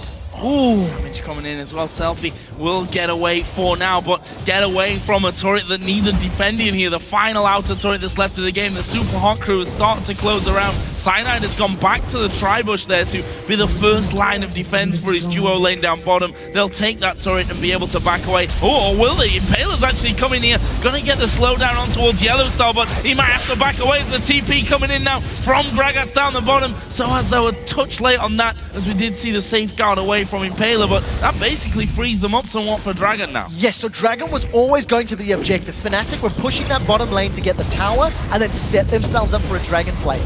Impaler almost gifted the Dragon because he tried to catch them off. He tried to set up a kill, and obviously it backfires. So Impaler loses his flash. Fnatic grab themselves another Dragon this game, and you notice in the picture-in-picture, Mima couldn't even secure that top lane tower. So Fnatic just continuing to exert their presence and their control in this game. 4 sweeping lenses and the scrying orb. as far as the trinkets are concerned. So vision and vision denial, very, very important for the team. And Fnatic still with very good deep wards in Super Hot Crew's jungle. And we'll go back to that point from earlier that Super Hot Crew, whilst being behind, they have a team that are going to be getting stronger. The question is, how far behind are they going to be when that happens? As Impale here, going to get set upon by Yellowstar, and Soaz dashes over the wall. He's going to throw down the first barrel. A lot of damage coming in. Actually takes the Lantern as the hook lands, but that's not going to be followed upon, as Reckless also was slowed by Dr. Mundo on that top side. So the thing for Super Hot Crew, as you touched on their scaling, the important factor is going to be peeling and protection for Mr. Rawls. If Syndra or Gragas are able to pop their ultimates onto Cogmore, that could be enough to just melt it. He's only got a Trinity Force completed in 17 minutes, so Super Hot Crew need to stall significantly further. They need to get more items of Mr. Rawls, and then very importantly, they need to put him in a position where he can just pop down that Bio-Arcane Barrage from his W and spam out damage. If he is ever out of position, he can just get melted. He can just get completely destroyed. So we need to see how carefully Mr. Rawls places himself. He has yet to give up a kill in this game, but when he does, it'll be his second death against Fnatic this split. Actually having to go at the white. Meanwhile, Cyanide will just be clearing out the wards and trying to secure another Super Hot Crew blue buff for his teammate. And there it is, going over to Peke, who hits level 13, which is 2 levels above his opposite number, who himself is trying to get some farm down on his bottom side. No real pressure onto the tower, though. Reckless was already there to make sure that that wasn't going to continue. So you're talking about pressure. Peke, when he set his 300 CS farm record, was playing Orianna against the Lulu. What we are noticing more and more this split is how little lane presence and pressure Lulus are offering. We did see a decent gank attempt on Peke, burned his flash. But again, Lulu in the mid lane is just not scary enough to many other mid laners. And, you know, Selfie's been bullied around. Even with an early ganked attempt by Impala, it was thwarted by Peke Syndra, and Selfie's just had a torrid time in that mid lane, which is arguably why he's moved to this bottom lane to CS, try to get away from Peke and farm himself up to a position of power. We're not all that far away from 10,000 gold being Fnatic's lead at this stage, and we've not hit that 20-minute mark yet, so Super Hot Crew need to play this one safe for a little while longer. Try and get in there maybe for a sneaky dragon attempt or a steal. For Impale, it might even be worth it for him at this point to just dive in there as Lee Sin and try and outsmite Cyanide, but that's all ifs and buts and not exactly something that you want to be relying on to be able to come back and be able to win a game. As we can look down some of the other items here as well. The needlessly large rod was picked up by Peke and the Fiendish Codex. He's going in towards his DFG, and once that comes in, I'm not sure what's going to be able to save anyone from Syndra. No, not a whole lot. And when he built his DFG Syndra last week, he was just waiting for somebody to jump into his face. It was against Millennium, and Kotinex was running Kha'Zix. And all Peke did is waited for Kha'Zix to jump on either himself or Reckless, and then just throw everything at the bug. And even if it didn't kill Kotinex, there was so much damage put down in such a short space of time that Reckless or the rest of Fnatic could finish him out. And look at this, they've put Selfie. Yeah, Selfie was trying to have a go at Reckless down the bottom. There's the hook landing, and Selfie not going to escape this one. Yellowstar actually will be picking up the kill from that one to go 1-0-1. Meanwhile, Mima and Soaz having a bit of an altercation up top. Soaz still has his ultimate here if he really needs to throw that one down. In the end, he doesn't particularly. Mima had already got his ultimate running from that one, and with less than 2 minutes to go for the Dragon, the Selfie dying again. He's not having the game of his life. Those boots of mobility that he picked up earlier, not quick enough, even being Lulu, to get away from the danger of Fnatic. Definitely not. The most interesting thing over the last minute was the fact that Mima seemed to push Soaz away. Mima does have that giant spell, he does have the Spirit Visage picked up, so if he's mitigating all the damage Soaz is putting down to the point that he can duel him, then that's obviously a good position for the Super Hot Crew. But they can't even defend the tower. Remember, Selfie's Lulu is the safe wave clear. Yes, Voidoo's Living Artillery from Cogmore is going to do something to help, but it's certainly not a insta-give wave clear spell when you're building him Triforce and working towards Blade of the King. I said earlier that they can't afford to lose a tower and then a dragon in a row, but unfortunately, it looks like that's the way it could be going down here for Fnatic. Taking that inner middle turret. We've seen Reckless going home to shop. That's given him the almost ghost blade here as he comes back in. There's 1,000 gold on the support and the jungler still to spend, and they'll be back just in time to that bottom side of the map to have the dragon away when 30 seconds spawn is up. Once again, I just have to give, a huge amount of props to Fnatic. With a minute left before Dragon respawns, they push the mid lane down, they get the inner mid turret from Super Hot Crew, and then they back out through the jungle to place wards. Those wards have just been cleared out by Super Hot Crew mostly, but nevertheless the decision making is very, very smart, and it's showing the Fnatic are planning a few steps ahead. And it's part of the reason they've got this 9,000 gold lead. The problem for Super Hot Crew is they need to capitalize on a Fnatic mistake, because with the gold difference in terms of itemization, if they just go toe-to-toe in a straight-up 5v5 fight, I don't think that they can win. So we'll see if Impaler can set himself up a steal. I think that Dragon's too far away and he's planning to flash over. And he goes through. They've got the vision there as Impaler inside of the Dragon Pit. Can he steal it? No, he can't. He's going to lose out on that and gets hooked and finished off by Reckless. And that's a kill. And that is the Dragon going over to Fnatic, the third of the game. And the reason I said flash over is if Impaler was going to jump in there with his Safeguard W, the cooldown was going to be not available for him to jump back to a teammate. So fortunately, Impaler tries a moment, but Cyanide is well known for securing objectives, whether it's his or his opponent's. And unfortunately, Super Hot Crew, 11,000 gold. This is just now a slow strangle. Fnatic have got complete control of the map, complete control of the objectives, and it is just a matter of time before Fnatic decide to siege up more towers. Hell, they don't even need to siege, they can just sneak one away because Super Hot Crew aren't here. I was going to say, they're already doing a good job of this one as a hot comes through. Selfie sidesteps. We see the talisman there that Yellow Star swapped out earlier on, and that will get them away to safety. The DFG for Peke is there as well. And overall, Fnatic in a commanding position. We can see that Selfie actually picking up an elixir there, so he obviously feels that he's really behind in this one and needs that power now, or certainly what could be in the coming moments. I mean, at this stage, Fnatic don't really need Baron, but they're in such a good position even if they were to force a fight there. With all of the objectives and the farm that Peke has over Selfie's Lulu, it's close to 2,500 gold. Actually, it's 2,700 gold difference between Selfie's Lulu and Peke's Syndra. And while Peke hasn't spent 1,300 of that, that is a massive, massive difference at 24 minutes into the game. And there's not enough MR or defensive stats on anyone except Mima. So Peke should be able to just blow anybody up that's in range. The problem for Super Hot Crew is they've fallen so far behind in laning phase. I struggle to see how they can, regain control of this game without forcing Fnatic to make mistakes. But again, they do scale. You do always need to remember, a late game Kog'Maw, in theory, can do a lot. But you need to get there first, and a Trinity Force Vamp Scepter is not terrifying in 25 minutes. No, and especially if you compare that to his opposite number, Blade of the Rune King, Ghost Blade, got a BF sword in there as well. And we can see Fnatic getting the wards cleared out and placed up by the Baron.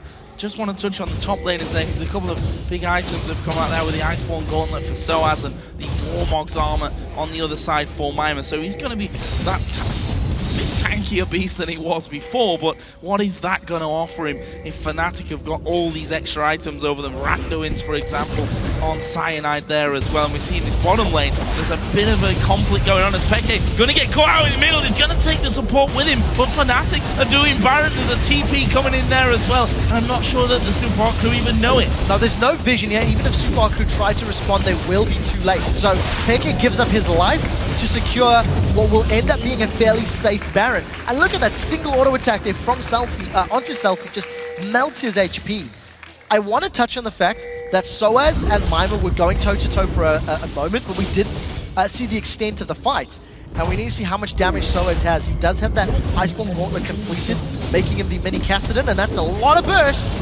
Wow, we see the Wild Growth throwing out there by Selfie. Soaz already walking towards that turret. Is he going to dive it? He is going to dive it. And with the flash body slam, locks up the kill, loses very little health. Meanwhile, they've caught Impaler there in pretty much no man's land. That's Fnatic territory. I'm not sure why Impaler was there. And Fnatic running away with this game. They've ran away with it. Well, they have, yes. They're in absolute control. From the very moment this game started, the laning phase went every single way, went completely in Fnatic's way, rather, is what I'm trying to say. Unfortunately for Super Hot Crew, their late game protector Cogmore team comp simply just got destroyed. Cyanide has had so many good ganks in the top lane, and Soaz has pulled a lot of threat. Soaz has been a frustrating thorn in Super Hot Crew's side, and it's just a very, very good demonstration of map play, of picks and bans, and in-game decision-making. And now Mima, he's actually thinking of picking a fight here. Yeah, well, I mean, he's tanky enough to have a go at this one, but we see on the other side, Yellowstar flashing in there, Kasing going to take damage. Is he going to fall? Not quite. A lot of ping-pong onto Reckless as well, but he's able to get away. Mima, in the meantime, still trying to get in. Peke is pushing the bottom lane out, and Selfie just can't deal with Peke at this point. The Wild Growth having to be used. Stun coming in. Is Peke going to throw his ulti down? Yes, he is, and it's an easy 1v1, and if you can't deal with the Syndra that's split pushing, how are you ever going to protect your base? Peke just melts through Selfie, and you know, in this previous fight, there was no protection for Mr. Oz. The rest of Super Hot Crew were trying to dive onto Soaz on the right-hand side, and they just left Mr. Oz, alone. So Peke's on the bottom lane, the rest of Fnatic are on the top lane, and it's just a matter of what's going to break first. Minion waves running out. Peke seems to be backing away, but that's 50% HP on both towers reduced. Not sure how the Super Hot Crew are going to be able to hold out on this one. They've still got 10 seconds until Selfie comes back onto the map. Does have that Void Staff in, picked that one up a little bit earlier on as the hook comes on towards Impaler. Finished off there by Reckless, who's now on a killing spree, and that will be enough to open up this turret, and Fnatic take their 7th of the game. They're going to get the hit. They've hooked Mima. Oh, they've hooked Mima. And he is tanky, as I said before, but the culling going to do all the damage. Yellowstar actually stealing that one away. Reckless did get a bit of retribution as he does take down Selfie pretty much directly after Selfie spawned in. Meanwhile, Peke had still continued that push down the bottom lane, and I think Fnatic can just win it here with 3 men dead. Yeah, there's not enough resistance from the Super Hot Crew. The rest of Fnatic have got the numbers. You got a Nexus turret down, and it's just been absolute destruction. 0-6-1 on Selfie, 1-4-1 on Impaler. They simply did not have the impact they were hoping for this game. Fnatic playing it perfectly. There is the finisher, and Fnatic pick up another win here. 4 out of 4 in Super Week. This is a scary looking Fnatic as well. I mean, we're talking about the Super Hot Crew here, a team who did well for themselves in Super Week as well, and have looked to really improve every single time that we've seen them since they switched to the support. But this game, they were far behind before they had anything to say about it. Yeah, there's actually an interesting shift in power at the top of the table. SK was holding on to those top 2 spots for a while, but with their loss this morning, they're now 11 wins, 8 losses. With Fnatic's victory today, they are 12 wins, 7 losses. They got 1 win more, 1 loss less. And they play each other again tomorrow. SK are slipping. They're losing their grip on the top of the table, and Fnatic are just cresting. From the beginning of the spring split where they looked shaky, they looked weak, they are growing in confidence, they are growing in decision making. And why are people still giving Yellowstar Thresh? And why do we ever expect anything else from Fnatic other than they peak at the right time in the year? They look decidedly dodgy. If you look back to early stages of the year where we thought, oh, we even said it ourselves, is this time where Fnatic, drops their crown and aren't able to pick up another split? Well, obviously Alliance have something still to say about that. We've still got a way to go, but they have improved so much over the last couple of weeks. They have, and on the other side of the coin, the Super Hot Crew got 3-1 last week. It doesn't look like they even showed up. No. It doesn't look like the same team that played phenomenally last week against Fnatic. Fnatic just completely strangled any decision they made. Any gank that Impaler attempted got shut down. Lanes went in favor of Fnatic, and Super Hot Crew were just dancing to Fnatic's beat the entire game. We saw that top lane Gragas pick from Soaz, and the fact that we've been seeing it so much more often these days, ending 3-0 constant pain really for the entire Super Hot team. Super Hot Crew team, that's what they're really called. Either way, let's move on from that. Shox is on stage with Fnatic Soaz, so let's send it over there. Thank you very much, Joe. Congratulations, Soaz. Another victory here for Fnatic, and the Gragas, the 2nd time today we saw it come out, and I can imagine that might be a champion that you really like in this meta, so talk me through how it fits your style. Well, Gragas is kind of a utility tank champion top lane, so of course it fits my style. I like to play more utility champion than carry top laners, so yeah, I practiced Gragas quite a lot this week, and just played it today. Yeah, it was very good. And when they last locked in the Mundo, a little birdie called Aranea told us that you guys might have been expecting the Mundo. Weren't you guys afraid that as the game went very late, it might be too hard to kill him? I knew that at some, like, Gragas early levels was way stronger than Mundo, but I knew that at some point he would beat me and I couldn't, like, really stand 1v1, just, like, clear the wave maybe. But we had really good advantage top lane early on, so we just snowball. I could snowball quite a lot from that, and I didn't try to punish him as hard, but more rotate and get dragons and stuff like this. Well, another victory for you guys, so that worked out very well. In your eyes, how far is the Fnatic now as you guys are playing away from the Fnatic that has won 3 consecutive splits? How far are you away from that level? A bit, not that far, but the problem we had before is we couldn't close up the game, and right now we still have this good early game that we have and good champ select, but we tend to close up the game way easier and better than before. So if we keep playing like this as we play today, we will do pretty good, I think. I think so too. Well, thank you very much. Thank you. All right, it's time for us to take a quick break, but when we come back, we're going to break down this game with Officio and D-Man, and Alliance will take on Millennium. Stay right here.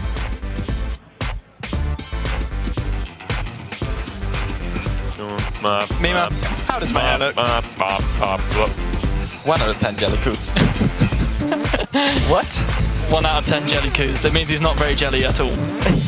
We'll touch on that in a second, as this is going to turn into a 2v2.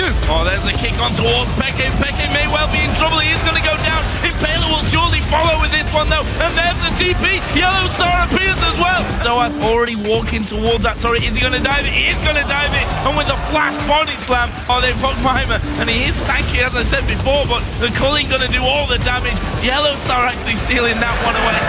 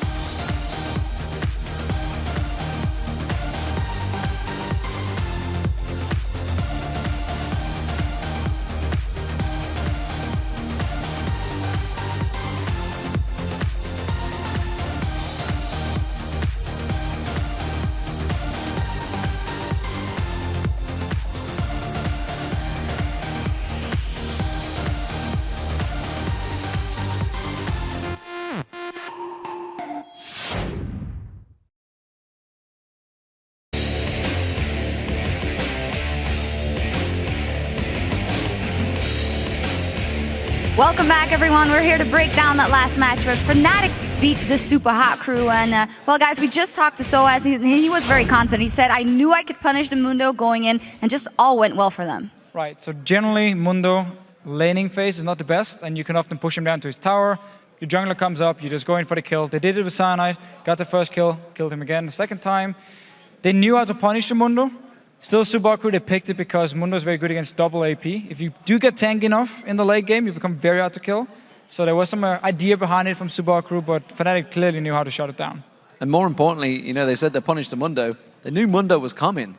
You know, they've now got Aranea in their camp. They've got a coach that actually does research for them. And he called 3 out of the 5 picks. Yeah. We were sat with him down here. He was in the stage, and he was like, they're going to pick this, this, this, this, this. Was expecting Braum. They bought without Morgana. But they already knew. They knew Mundo was coming, so they'd already had a plan to work against it. As long as you have like the basic ideas. Reckless as well, picked Lucian very early on, so you could build Blazer and King against Dr. Mundo again. If you stack HP, Blade would just shred right through him. So overall, very good pick and ban phase from Fnatic, and full credit to Aranea. It really shows his work behind the scene is paying off for Fnatic. Absolutely, and so I asked Soaz, how far do you think you're away from the best Fnatic we have seen? And he said, you know what? Not that far, as long as we can keep closing out games that we do. What do you guys think? Yeah, I mean, at the end of the day, you know, Europe, everyone, it's always ties. We've had it back in the summer 2013. You know, they came through, and sure as hell, who rose to the top once again? It's the 3 split champions, Fnatic. They could be the 4th. Who knows? They're peaking at exactly the right point, as they always do. So the question for me is not how well they can do in Europe, because we know they can perform here. It's how well they can do at Worlds. If they do go to Worlds, play against teams from NA, from Korea, from China, all over the world here, how do they perform against these teams? It's all that matters. Will they prepare more than they did for All-Star, or do they just show up again with a bit of a, what can we say, like bad performance at least from All-Star from Fnatic? Yeah, I mean, the one big thing for Fnatic that they've always had going for them is that they can play multiple different styles. They're not a one-dimensional team. If they want to play at pick comp, they'll play at pick comp. If they just want to straight up lane phase you, they will do. And if they want to try something different, fancy, maybe adjust, they generally can do it. And that's actually what does them so well when they have these big international tournaments. It's how they got 3rd place last year. Yeah, of course. They aren't there yet. We're going to see how they do versus SK Gaming tomorrow as well, of course. For now, though, we're going to check in with you guys at home, because earlier today we asked you to put your fandom on display and let us know which European LCS pro would you want to do a queue with and why. The first answer is from @LaniathMan. Selfie. His super aggressive style would be hilarious and would never get boring. Well, Mobility Boots on Lulu, not boring at all. No. Not the best game for Selfie here, but I'm sure in solo queue he's a lot of fun to be around. He's always been very high up. I mean, I believe he's been Challenger for a long, long time. He used to play Fizz pretty much every single game in Challenger. So yeah, definitely should be a fun guy. Needs to give me more fantasy points, however, and not die 5 times. The second one is from @Piontefu. A lot of pros say Kerp is hilarious to hang around with, and who wouldn't want to be carried by the trackball god? Well, you discussed this one earlier, and you said actually he trolls you a lot when you play with him. He just plays everything. He plays whatever he wants. A bit like Soaz, you can never expect what exactly they're going to play and what they're going to build. And then he likes to yell a lot while he plays solo. Always fun. The next one is from @Derek05849228. Maybe that's his phone number, I don't know. It must be Edward. All you need is to just insta-lock Thresh for him, and he will land hooks left and right. I've played with Eddie. He is fantastic to solo queue with as well. I didn't solo queue with him. I've done normals with him. I've done normals with a lot of team players, but he's great to play with. I agree. I thought you were going to get... I didn't actually get to do a queue with him because we're both supports. So. Well, he's Big Boss Eddie to you. So. He's Big Boss Eddie. He's made it very clear I can only call him Big Boss Eddie, and that's how it is. All right, then the last tweet is from @BobTheBaker87. I would love to duo with the Fischio, former godlike support and now a league know-it-all, and the Danish accent is a plus. I agree. I'm not sure the Riot Rumble team agrees because he couldn't carry them. Well, I was playing mid lane, so I tried. I'm great to play with in solo queue. I always win. I've heard great stuff from your other half, and you can't carry her through gold. Well, gold is pretty hard to get past, to be honest. Yeah, true. Absolutely. We're not going to go any further in that. Thanks for sending those in, and we look forward to hearing more. You can continue to let us know about your fandom by following us @LL Esports and using the hashtag LCS. Joe and Quickshot are about to take us into the next match, but first, let's take a look inside the professional and personal life of a pro player as we spend some time with Millennium's Kevin. So we are here in Krefeld. My girlfriend is living here. and I'm living with her here. It's my private zone where I can just relax a bit, where I can chill out, where I play as well. I don't have to be 24/7 with the guys. I don't think it's good as well. It's really important for our relationship that he comes home. And I think I'm so blessed that it's possible. Sometimes it's hard because it's not only his job, it's his hobby too. So when he's off scrims and he has free time, he wants to play as well because that's what he does, that's what he loves. I support him as much as I can. I know when he plays more, he gets better, and that's better for his future. The first time I played with Kevin was actually back in Season 1. There was like only German team, and we were just playing for fun. Me and Kevin, we were like the star players of the team. Like he played really well back then. I mean, we made it to DreamHack, which is like crazy already. At that point, my parents weren't like really okay with what I was doing because I was playing really 12 hours a day. I was like, don't worry about my school, I will be fine with that, but just let me play because maybe I can do something out of it. When everything happened and we realized actually that we are going to DreamHack for the finals, I actually thought, but maybe I can go pro, maybe even. I had the Season 2 qualification at Gamescom for the World Finals with SK. It was a great experience for us in LA for the World Championship as well. Going into the LCS, definitely where I just realized, hey, this is now a job and this is actually the living right now you have. My week is basically after the LCS I go back to here. Saturday is free day, I stay as well here, and Monday I go to the house and start practicing with the guys.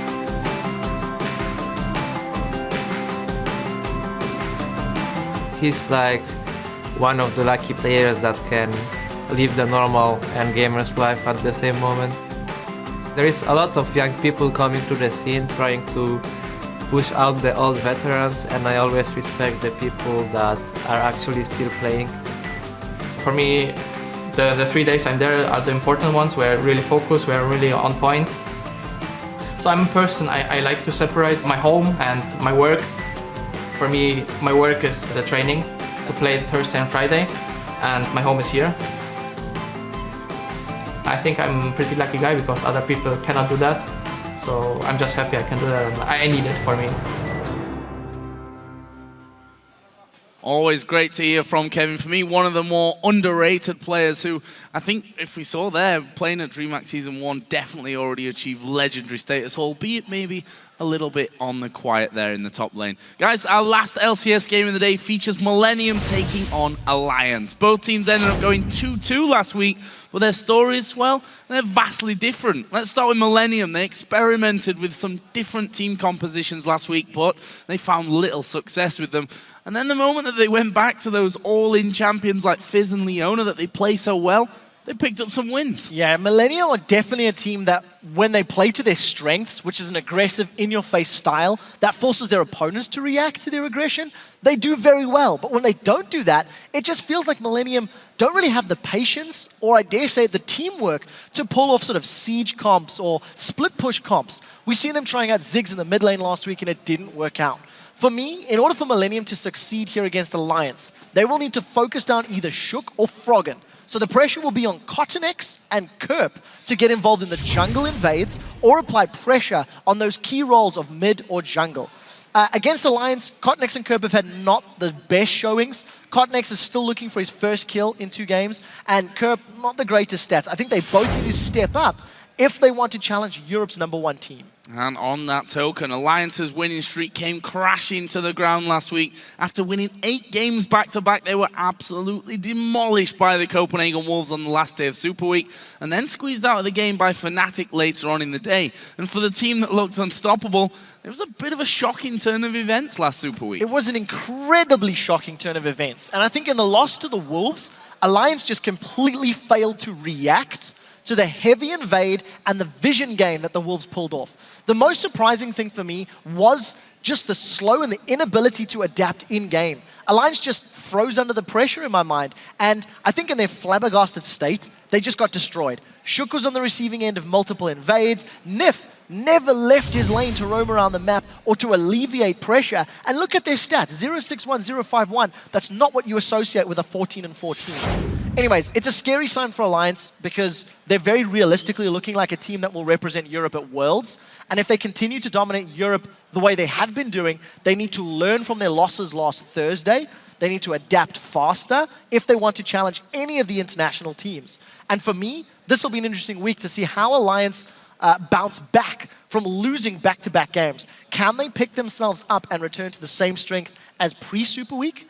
Because they lost a lot of games back-to-back in spring and never really hit a high peak in power. So this will be a test in my mind. Well, we're going to find out here very soon. First of all, though, we're going to check out the starting lineups, starting on the blue side with Millennium. There, of course, Kevin in the top lane, COPENHAGEN in the jungle, Kerp in the mid lane, Creaton the AD carry, and J-Ree the support. And of course, on the red side, it is Alliance with Wicked up top, Shook in the jungle, Froggen playing the mid lane, Tabs as the AD carry, and Nif as the support. So let's total up the votes and see which team you pick to win. According to LOLesports.com, who would have thought it? Alliance has the most votes with 80%. It's not quite the 90% curse that is, as Jack said on Twitter last week, very real. It is legit. If a team gets 90% or more vote, they tend to lose that game. It's something that's happening in the summer split.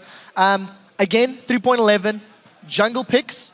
There's pressure on COPENHAGEN. He can't panic pick Kha'Zix again. It didn't work last week against Fnatic. It's most likely not going to work against Alliance. And I wonder if jungle bans might not be a way forward for Alliance. Try to force COPENHAGEN into something, either the first pick, and then they can get a power pick. And the reason I highlight that is Shook has only played Lee Sin, Elise, and Evelynn in all 18 of Alliance's games. So he's definitely got his hands on the right pick and ban strategy to get a good jungler. So if you pick all three of those, Shook might just be out of the game. Not something that's going to happen. Lulu, though, will be the first ban for Millennium, and that's aimed straight at Wicked, who played it in 3 out of 4 games during Super Week last week. Evelynn also taken away, so definitely a focus here towards COPENHAGEN. Yeah, and I actually think Evelynn is probably COPENHAGEN's strongest jungle champion. While COPENHAGEN has played a lot of Lee Sin, I tend to prefer his flanking and his laning phase presence with that Evelynn. So smart play from Alliance. It does leave both Lee Sin and Elise available. And let's see who gets which one. And Millennium have not banned out Kassadin, something that we've come to really expect from them. Kassadin bans, whether it's blue side or red side, they left it open this time, and Alliance banned it away. Millennium instead decided to ban out Orianna and Morgana, and there was Lee Sin left open. Big smile on COPENHAGEN's face as Millennium locked that in as their first choice. That is the 9th time that COPENHAGEN will be playing Lee Sin this split, and it denies it from Shook, who it would have been his 10th time. Because the jungle champion is taken off the table and you're not expecting Elise to be played in a top lane or a support role, Alliance then get their preferred AD carry and their preferred top lane champion. Again, it could maybe be support, but we are expecting a top because that is where basically every Gragas is going in all regions in the world. And comfort pick certainly for Tabs in there, who's been a prolific AD carry so far, and this is why I was interested to see what Kerp is going to go with quite a few mid lane bans in the ban outs of this matchup, and locks in Fizz without too much hesitation. And again, I have to go back to it again, feeling like a bit of a broken record, but that's just how it goes here with Kerp's very, very good Fizz play and sometimes non-existent presence at all. The thing is, that's also the champion though, right? Big change. Ezreal locked in here for Creaton, going back to a golden oldie, I would dare say. Super early. Probably not going to happen, but Essence Reaver, maybe. Anyways, we'll see in game. You know, Fizz is a champion. If you get ahead, you can stay ahead, you can keep killing people. But if you don't have the ability to blow somebody up, then all of a sudden the champion itself becomes somewhat useless. And we've seen a Fizz versus Syndra matchup earlier today in Rockat versus SK's game. So Froggen, I don't know if he wants to run a Ziggs into a Fizz. That seems like a scary matchup. While you can punish with range, you do run the risk of getting blown up. And Syndra has got, you know, fairly equal burst in that regard. So I'm interested to see what Froggen decides to run as his mid lane champion to counter this Fizz. Oh, Lissandra there. I don't think that was really the one they were looking for. Switching quickly off to Elise, and probably a pretty predictable one, in all fairness, in the jungle there for Shook. As you mentioned, he's played the kind of trinity of junglers pretty much exclusively throughout this split so far. Now for Millennium, looking for a support for J-Re and a top laner for Kevin. Now Blitzcrank always hovered over by J-Re, most of the time not locked in, but we have seen it from him. Yeah, we have seen it from him, and into a Braum, it could even be a possibility. Braum is another one of those champions, being melee and having a fairly understandable attack path. It is locked in. So J-Re is pulling out the first Blitzcrank of the summer split. And the reason I like that lock-in is if he focuses down Braum and he uses the mobility of Ezreal in the same process, they can punish the melee range and pre-6 potentially set up kills. The thing is, Millennium have once again got an all-or-nothing team composition. If J-Re doesn't hit his hooks, they can't kill people. If Kerp isn't blowing people up with that Chum the Waters, his fizz becomes useless. But they are fairly squishy champions on the side of Alliance. If they can surprise Wicked before he gets tanky, before he gets his items, it can work in their favor. So what will Froggen go with here, with Orianna off the table, Lulu off the table, Twisted Fate, Kassadin banned out by themselves? What is he going to lock in this mid lane? Ziggs, of course, has snuck through the picks and the bans this phase.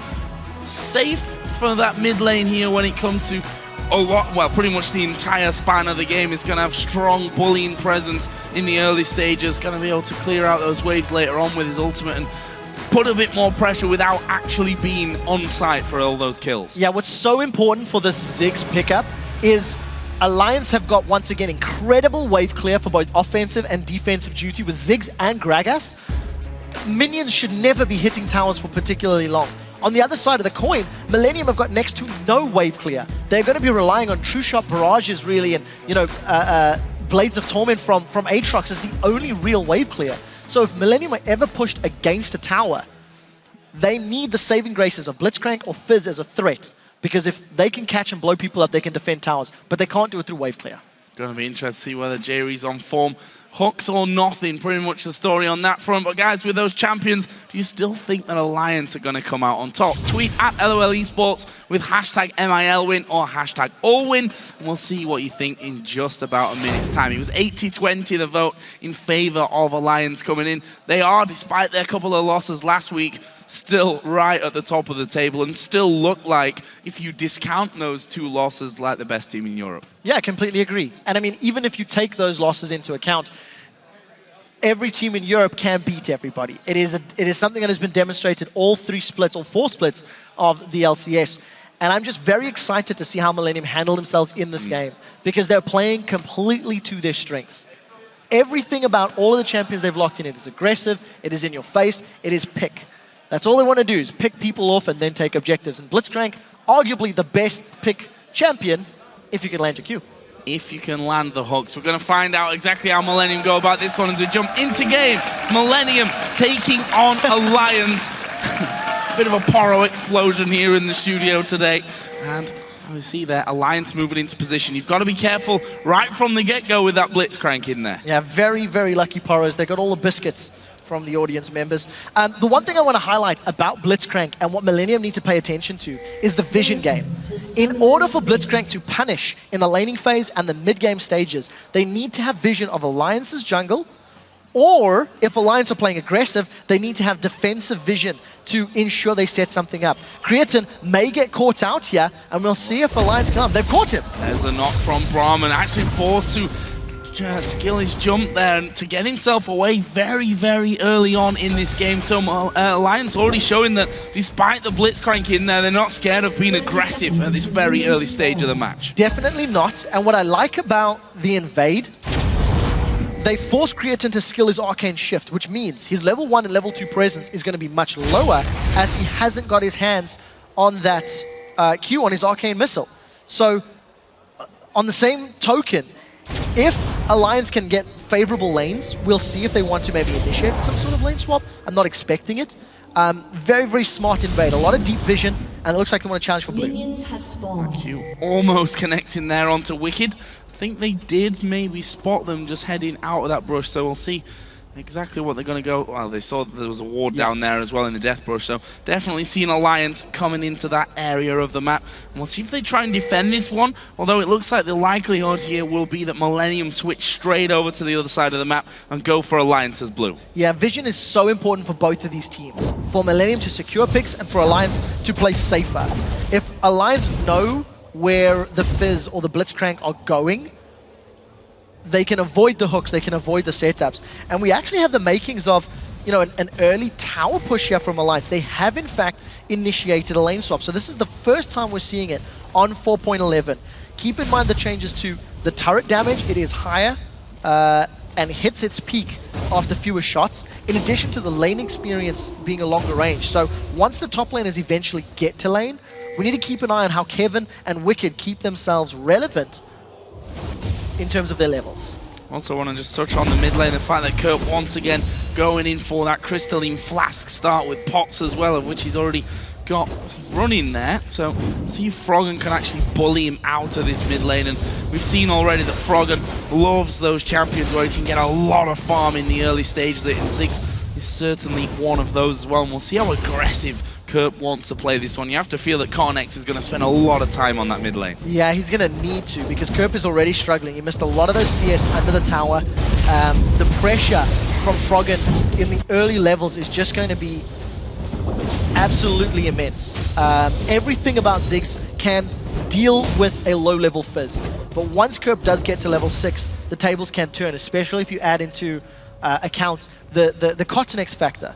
I also want to highlight, it is game 4 of the day, and 3 of the games we've seen double teleports. So Kerp is running that flash teleport with his Fizz, and look at the movements from Alliance. They're going to set up a very early Dragon, most likely because of Elise, although they have actually been pushed away from it by an aggressive move from Millennium. Yeah, Alliance moving straight towards that middle outer turret. Millennium are gathered around Dragon as well, but they decided to recall away as Kevin will then TP towards his top lane. So no TP available. Alliance actually backing away from that mid tower, having done around about half damage. But are they going to put a dive here onto Kevin? So it looks like Alliance are just trying to negate the power of that Blitzcrank in the laning phase. We talked about how, you know, fairly easy it would be for Jay Reed to hook Nif if they were going to go in those head-to-head lanes, and that could have been a deciding factor as to why Alliance moved. Now, they did put damage in the mid lane tower. That's Context going deep. Following through on that one there is Kevin actually diving in as well. The hook missing from Jay Reed,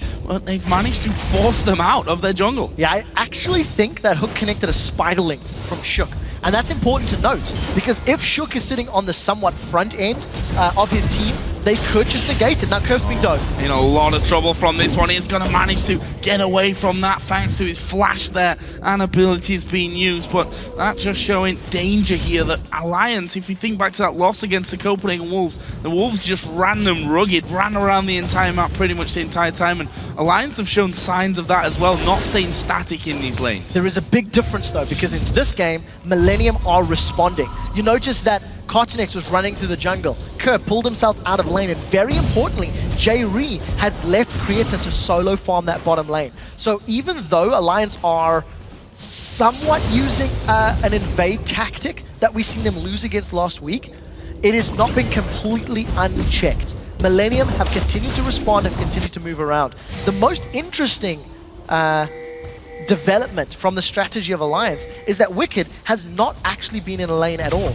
Kevin has teleported to lane a few minutes ago, getting some experience, and Wicked has basically been holding Shook's hand in the jungle and moving around this entire time. As he recalls there, may see him actually coming down onto this bottom lane, although that lane is frozen quite far up on Millennium's side of the map, so that might be a problem for him, and he's actually walking back out of the base there with Shook, so we'll see if he continues that trend of just following Shook around the jungle. And as we hit the 6-minute mark, no first blood as of yet. The gold remains very, very even. If you look at some early trends, though, it's that mid lane where the real difference lies, a 10 CS lead for Froggen. Yeah, and it is what you expect, you know, in the matchup itself and with the pressure that Alliance have put down. Also note the mini golem still standing there on Alliance's blue side, so hasn't been reset by Alliance because they've been roaming around the map. J-Re, he's going to get caught by the body slam. A lot of damage coming in, and there is the repel from Shook. He's gone quite deep on that as a Q from COPENHAGEN doesn't quite connect, and actually COPENHAGEN there taking a couple of hits, was almost stunned up there thanks to Braum. Yeah, very important to note, that was a level 1 cocoon from Shook, so it was only a 1-second stun. There just simply wasn't enough time to get the kill. So Alliance, because of the focus on this mid lane and the invader Millennium's blue, their blue, I think it actually has just respawned if I check the vision. Still standing, rather, that little mini golem. So they're going to need to clear that out, and it'll still be a few more minutes before it's up. And Millennium are keeping themselves relevant in CS in the lanes that matter. Kevin for the front line is doing okay. Creatine is farming himself up with Creatine. But you have to feel that if Millennium don't get poked down with that Ezreal, and he gets caught out by a Gragas or Ziggs bombs, he's going to be in a lot of trouble. So there we see it, that little golem still not being taken down, so that blue buff not respawning. There was a ward put down from Millennium on that, so biding the fact that maybe that ward will time out before they actually notice that and finish it off. Millennium should have vision of it. Right now though, they're going to be quite content with securing their own blue buff here for Curve in the mid lane. So I have to wonder what the game plan is here from Alliance. They haven't secured a kill.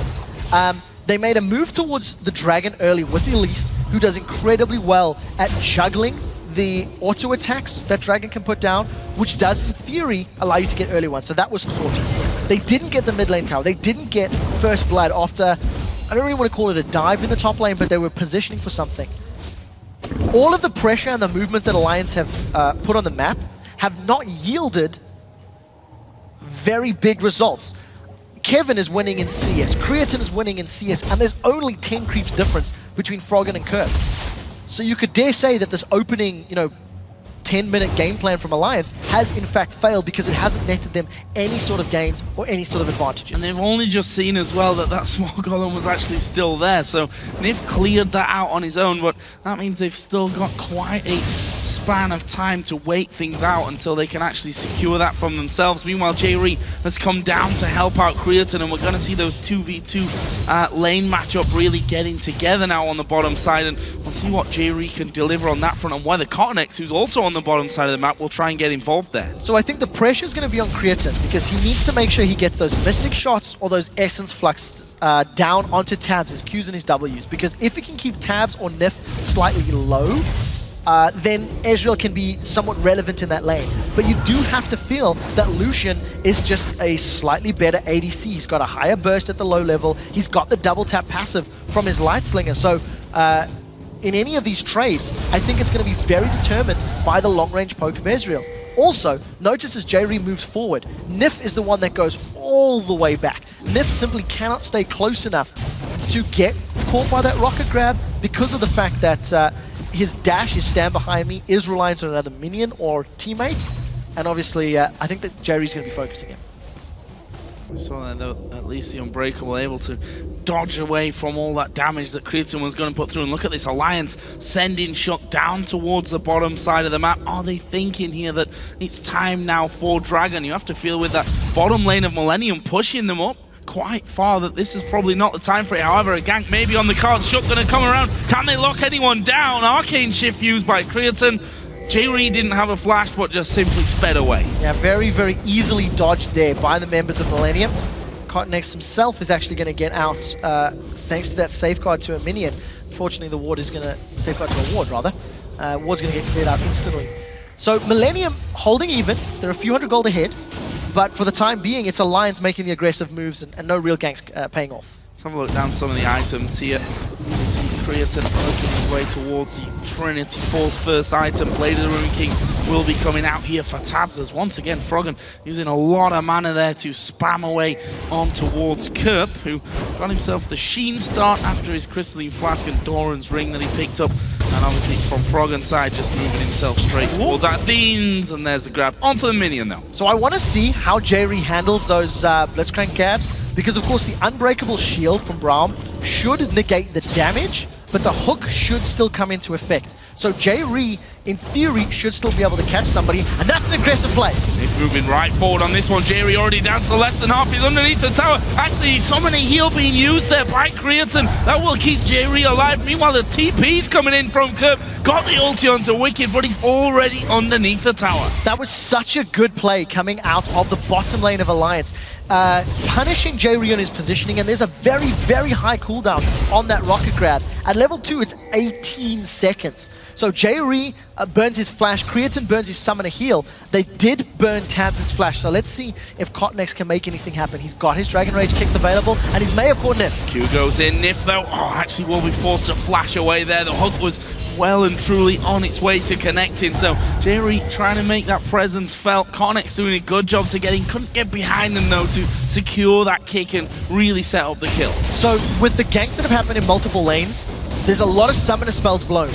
This means that if COPENHAGEN or Shook can take advantage of those summoner spells being down in the next 3 to 5 minutes, that is when they can get an advantage. We do see Kerp and COPENHAGEN doing the best they can to defend the tower, but it's not going to happen, and the range of Froggen is going to give Alliance their first advantage. That was an incredible satchel charge as well to knock them right against the wall, stop them from escaping. Going to be the first turret of the game going to Alliance. It swings the gold in their favor. This could really swing it though if they're able to finish off this dragon. It's going to be up to COPENHAGEN to steal it if Millennium are to take it. Well, there's going to have to be a 1v4 steal in this scenario. Sonic Wave just out of range, and Nif with some very, very good zoning. COPENHAGEN still hasn't given up.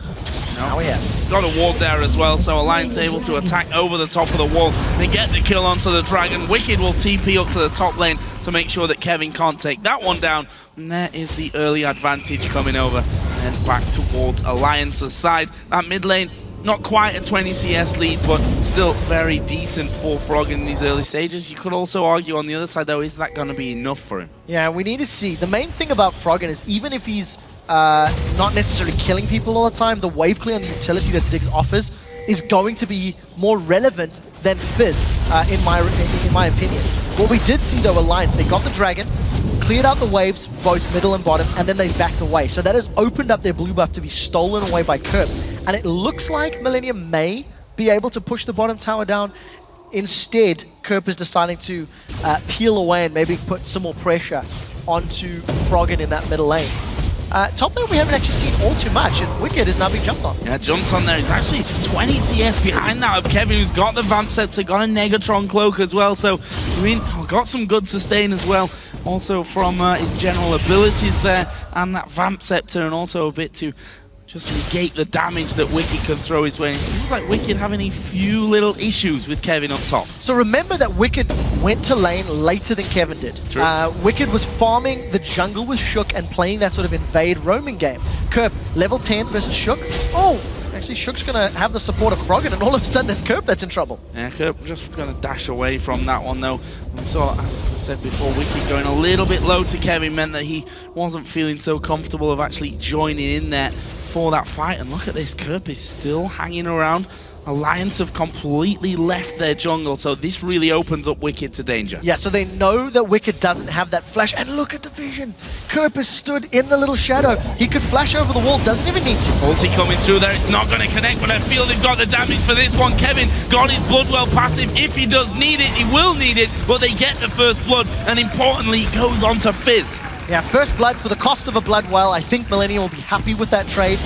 Secured by the champion that I think probably needs it most. Because if Kerp isn't able to do that to multiple Alliance members, their team comp is going to be in trouble. Look at the roam from Alliance. There's two members coming down to the bottom, and they've jumped on Creatine. Oh, this is really bad. There's the bomb coming in from Frog, and have they got the damage here to kill Jerry? They do. Nif takes some damage as well, and Creatine finds himself pinned to the tower with 4 men closing in around in the minion wave, only just now coming in. Tabs will dash in. Creatine goes aggressive. Tabs will survive it. It's Froggen that actually got the kill in the end, and this should open up the second turret for Alliance as well. Two very good kills for Alliance, and what you also noticed in that play, the true shot barrage from Creatine, and how easily it can just be mitigated by Nif's Unbreakable. They get a very good jump onto the minion wave by Nif. He gets his ultimate down, that Glacial Fissure, and it was just well executed. They got the damage, they got the tower, and Alliance come out ahead. So, smart play, and it also lands in both Froggen and Tabs' hands. So, Blade of the Ruined King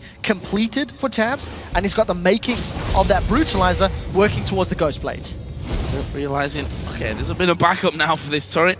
Can't necessarily go for it as Kevin come back into lane, got himself the cutlass there now as well. Don't forget that Bloodwell was taken away from him during that first blood dive onto Wicked on the top side, so he's got a little bit less safety now there, but still with Flash, still with his jump as well. Shouldn't have any problems. So one thing I would like to see Millennium doing with their Aatrox and with their Fizz, because they've both got teleports, I feel like they should try to do like a split push with Aatrox in one lane, Fizz in another. We've already seen that Kevin can deal with Wicked.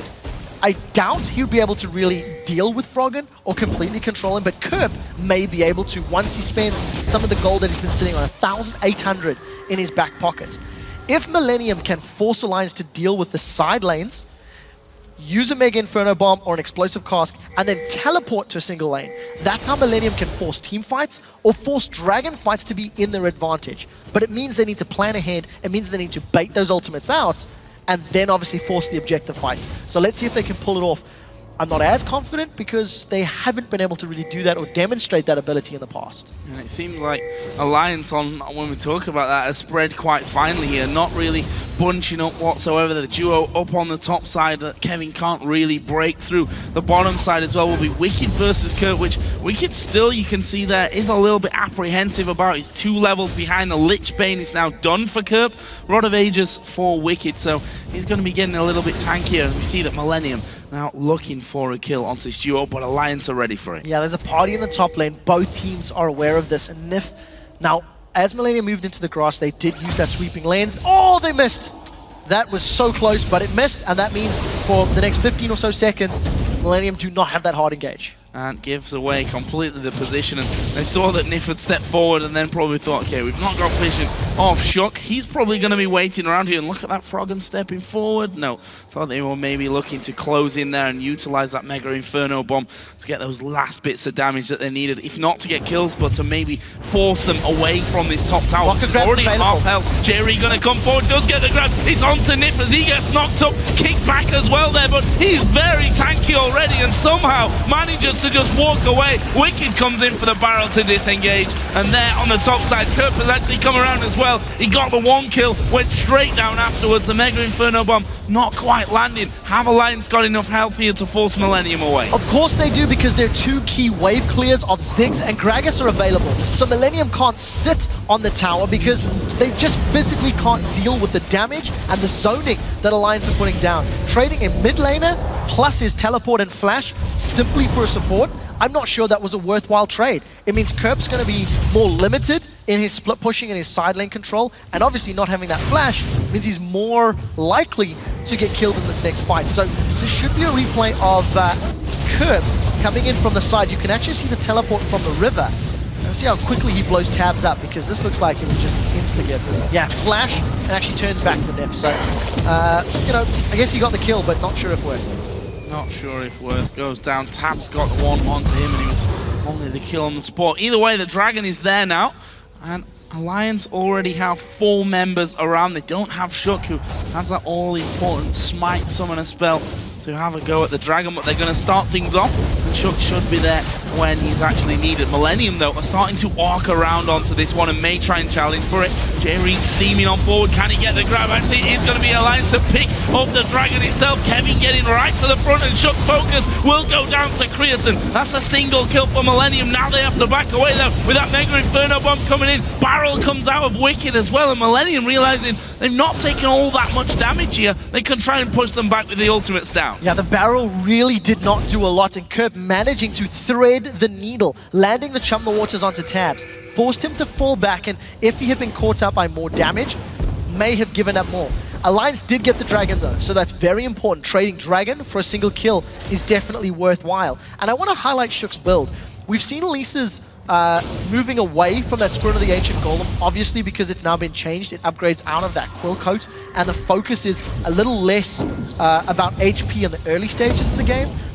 But with the Spirit of the Spectral Wraith and an early Haunting Guise, Shook is looking to assassinate people. He doesn't have that tankiness and frontline power that we sometimes see out of Elisa's. So what that does mean for Alliance is they are heavily, heavily invested in poking from range with Gragas and Ziggs and only committing to those big 5v5s once they have got poked down. In the Dragon Pit scenario, once they'd used all their abilities, they didn't have a front line to actually keep them alive, which is why they'll back away, and I expect them to do the same in future team fights. So we've gone over the 20-minute mark, so let's have a look at where the game stands. 32 to 28,000 gold. Solid 4K lead for Alliance.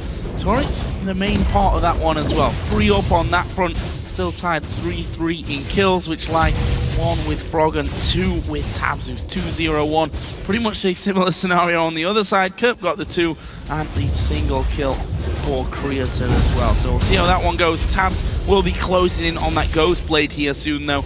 Got both parts of that recipe to go along with his Blade of the Ruined King. And notice Kevin continues to sort of push out the side lane. From the looks of things, Kerp is going to be going to the bottom lane. So that 1-3-1 push that we talk about fairly often is something that I think Millennium can and should be doing. The only thing they've got to be wary of is their teleport timers. Kerp has still got a quarter of his cooldown available, Kevin more than half.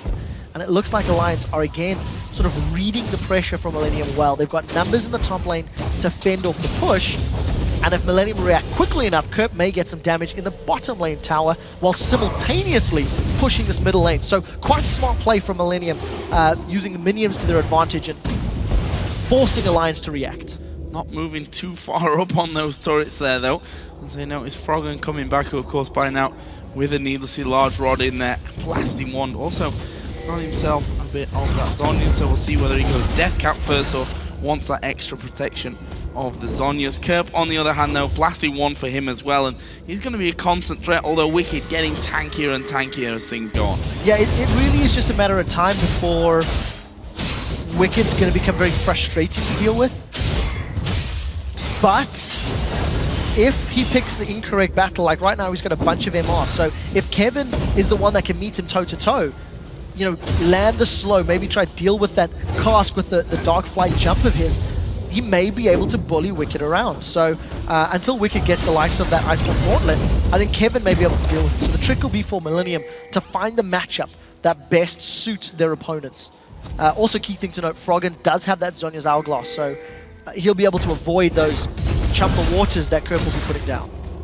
Could be a big saving grace for them here if Kerp continues this presence on that bottom side. The top turret, we were looking at it earlier on, is also not very healthy. Tabs was trying to keep those minions away from it because just 3 or 4 hits from them will probably be enough to finish off that tower. Kevin's not quite been able to get in range of it. We can see that Tabs' culling is actually on cooldown there. He's had to use it a couple of times here to really keep Kevin away from that turret. 2 auto attacks from Kevin and it goes down. I also want to highlight that he's also behind on CS, and I want to attribute a portion of that to the style that Alliance have played. With that early roaming and movement around the map, focus on trying to put damage down on Kevin, also made their life a little bit difficult. So he's not too far behind him, and he's got his Ghost Blade, his Blade of the Ruined King, and a BF Sword. He's in a very good position. But Millennium now, a minute and a half away from this next dragon. They made an attempt at a challenge, but I think they may have been a tiny bit late from the previous dragon. So we need to see how they handle themselves. Teleport is available for Kerp. It should be available for Kevin by the time the battle unfolds. And I would imagine that Kevin and Creaton should be spending their money. There you go. Creaton's just picked up his Blade of the Ruined King before the next dragon fight breaks out. Tabs already has his Ghost Blade there as well, though, so we'll see how those two match up if they ever get involved in this action. Froggen will also get that blue buff that was controlled on its early couple of spawns by Millennium, so that's always a welcome sign for Froggen in particular. We will have that here once this dragon does come rolling around. The AD carry is also going to be gifted red buffs as well, so both teams really gearing up for when this next dragon comes around. We can see that as well by the sheer amount of wards that are on that bottom side of the map. However, it looks like Kerp has been left a little bit too alone on the bottom side, and he's going to take Millennium's second tower. Yeah, so 2 very easily secured towers. Kevin gets the one on the top lane, took a long time to finally finish. J.Ree is now in some trouble. Alliance, they're looking to jump on him. This is very important because J.Ree is the biggest threat to dissuade Alliance from sieging up and dancing around objectives. If Alliance are grouped up around River, there's always the threat of a rocket grab. But we do see that J.Ree hasn't backed off yet. He's chugging away nothing, actually. That was the relic shield that I'm looking at. So he's down to about 3rd HP. And again, if the rocket grab catches a key target, that will be very strong. Kerp wants to come from the sidelines. Well, Dragon is already down to less than half HP. Cornex coming in, and it will in fact be Alliance again. That one TP from Wicked also will make him join in on that party, but do Millennium want to fight? They're going to be looking to pick one person off. Wicked has his ultimate available. The Inferno Bomb as well was there, and Alliance pick up the Dragon and are able to waltz on out without taking much damage at all. Nothing at all. Wicked was forced to use his teleport. Kevin used his as well. So Kerp will continue that split push. J.R.E. has still yet to back. So his effective HP if a fight were to break out is now even lower, thanks to the very effective poke that Alliance are putting down. Finally, we see Kerp backing, or probably to buy his death cap. And if he needs to teleport into the lane, he can.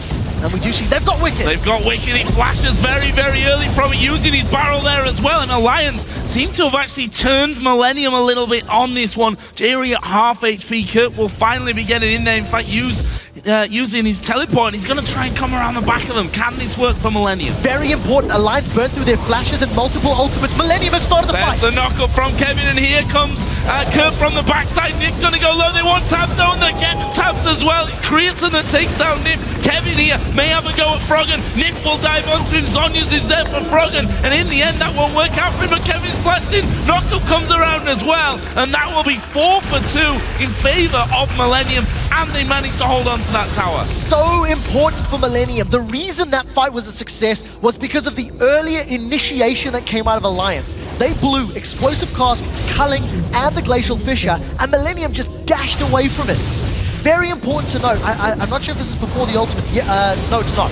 The reason that Millennium could win this fight is a few seconds before they baited and forced Alliance to blow all of the spells that give them a front line. And we talked about how Shook is not particularly tanky, and how if Millennium can get into the middle of Alliance, they can secure the kills. So very, very smart play by Millennium to re-engage after all of those key spells were down. And Joe, you rightly pointed out after that fight, Froggen didn't even use his Hourglass.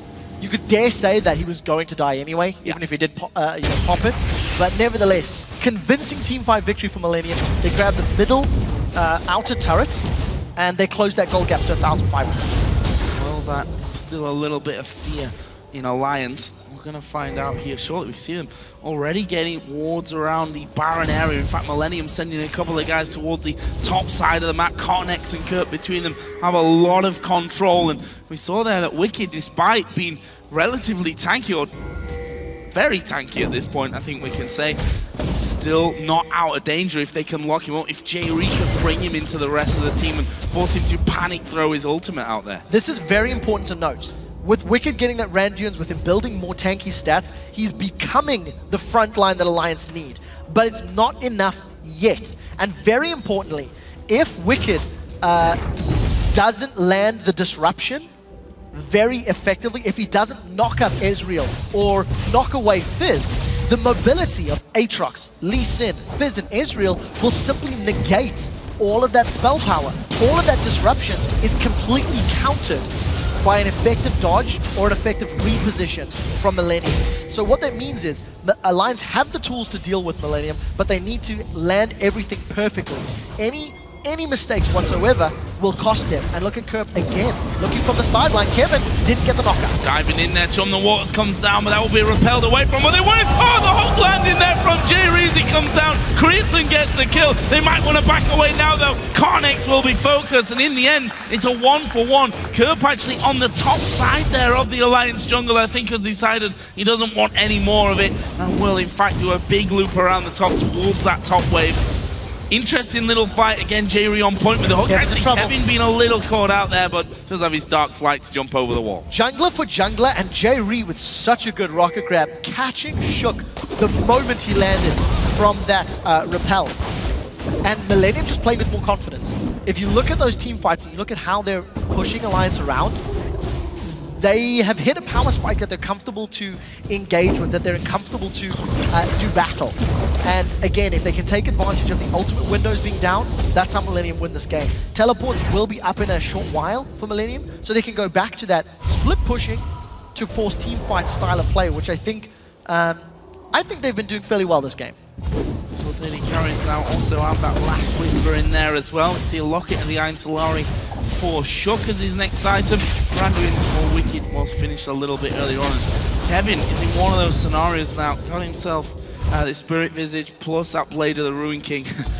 Items that work well together as well as with his skill set as well. It's going to be hard, especially when he's got that ultimate running, to actually kill Kevin off with his passive as well. Yeah, it's one of those things where even if you do burst him down with everything that Gragas and Ziggs offers, because of Bloodwell, he just comes back and then he can sustain tank through the rest of the damage. What that also means is there's more pressure on Tabs, because he not only needs to avoid all of these mobile champions jumping into his face and the rocket grab trying to pull him towards the team, he's also going to deal with Kevin, who's going to, try to force him out of these team fights. So another dragon spawning in another fight. Millennium this time starting earlier than the objective is available. Look at that, Kevin going very aggressive on towards Wicked. They've managed to catch out Nifia. Can they finish him off? The Inferno won't come through. Wicked's ultimate, not exactly what they were looking for as Nif goes low. Will flash away. Kurt throws down his ultimate as well. It's a good culling from Tab. There is the true shot. Barrage going through. He will get them one. Kevin's put on his passive there. Can they stick around for it? Kevin now trying to make a run for it. One more auto attack. Out of Tab will do it. He actually flashed to get that one. In the end, it's a 1-for-1. Millennium retreating. Millennium didn't get the damage follow-up after Alliance were low, and Shook so lucky to get away with his life there. Locker to the Iron Slurry, giving him that additional HP. Millennium with, again, another fairly solid team fight. The problem for them was they couldn't continue to stay in the fight. Wicked is having a tough time this game because he's not landing the greatest explosive casks. That previous one actually knocked Millennium away from the rest of his team. It didn't help him secure more objectives, and Alliance with yet another dragon. That's one thing that's keeping this gold lead up for them. 4 out of 4 so far. Let's have a look at that one again. Hook on towards Nif, good one. Yeah, so definitely a good hook. A lot of good synergy between all of the ultimates with the exception of Wicked's, I feel. And this is the interesting thing for me. Curb just gets decimated by the culling, and it feels like he's too scared to re-engage. Also note Creatin's position. He tries to get in range, but because Tabs is at full HP and pretty much able to solo anyone from the team, Millennium were forced to retreat. So what that ended up meaning was the damage was good from Millennium, but they didn't get the key, team fight cleanup of Tabs, and they were full retreat. So actually quite smart play. I hadn't noticed how risky that was going to be. Shook, repel, where's he going to go? Flashes directly after the true shot barrage. Coming out a little preemptively there from Creatin, and Shook again getting away with his life. That last fight, by all rights, probably should have died as well. But we see that Curb trying to stamp his authority now on this bottom lane. Wicked with the Banshee's Veil, if I can remember the name of it, down on that bottom lane to try and defend out here against Curb, who's now added a Void Staff in on top of his Lich Bane and Rabadon's Death Cap. Luckily with an Ezreal on the squad, Creatin should be able to pop Banshee's Veils relatively easily. But he needs to be in range to do that, and that obviously means he's in range for Ziggs Bombs or Gragas Ultimates. For Millennium, their team fights have been good, but they've always been fairly costly. 4 for 2 in the middle lane. That was a 1 for 2 in the Dragon a few minutes ago, and Alliance still got the Dragon. So Millennium are still playing from behind. They're still playing at a gold deficit, but they're far from being out of the game. And Alliance have not sieged. Alliance have not used that range poke. I think out of the fear of double teleports from behind, as well as the threat of the rocket grab.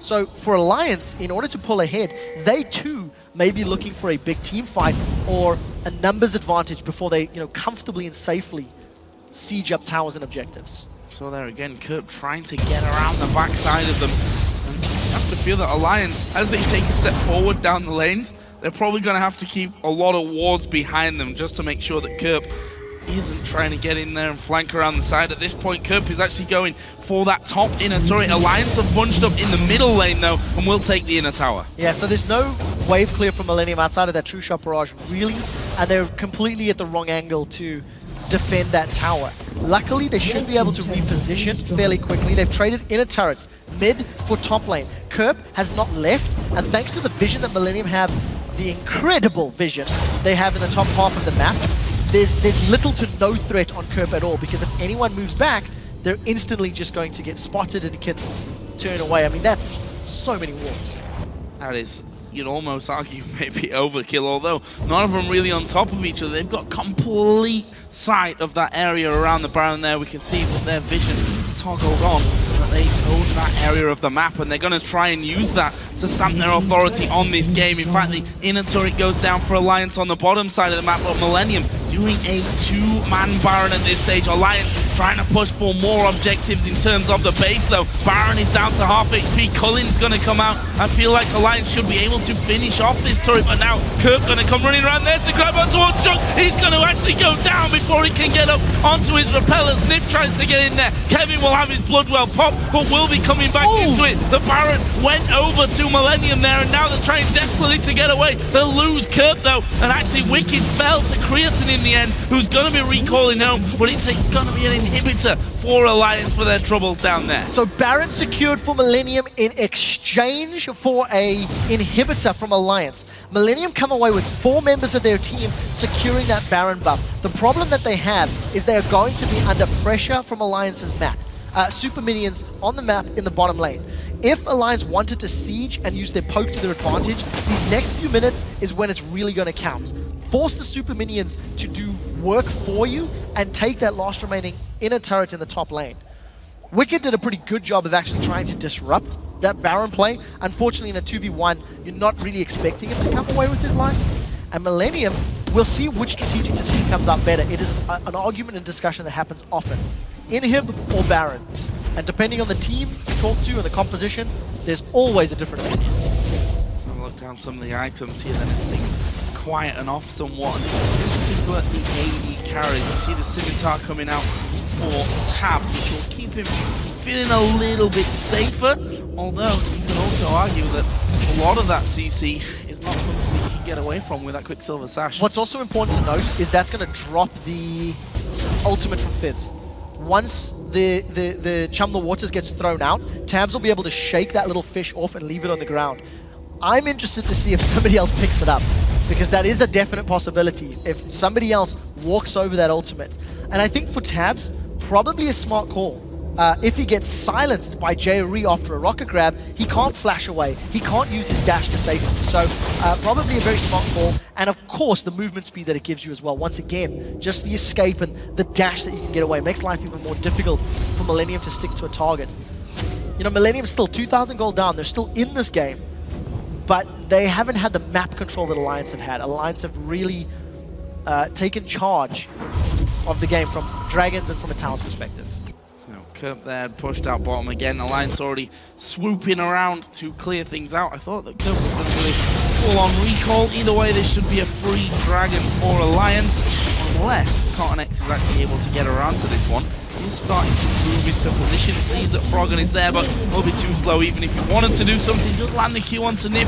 Don't think there's a follow-up there, though, in the end, but Millennium actually charging on through. Yeah, if they manage to get to this inner turret, they could put some damage down, but with Ziggs and Gragas, I imagine that wave will just get deleted very, very quickly. Oh, they've caught God next. Yeah, he's dead. Tabs will get that one. He's now on the rampage at 6-1-3, and that leaves Alliance with a man advantage. Will they try and push this one back? Don't forget that the Baron buff is still there for Millennium, so they've got that bit of extra power, and Kirby's still pushing bottom lane out with TP available. Yeah, notice the damage that Creatine's putting down with those Mystic shots. Not so much on Wicked, but it really shreds through Froggen's HP and Shook's HP. So if Creatine can keep landing those Mystic shots over and over, that could be a very, very important factor in preventing more turrets from going down. Super minions are very far away from that bottom lane, so there is time for Millennium, and it looks like they've successfully defended this wave.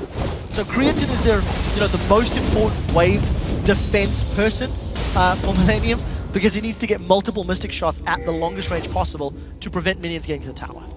Look at this. Got vision of Alliance. They see two of them headed up towards the top side of the red buff. Are they going to be feeling confident enough to come around? One problem that they have is that COPENHAGEN is not there. The ultimate, specifically of Froggen, the Mega Inferno Bomb, will be there to really push them back should they go a little bit further forward. And in the end, Millennium decided against really pushing that one through. Kevin's got his Bloodwell back now, though, so you saw him there just being a little bit more confident, pushed up in that mid lane. But slowly but surely, super minions on the bottom side need to be cleared out. Yeah, it looks like Kerp has been the designated man to go tidy that lane up. He's working more and more towards the Zhonya's Hourglass, sitting at about 1,300 gold, and this wave is going to give him a good couple of hundred towards that needlessly large rod. Now, for Millennium, they haven't been able to split push. They haven't been able to get control of the map through those double teleports. They've tried to use them for team fights, and it hasn't really worked in their favor. In order to disrupt Alliance and regain control, they need to get that similar level of vision control that they had down earlier. They can make use of Blitzcrank, they can make use of those 2 teleports. For the time being, they've got a few wards in the middle and to the right side of the river, but look at the fight from Alliance. Oh, that is a great call in from Tabs, and Jerry's health just disappearing. Nothing he could do about it. Kevin had already walked around to the other side. We see that Kerp has pushed up once again on the bottom side of the map. There's still 1 minute and 50 until Baron comes up. It's clear to see that Alliance are already hanging around in anticipation of that spawn and hoping to get it upon its next return to the map. Millennium not really taking any chances though. They're going to get back as a 5 group up for this one and maybe try and challenge for that vision control of their own. They picked up that last Baron. Yeah, so Wicked is very, very tanky now. Hourglass, Randuin, and Banshee's Veil. He can actually survive on the front line of Millennium for a long time.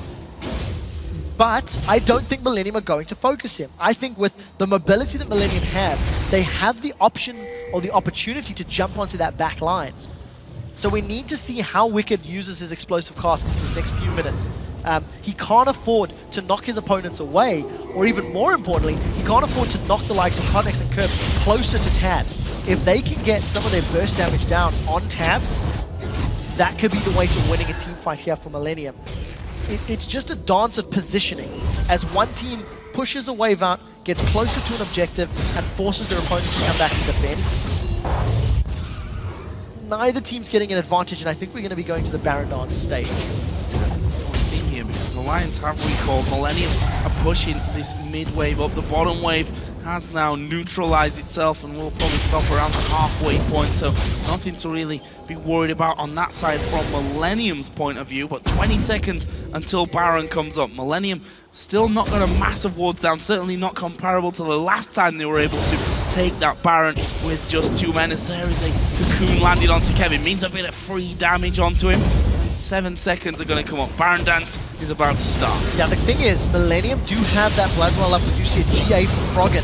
So in order for a fight to start, that's so much damage on Jerry. Yeah, the hook went wide completely. Jerry already going very low. It looks like Alliance have decided to take a 5, but look at that. Tab blown to pieces without doing anything. Kevin went low, but he managed to actually survive through that one. Alliance are going to have to try and fight for this one. They don't have much of a choice. No, they don't, but there is still a lot of ranged poke from Alliance. Millennium still trying to set themselves up with a fight. They're thinking about using this Baron as bait, but look at Jerry's HP. It is so low. This is the teleport from Kevin. They're jumping in. Kevin coming in, still has that Bloodwell available, but they managed to blow up Kerp. Can they keep ahead of this one though? Nip's going to be focused down. Finished off as well. And look at Kevin diving towards Froggen, who flashes away from the knockup, but his Guardian Angel will be popped, and they'll pounce on him as soon as he gets back up here, throwing everything at him to get the kill. And that's a 3-for-1. They've lost Fizz, but they're going to Baron. That is the problem from Alliance's team composition. They don't have a standard front line.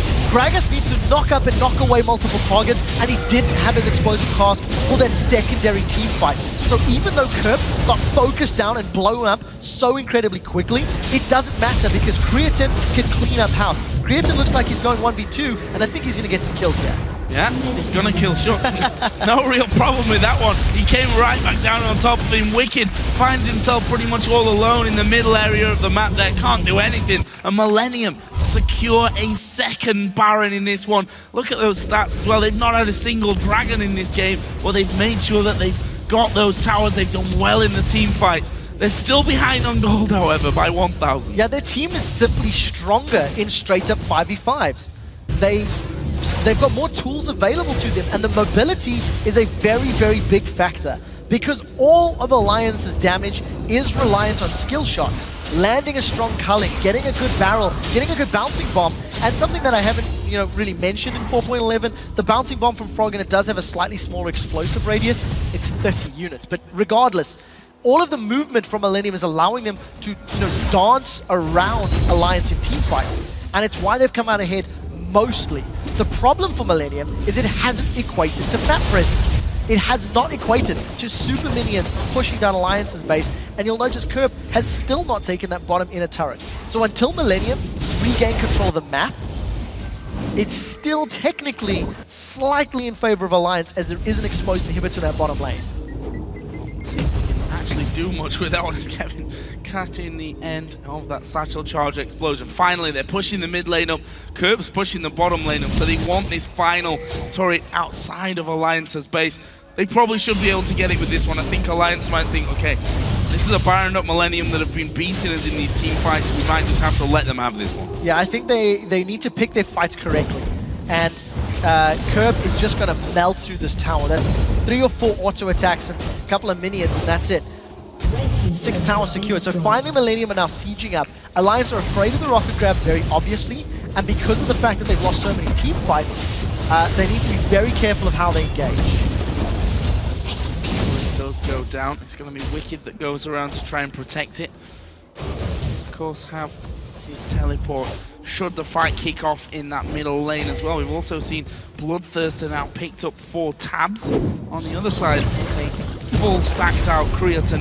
Guardian Angel now added in, going to make him even more difficult to deal with. Sand 8-1-2, fantastic performance so far, and we see the damage that he does onto those squishy targets in the Alliance team. Yeah, he's pretty well equipped. Infinity Edge, Trinity Force, Blade of the King, and the Last Whisper. So when he does land those Mystic Shots, which do apply on-hit effects, the 8% max HP from current HP from Blade of the Rune King means full hit point targets take so much damage. And because Creaton can spam that ability on such a low cooldown and the mana regen of Baron buff, he should be able to just continue the siege up, so doing a very good job. Problem is, he's also taking a lot of damage when he gets hit by those bouncing bombs and the rubber ducky from Froggen. Close one. See that shield from tabs, and he can keep it pretty much stacked up here with those minion waves constantly being pushed on into his base. That might just be a saving grace, that shield coming out. Skirp continues to pressure. So Millennium looking for one slight mistake, a slight crack maybe in this defensive play from Alliance, and that may be it. Froggen moving towards that top lane, but look at this, Alliance going pretty aggressive. Culling coming out there, and that's decent damage they've done back, but they're going to regen it all back up. Yeah, very, very important to know, Glacial Fish is not available, so if Millennium want to start another fight, one of the 2 very important team fight abilities is not there for Alliance. And every time Alliance have been down on ultimates, they have lost the team fight. Millennium have taken 3 minutes to siege this inhibitor turret, but on this wave, if they get 1 or 2 auto attacks down, it should be enough to secure the objective. The thing is, Wicked peeled away from the bottom lane, so they had a full 5-man defense on that middle lane, and look at the damage Kerb's putting on Wicked. Oh, and he's going to go all in on this one as he dives on top of him, but will be able to escape as well. Tab's actually flashing out aggressive from this. Good damage, but they've given up that middle turret and maybe the inhib as well. Yeah, Millennium have got caught by the cocoon. Alliance want the fight. They're throwing it in there. Kevin surely going to get his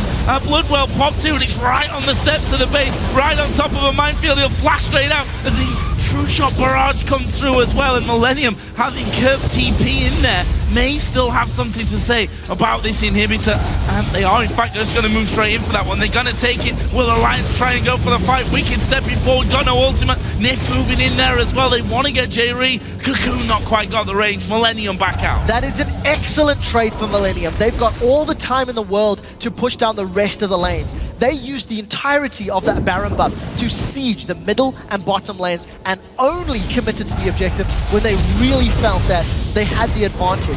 The key thing is just Alliance. If they don't sync up with their ultimates and do a lot of damage together, they always lose the team fights. That's another one that Millennium have secured. Look at the amount of the gold that they have to spend.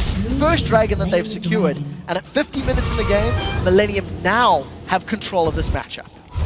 First dragon, funnily enough, after 50 minutes of the match.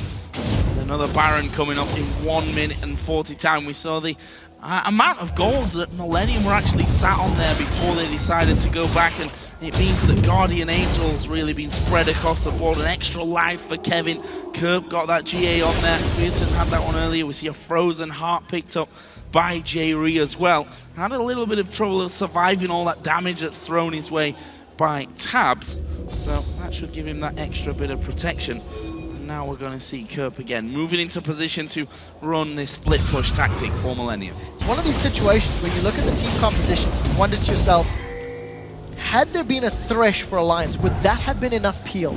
A Box and a Flay maybe a little more impactful, because the problem that Alliance have in these fights is they're simply just being mowed down. They're just being overrun by the death ball of Millennium that just groups up and just jumps over everything they throw out. For Alliance, they need to be 100% aware of when they go for these team fights, and they haven't been able to siege. They haven't been able to use the range poke of Gragas and Ziggs at all. Notice Tab sold his Bloodthirster, but he picked up Infinity Edge to replace it, and ROCCAT didn't connect, so let's see who gets the advantage in this next fight. Kevin, to feel each in there, maybe to dive in. Kerp as well off to the side, gonna do a lot of damage there to Nip.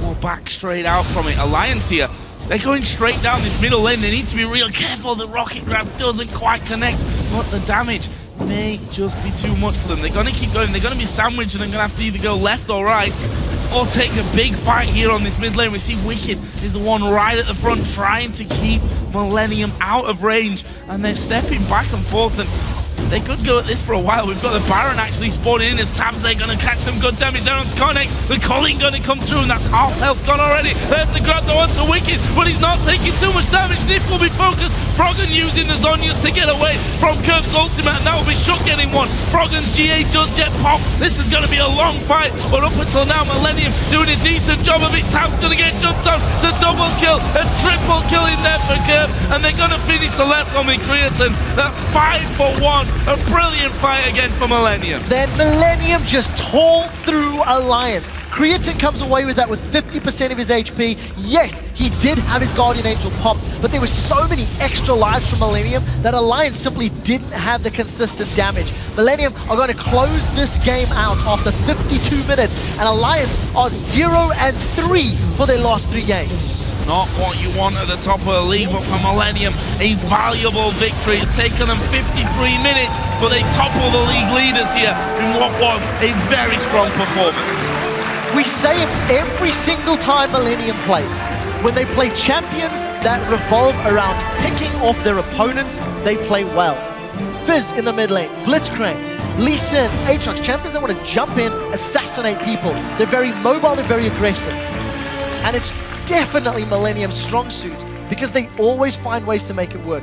I do think there wasn't enough of a front line for me from Alliance's team comp, but it did take a very long time for Millennium to close that game out. It certainly did. 53 minutes and 15 seconds on the clock. They picked up 20 kills in the way to victory there. 9 turrets. There were a couple of Barons in there. I thought we might be waiting for a final Baron, but funny that last fight happening as Alliance are on Millennium's side of the map. Millennium then coming in from behind it.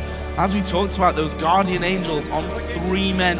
Kevin actually didn't have his GA pot, which shows you how much free time almost he had there to just hammer around. Yeah, one of the things you have to highlight about this game is that it was Millennium who had much better team fights.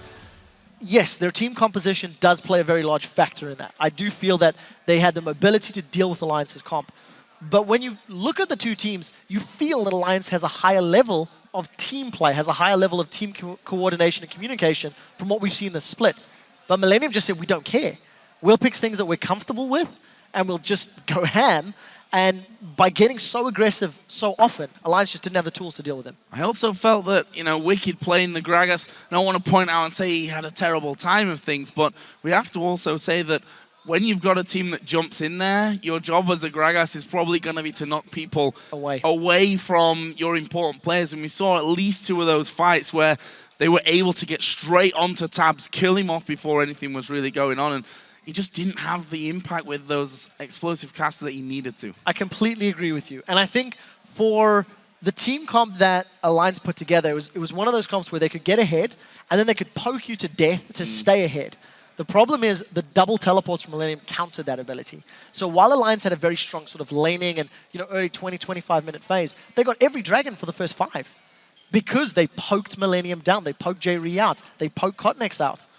It wasn't enough. It wasn't enough substance to prevent Millennium getting in there when they dodge those spells and dodge those abilities, because you can't hit every single skill shot every single time, even if you're Froggen. No, but at the same token, if we think back to where they were defending the middle and bottom inhibitor turrets there, that defense only really cracked when Tabs left the mid lane and went down to the bottom to try and deal with Kurt, which, Kurt just playful tricks her away and said, thank you very much for that middle turret.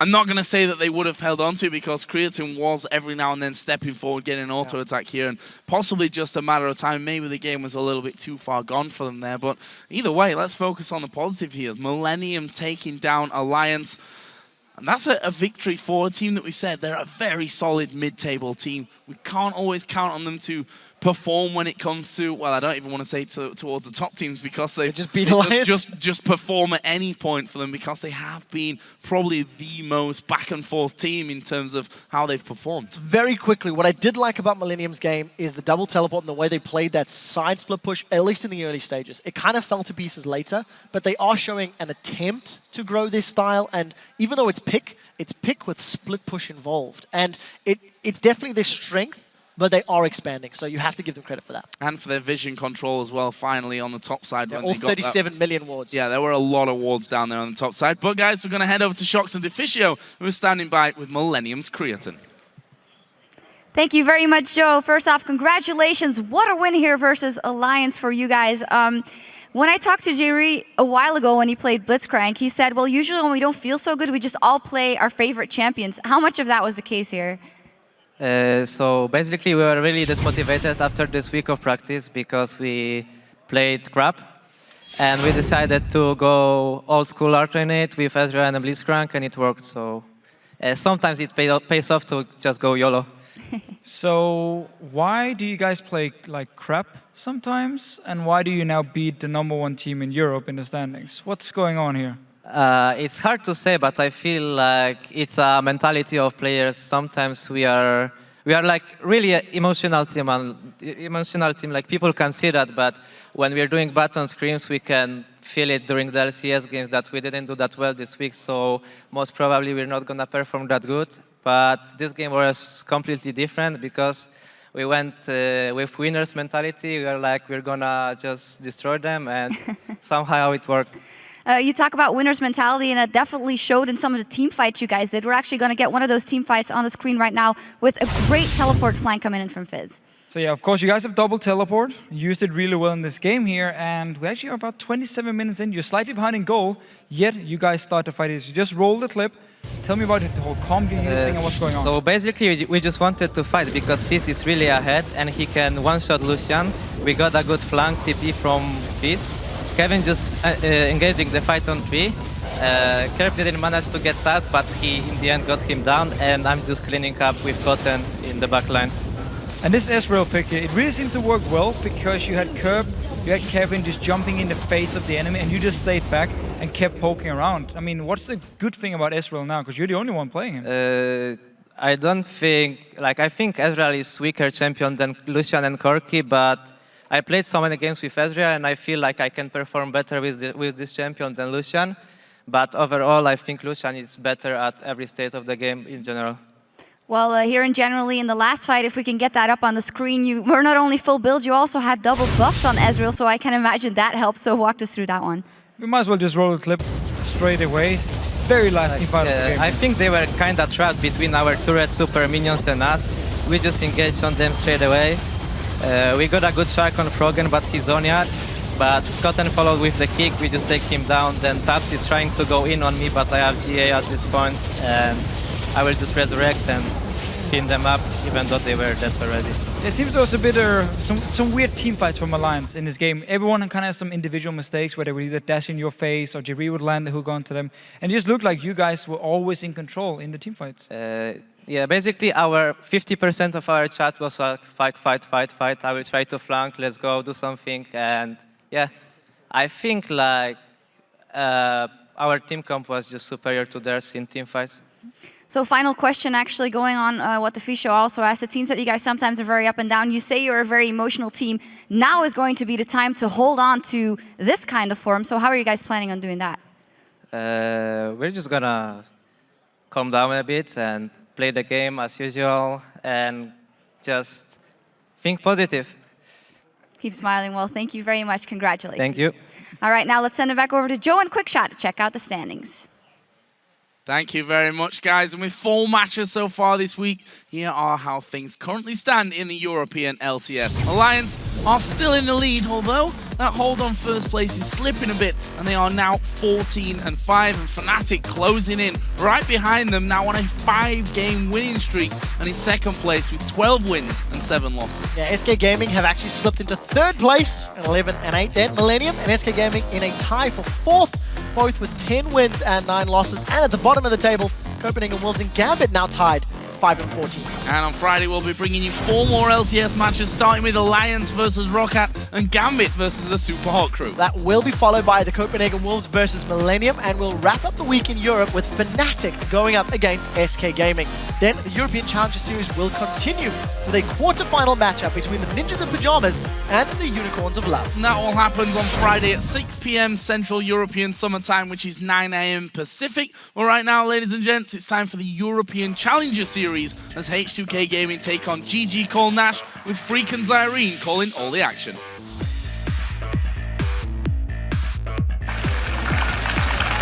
Hello, ladies and gentlemen, and welcome to Week 8 of the European LCS. Guys, I have a problem. I think I'm hearing ghosts or something. Zonya's out. Yes, Jankos is on him. Overpower comes around the side. That's going to be him going down. And Racing caught out. He gets dropped out now. Then a good turn back on towards Freddy. Freddy goes down. And SK are just getting wiped off the map.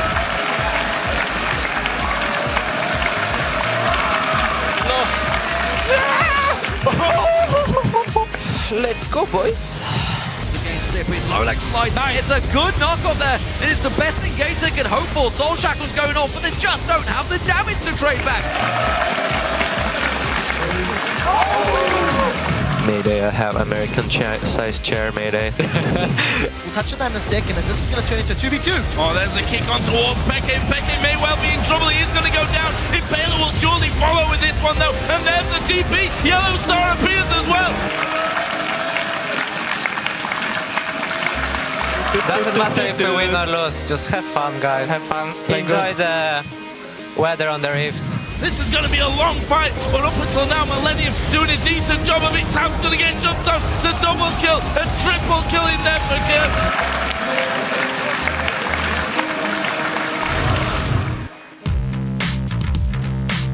Hey everyone, welcome to the Summer 2014 European Challenger Series, brought to you thanks in part to our friends at Coca-Cola. I'm David Freak Turley, alongside me is Aiden Zyrene Moon. We're bringing some Challenger action. How you doing? I'm doing pretty well. I got my American-sized chair here. Darn ready right. to cast. Good. We've got an American-sized broadcast coming up. Now, of course, we're now into the Summer 2 quarterfinals, and the #1 seed H2K Gaming takes on 8th seed GG Call Nash. And H2K Gaming has that #1 next to their name for a reason. They only lost a single game in the Summer Series 1 and swept Ninjas in Pyjamas 2-0 at the finals in London. Today, they feature their entire winning lineup intact, which also played the fastest average games in Summer Series 1. So don't blink during today's matchup, because their opponents, GG Call Nash, have won their first 2 games of Summer Series 2 in an average of 23 minutes. That means two dominating teams actually are going head-to-head today, although H2K are actually hoping they can avoid another trend. Yeah, and that's because H2K was in this exact same position last spring. They won first in Spring Series 1, but then they lost in Spring 2 quarterfinals. Yeah, so GG Call Nash is going to hope that they can kind of keep the one going on. Of course, they're also hoping to improve upon their Challenger success. They just missed out on the Summer 1 quarterfinals by losing to Lublin Shore in the round of 10, but now they're in the top 8, looking to make the most out of this opportunity.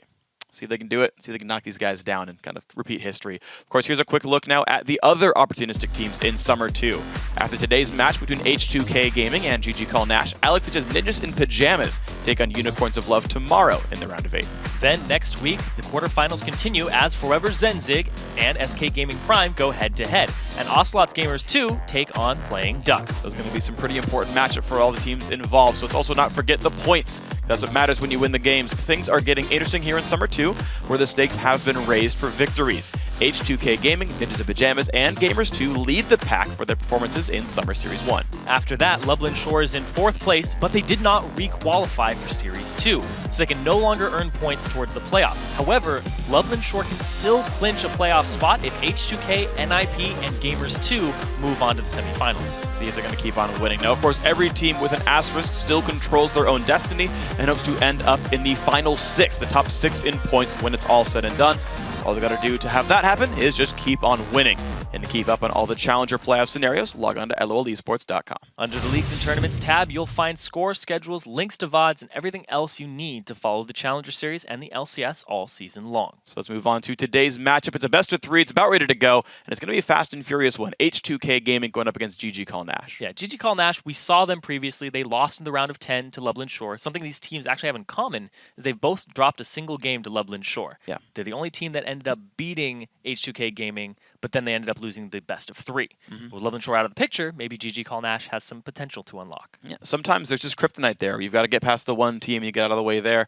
And again, we talked about the fact that H2K got upset in Spring Series 2 there. That was a team eventually known as Denial Esports. They actually went to the playoffs themselves, so that's, of course, could be a road that GG Call Nash takes. Yeah, and both these teams have very high performers on them. We have Hjarnan in the bottom lane with an 8.7 KDA, the highest KDA in Summer Series 1 as an AD carry. As an AD carry player yourself.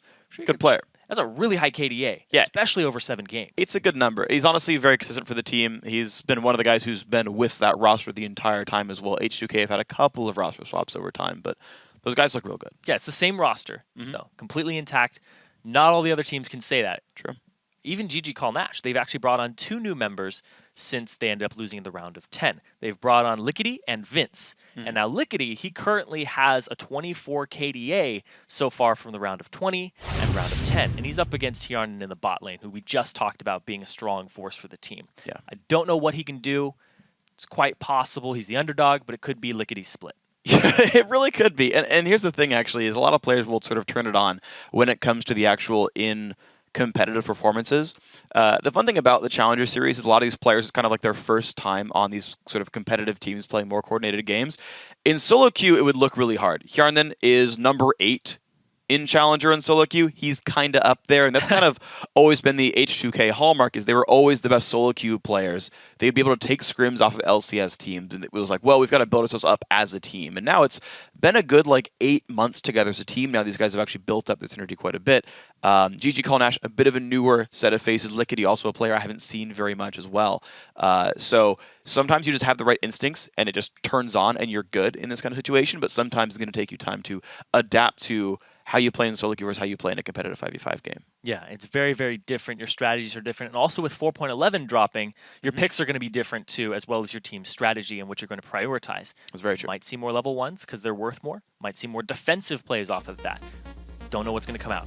Yeah, and I mean, speaking of defensive plays as well, defensive picks could come out more often as well. Champions like Maokai, I'm surprised we haven't seen much of. I know it's only been 4 games in the European LCS, like it's the very start of 4.11, but I do want to see how else people adapt. Notice that Shook's Elise went Spectral Wraith, for example, partially because of the changes. So it's fun to see what teams end up understanding, what they kind of evolve with. First jungle bans coming out, Fiddlesticks and Evelyn all removed away from Narcus here. He is the... I remember him actually from last time around. Yep. He got banned out and had to play Feral Flare Yi, and that was, I think, after the Feral Flare nerfs as well, and he was not very effective. So maybe we'll see the strategy repeat itself. Yeah, we'll see, because he played Skarner both games in the round of 20 and round of 10, and Skarner took a little bit of a hit to the movement speed stacking on Q, as well as the damage of that ability. Yeah. So I don't know if he's going to go with that again, but the trend today has been ban a bunch of mid laners, and we're seeing a little more focus on the jungler right now.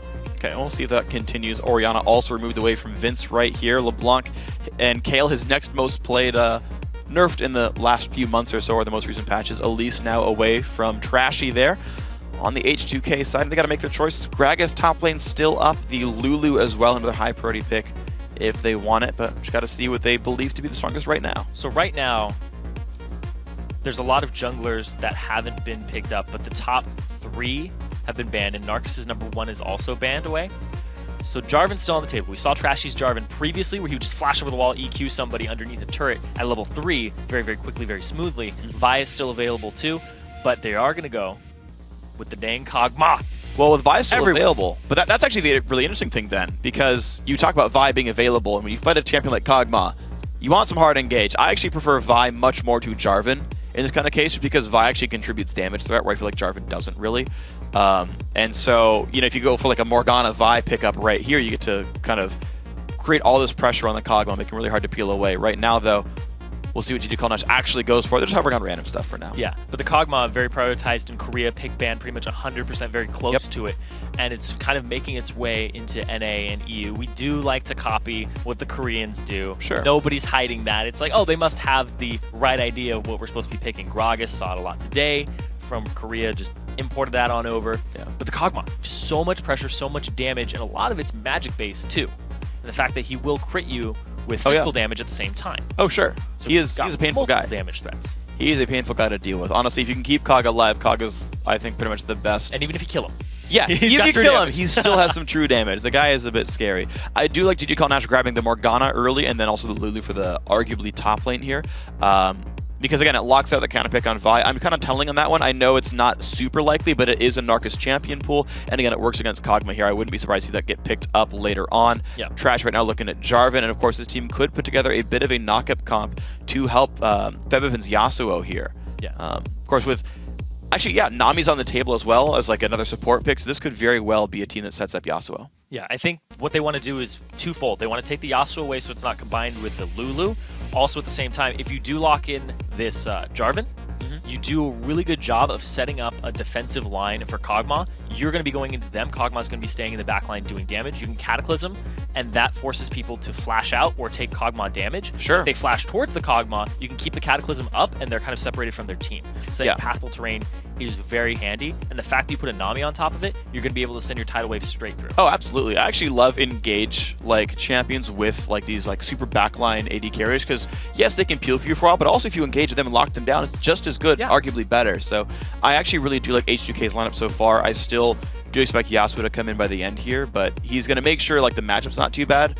I feel like Call Nash would not be well served grabbing it themselves, and instead they're going to look around at stronger lanes right here. Caitlyn's going to help cover the fact that Nami does great against Morgana in lane, and Ziggs is a good blind pick mid laner. Yeah, they're just going to go ahead and pick that one up for themselves. He did take a hit to movement speed and bomb explosion radius on his Q. Like activation radius. Yeah. The damage is the same size. It's the detection. Detection, yeah. It's do you hit something with to cause the explosion? Yeah.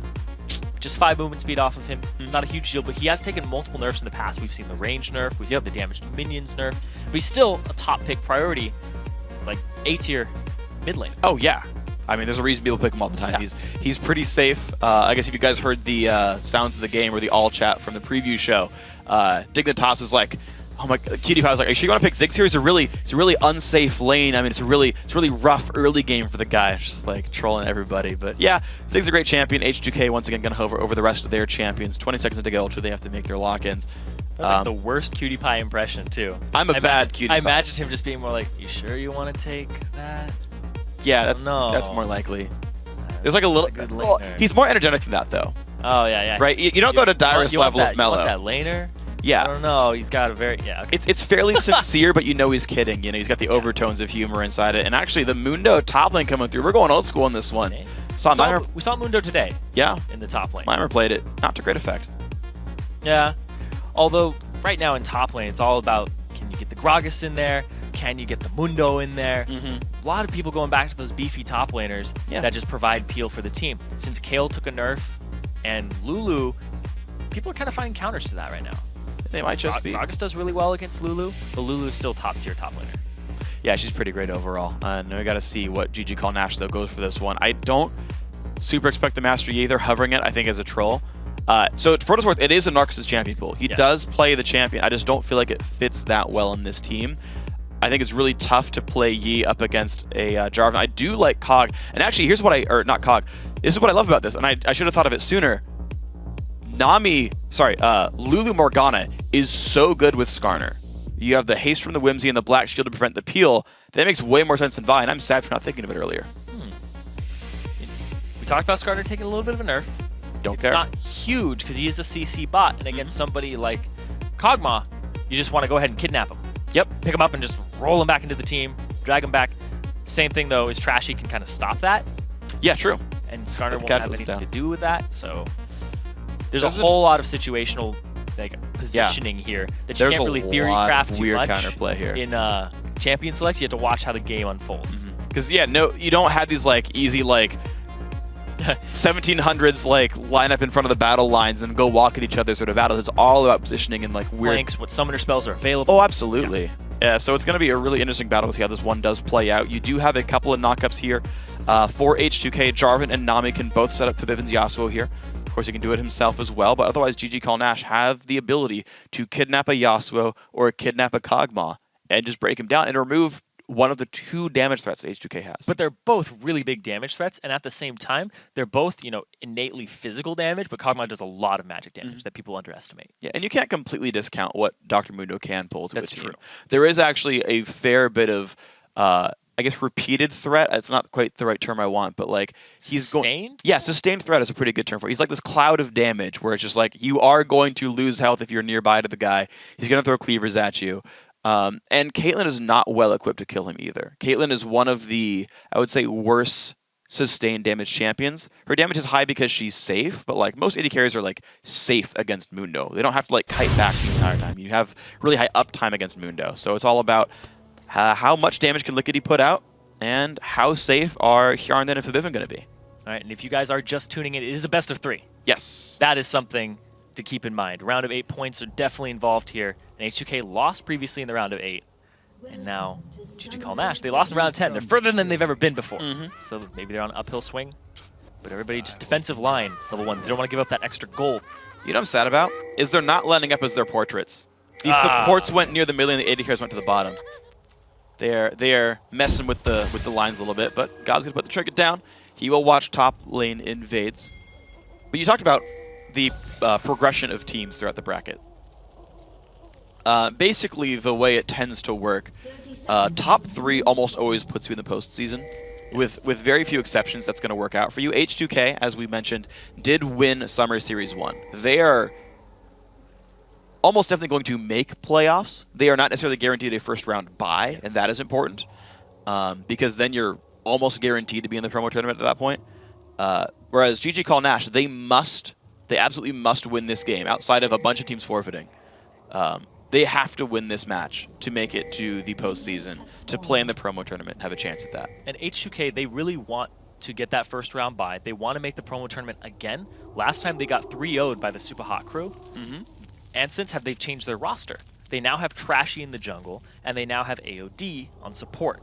Odwamna, Forbidden, and Hjarnan have all stayed the same and just tried to rebuild around the core and continue pushing on. And I love to see that when you don't succeed in the Challenger Series because you didn't end up winning your promotion matches. Just go back, do it again. Make sure that you can continue chasing your success and take it into your own hands. And even if it requires replacing some members or some people don't want to do it anymore, just keep going through. Yeah. And I love that they're sticking with it. I do too. And it's the same with a team we're going to see tomorrow as well, Ninjas in Pajamas, Alex Itch's team. They've actually announced their own roster swaps recently.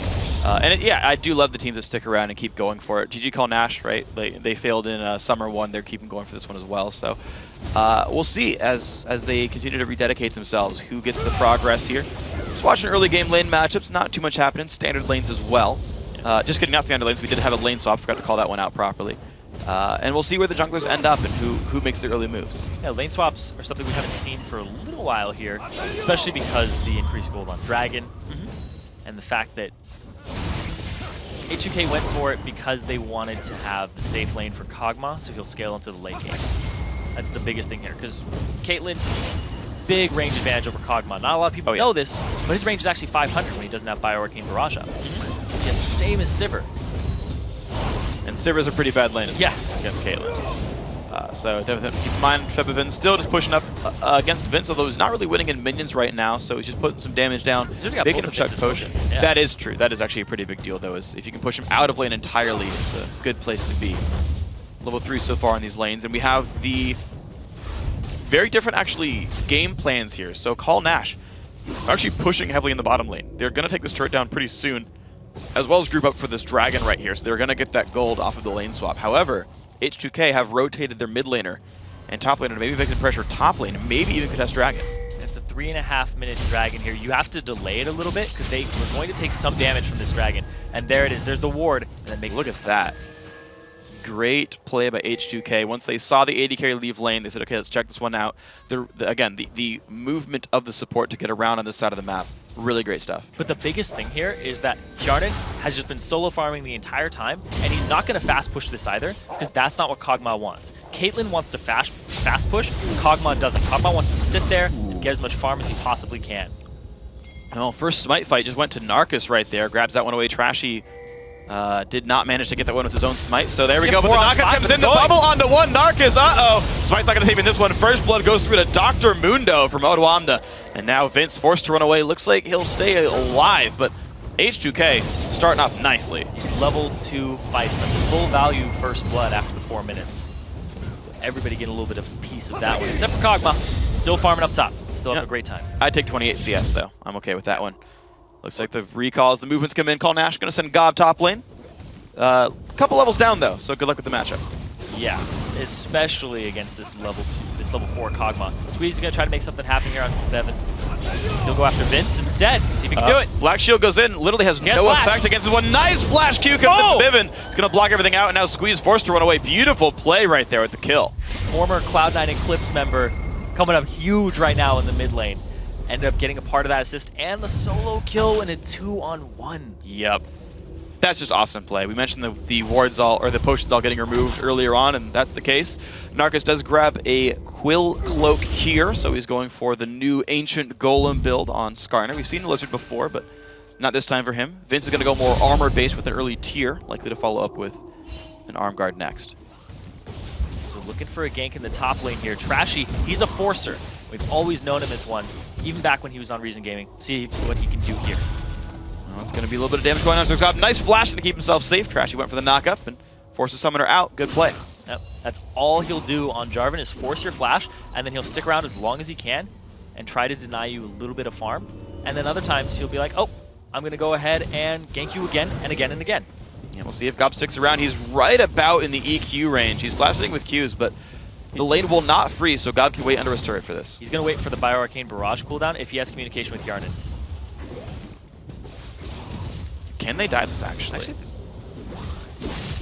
They maybe have enough durability. The turrets are stronger in 411. That's true. Looks like they're waiting for a counter gank. But I wouldn't put it past Trashy. Oh yeah, he is an aggressive player. He's such an aggressive player in the Challenger Series. Reminds me a lot of Co. Yep. Former teammates here for HK. Right. Nope, he's just going to give the attack speed. There we go. Gob forced one away. Here comes Odwamna in the bottom lane, though. Liquidy doing what he can to keep the damage down. Odwamna fairly low, but there's Sebevin. Good damage comes out. Wind wall just in case Squeeze is going for something there. One more kill to the knockups. Can they get this one? The flash, the auto attack, they get it. The double knockup and the ulti comes in. I think he's... Wow. Well, 2 goes under the turret. Nicely played. The Bevan, he's got to get by this minefield now. He can push up the wave. He's 2 levels above Vince right now. Yeah, Vince, no ultimate available. Vince just needs a tiny bit of experience until he's able to use it, but... Doesn't have a source of any experience or gold right now. Though still, yeah, trying to get around. Oh, that's not what you wanted. That's, all right, well, I mean, he'll probably survive this, but... He's clearing the waves so that he's able to get by the turret. All right, there we go. Odwamna finally pushed it up for him.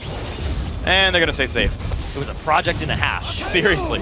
Took him some effort, but hey, teamwork happened right there. And now H2K already up 2,000 gold before 8 minutes in. What a great start. Yeah, but another big thing here is Gob, 11 CS in that top lane to the 37 of Odwamna. Odwamna was part of that first blood. He actually got it for himself, and he got the double buffs off it. So we had a really good time in the bottom lane alongside the assistance and the double kill there in the bottom that went over to H2K. So right now, H2K are in a very good position. Only 8 minutes in the game.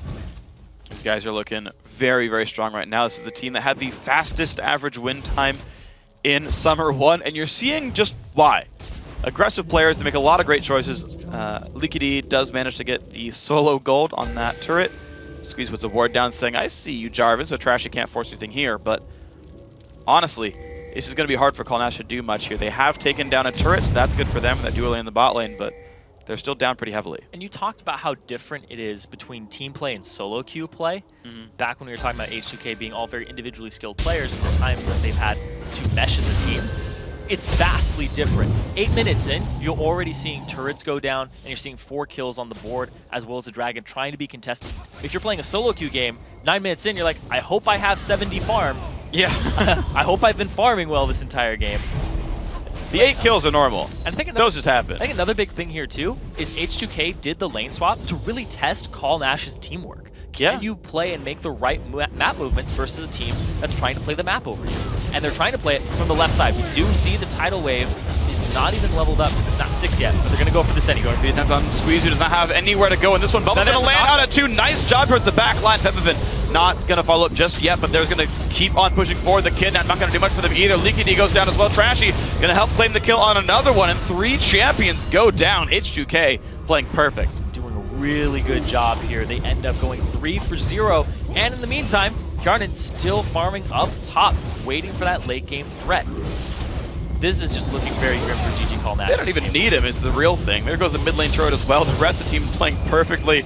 Yarnan's going to keep his KDA like where it's at. Yeah. He's just insurance policy. He doesn't even need it though. So like Yasuo took a tiny bit of a nerf to his E stacking. Yeah, it only goes up to 50% over 2. Uh-oh. He's safe. 50% over 2 instead of 100%. So people aren't maxing it as much. Some mid laners would max it. Some didn't. Fnatic perfectly fine maxing the Q because he's getting all of those knockups off. Yeah, he's playing honestly beautifully. Static Shift nearly done for the man as well. Watch that fight again. Yeah. Still level 4 on AOD Trash. He's going to use the Cataclysm on Squeeze here. And Fnatic comes in on side. Granted, his knockup does end up getting Black Shielded, but he ends up getting another Q off before he gets impaled, and now he has another knockup available. And they kill Vince off of it and just completely crush that fight with a great collapse from the side. And we talked about it in Champion Select. There's so many factors. People aren't just lining up against each other. You're going to get flanked.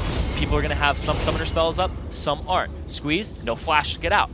And then they end up picking up all these kills off the back of just great strategy. And you are seeing GG Call Nash try, right? Like that mid lane push was like, not them playing the laning phase, it's them saying, hey, you know, I think we can push mid now, I think we got the numbers lead. Problem is, you don't have enough wards. You see engagers come in from the side, and suddenly it's too late. Squeeze had nowhere to go. Fight got started beautifully. Pavilion chased people down, and now Dragon number 1 is going to be started out pretty easily and cleanly there. Looks like no one's going to stop them in this one. H2K going to keep pushing forward. Now 5,000 gold ahead, 11 minutes in. Yep. Bevan, 100% kill participation as the mid laner. Every time a fight goes down, he's involved in it. And that's a big thing in a lane swap. Because your mid lane is the only lane that's going even. If you can win that lane, and we saw him 2v1 and get a kill, you can go ahead and transition that onto the side lanes. We haven't seen the AD carry of H2K been involved in anything. Bevan's been snowballing everything by himself. 0-0-0 for Yarnan. He's That's just okay. farming. Hey man, if you have the highest minion score, which he doesn't, but if you did, it would mean you're MVP. Kills plus deaths plus assists plus CS is my score for how good you are. Okay. Yep. It's science. Trust me on this one. Not going to. Okay. But also, number of characters in name also counts for score. But the knock is going to go into Lickety, and there comes the Bivin. Uh-oh. Yeah, goodbye. At this point, it's just if they show up, someone falls over. This is a very, very large advantage. The knockup not quite going to land in a combo. Oh! The Kidnap! And the Cataclysm, not what he wanted on this one at all. Uh-oh, Narcus very close to dead, and yes, he does go down. I've never seen that before. That was awesome! That was absolutely awesome. Trashy goes back in on the Gob, though. Here comes, will Kog'Maw get, nope, So no close. KDA. Oh, Vince is off on the side. He doesn't have his ultimate anymore, but he does have flash. But Yarnan is so strong right now. All right, Yarnan going for the first point on the scoreboard. Misses the Q. Cleaver's going to land, jumps over the wall. Ooh. And Vince is going to keep Yarnan at 0-0-0. Wow. That was okay, great. that was amazing. I've played Jarvan was my main for a very long time, but I've never seen that. Never gotten ulted mid-ult by Skarner? No, I've seen like Jace's jump up and get ultied and then just be in a backflip or a front flip. But right here, he uses Cataclysm and he gets impaled. Huh! Oh, he's like ready for it. He finishes it. Is the best part. Boom! There it is. He gets it afterwards. They actually Cataclysm himself in turret range. He had to flash out of that one. Yeah, he just got to the edge and flashed out. Granted, Odwamna was fine, but I think if Narcus knew that was going to happen, he would have pulled him even further back into the turret range. Arguably, yeah. Well, learning new things in Challenger. That's why you keep tuning in. New game mechanics, man. It's fun. I also like that their champion pools are a bit different. There's not enough Skarner mains in the world. Yeah. Skarner's fun. I like that champion. It's a lot of fun. I remember when you could impale somebody, and if they flashed, it would still drag them all the way back to you. Yeah, I'm glad that doesn't happen anymore. Oh, that felt horrible. It did feel horrible, but if you were playing Skarner, it felt amazing. Of course it did. You're just like, oh, knew that was going to happen. Remember when Cataclysm chased Flash? You'd flash and you'd be like, just kidding, we're over here 500 units away. Yep. Yeah, I'm glad that's gone too. Trashy. He's trying to contest the blue. That's not gone just yet. But it's a 4-man team, and look at that. Hey man, Narcus won the first Smite fight this game. Call Nash, they are all lined up for a knockup. Good Black Shield, that saved his life. But there we go, nicely picked up there. Looks like Trashy claimed that for the team. And off they go with the spoils of war. 14.5 minutes in, and it's a 7.6 thousand gold lead. I mean, H2K right now playing so well. Squeeze gonna jump on as well. He's not gonna like his fate here. Flashes away, but Kog'Maw! Oh, looking for the score. On the scoreboard. Nicely played, Charnan. Well done there. He only got 225 gold for it, though. It's 3 deaths for Squeeze so far. Yep. Pretty unfortunate start here for GG Call Nash. And, I mean, it all really did. It started off with a really good jungle invade down by the Wolf camp a bit earlier on. Call Nash kind of stayed in the fight a bit too long, and they lost a lot of members fighting for basically Wolves by blue buff. And life got painful from there. Yeah, they went for the early dragon, took a decent amount of damage from it, then they got chased all the way through their jungle. They were at an advantage in terms of numbers, but they just didn't coordinate as well as H2K did. And it was only like a level 2 Jarvan who had the EQ combo, but he used it perfectly to get Narcus for the first blood and transfer the double buffs and the gold over to Odwamna, who had a better time in that bottom lane 2v1. Yeah. Yeah, I mean, they managed to play around the lane so incredibly well. And just the fact that we haven't really seen Gob able to do anything yet. He's just been kind of held down, farming what he can, but can only do so much. Go Windwall blocking off most of Ziggs' ordnance, and that's going to be a turret picked up. Nicely done by Fnatic. And out he goes. Just really very interestingly safe moves. Woo. Narcus can get a slow down here. Flashes. Oh, kidnaps him. Here we go. Can they get the damage? Minefield's down. Viv is going to get ulted as well by Caitlyn. Couple hits from Dead. Flashes not going to matter. Shutdown goes over to Narcus, and CN's on the scoreboard. They also get the teleport out of Odwamna. So he doesn't actually follow it through, so it's on cooldown right now, and GOB does have his. The next time that the dragon comes around, they'll have that available. We'll see what they can do with it, because this is a tiny, tiny advantage here for Call Nash, but it's not going to make up for that 9k gold difference. Not just yet, but maybe you claw your way back in. It is definitely a very large lead right now for H2K. Don't mistake that one too much, but Call Nash can try to put themselves on the scoreboard, jump over the wall. They might get a play over here on Gob. Looks like there's not a lot of great workers. Will actually Squeeze. Gonna get spotted out putting a ward down. Can they follow up in this one? Cataclysm not quite gonna hit in time. Looks like the Potato is gonna come by, gonna knock up one. Squeeze is slowed. Not gonna find much more. Trash eats a cupcake. And back they go. Delicioso. And he's done. But at the same time, we go ahead and look at the items of the mid laners here. There's 2 half-completed, not even half-completed, just barely completed items. They're the cheaper parts of the components on Vince. Then you look over at Bevan, he's got 2 completed items.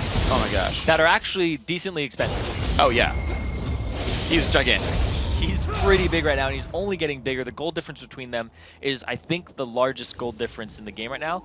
Maybe no, actually, I would go ahead and say that, because Odwamna, he has a little bit more than GOB in terms of farm and kills, but nothing like for Bevan right now. Yeah, I'm actually surprised Vivian went for Berserker's Greaves, actually, because by this point your Q is actually already capped on cast time. Once you have Ruin King and Static Shiv, you're at that 1.33. So He'll get a little bit his more. basic attacks are faster. Yeah. But like as far as, and I mean, to be fair, it's relevant. Like auto attacks matter a whole heck of a lot on someone like You'll get more Yasuo. crits, you'll get more play with King synergy. Yeah, sure. And that is relevant. But when you're facing like a Lulu and Morgana, I'm surprised you don't go Merc Treads. Yeah, I agree with that. It's definitely one of those things where you have to contemplate it and be like, do I just want to attack them and just bash them? Or do I, no, bash them. Nope, just gonna bash them a little bit more. Move my sword a bit faster. And that's fine. It's the choice after all. And life's about choices. Yeah. Gotta make the right ones. He's going to go ahead and try to use the wind wall on every dart binding he can. He hasn't really been hit by one just yet, but look at that. The double his gold. 8.5k gold to 4.8. Oh man, that is rough. Life is not easy right now for Vince, but maybe he can get himself back into this game. GG Call Nash have not lost turrets in some time, but the recent Dragon, of course, did go through to H2K. Even if they pick off the Bevan, the 4v5 would still be really rough at 10k gold advantage under 20 minutes now. for H2K. It's looking very, very grim for them. Call Nash, they might stick to their average game time of 23 minutes, but they'll be on the losing end. It might just be. There's the Dark Bind is going to hit up onto Jarvan, who did smite away the red buff, so more stuff's getting controlled. Bottom lane split push stopped by a Ziggs ulti. I want to see how H2K does push through. I know, thinking back to the spring series when they were Cloud and Eclipse, they tend to be pretty good at closing games out. I remember thinking about that. Kidnap attempt, not quite going to happen. Narcus forced back in this one. Won't catch Yarn just yet. That's one thing to keep in mind is H2K have to be very, very afraid of how Morgana... Oh, good Black Shield again. Narcus going to look again for an attempt here. Think he's going to stay safe. Bevan off on the right side. They know that he's there, though. They saw him with that ward over the wall. Just barely. Alright, so what is their way in? Not a lot of siege pressure. It's 3 melee champions. They need to carry and support. Domna splitting up in the top lane, but he's not making that much headway. They're not splitting right here for Call Nash. They're sending too many people top. They're going to lose bottom in hip turret. They just might. Here we go. Domna's going to run back, pops the ulti, gets away. And now the pressure goes on to the rest of the map there. Looks like it's right now just Fnatic pushing down, but Hjarnan really wants pressure on mid-tier 2. Hjarnan's about to reach the turret himself. Got to be careful of Skarner on the left-hand side. Muna coming down to flank that one. Fnatic actually can't push in time. Vince just clears the wave away. Yeah, they pulled off just in time and had the wave clear in the right spot. Still splitting the jungle here for Call Nash. H2K, they're putting themselves in the right position, off on the side. Look at that. If he gets the knockup, Yasuo's on the side. He's going to go for a catches Legady as well, but now Squeeze is the one blocked. It has to flash away as well. Fnatic gets out of this one. Narcus has already blown his ultimate and didn't get a kill for it. Now these guys own the mid-tier 2 turret. Trashy forced one away for now. EQ comes out just in time. He actually queued it up as he turned into a cupcake. Flying squirrels. That is how it works. And there we go, the slow coming in. Gob going to knock the ulti up on that one. Adwamna going to put a cleaver down. And they stay safe, but mid-tier 2 has fallen. And look at top tier 2 now. Yep, going to go ahead and rotate right around. They got a lot of the ultimates out.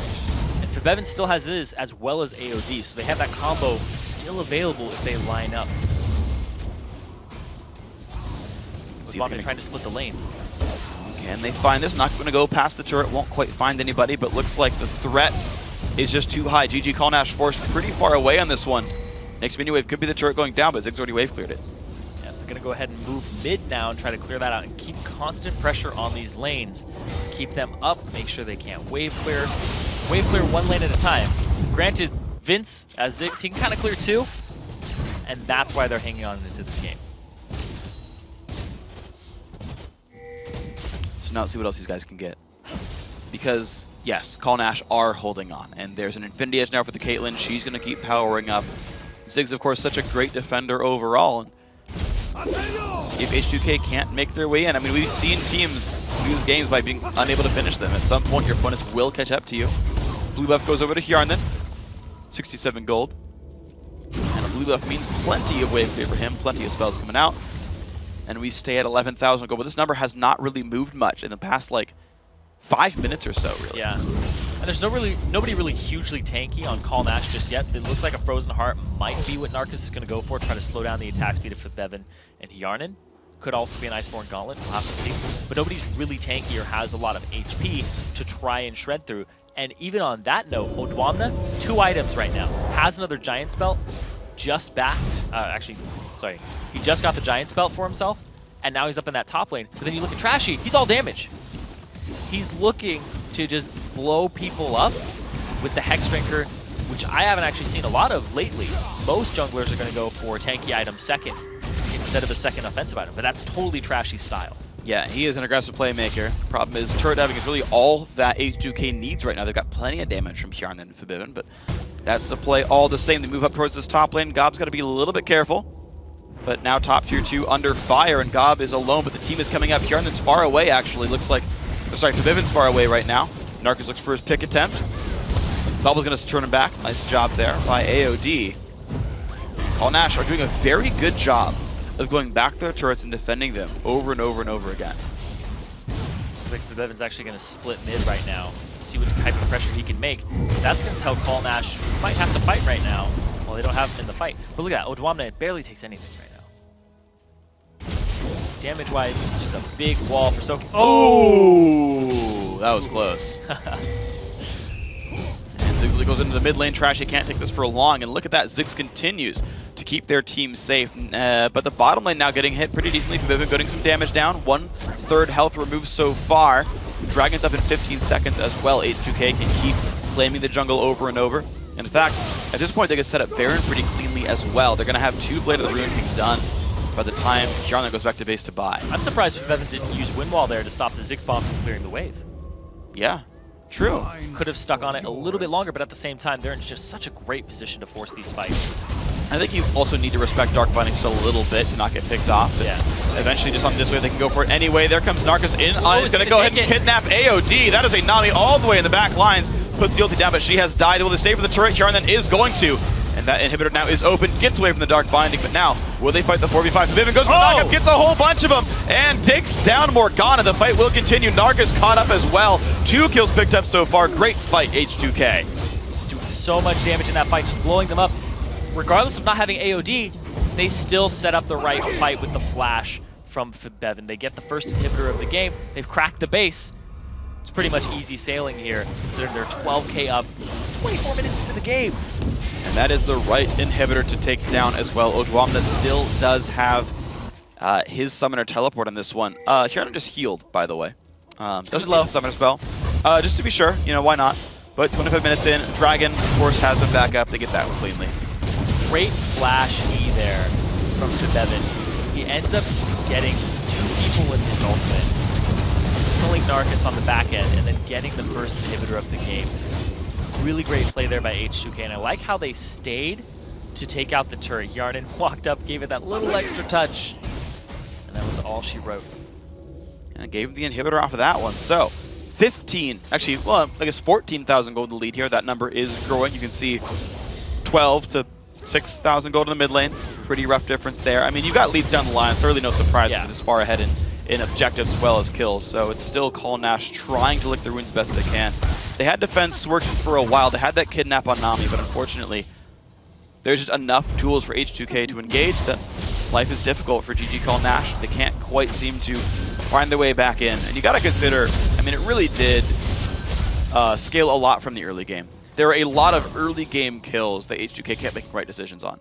Yeah, they also got the first blood on their top laner, who was 2v1ing. They got the double buffs on him.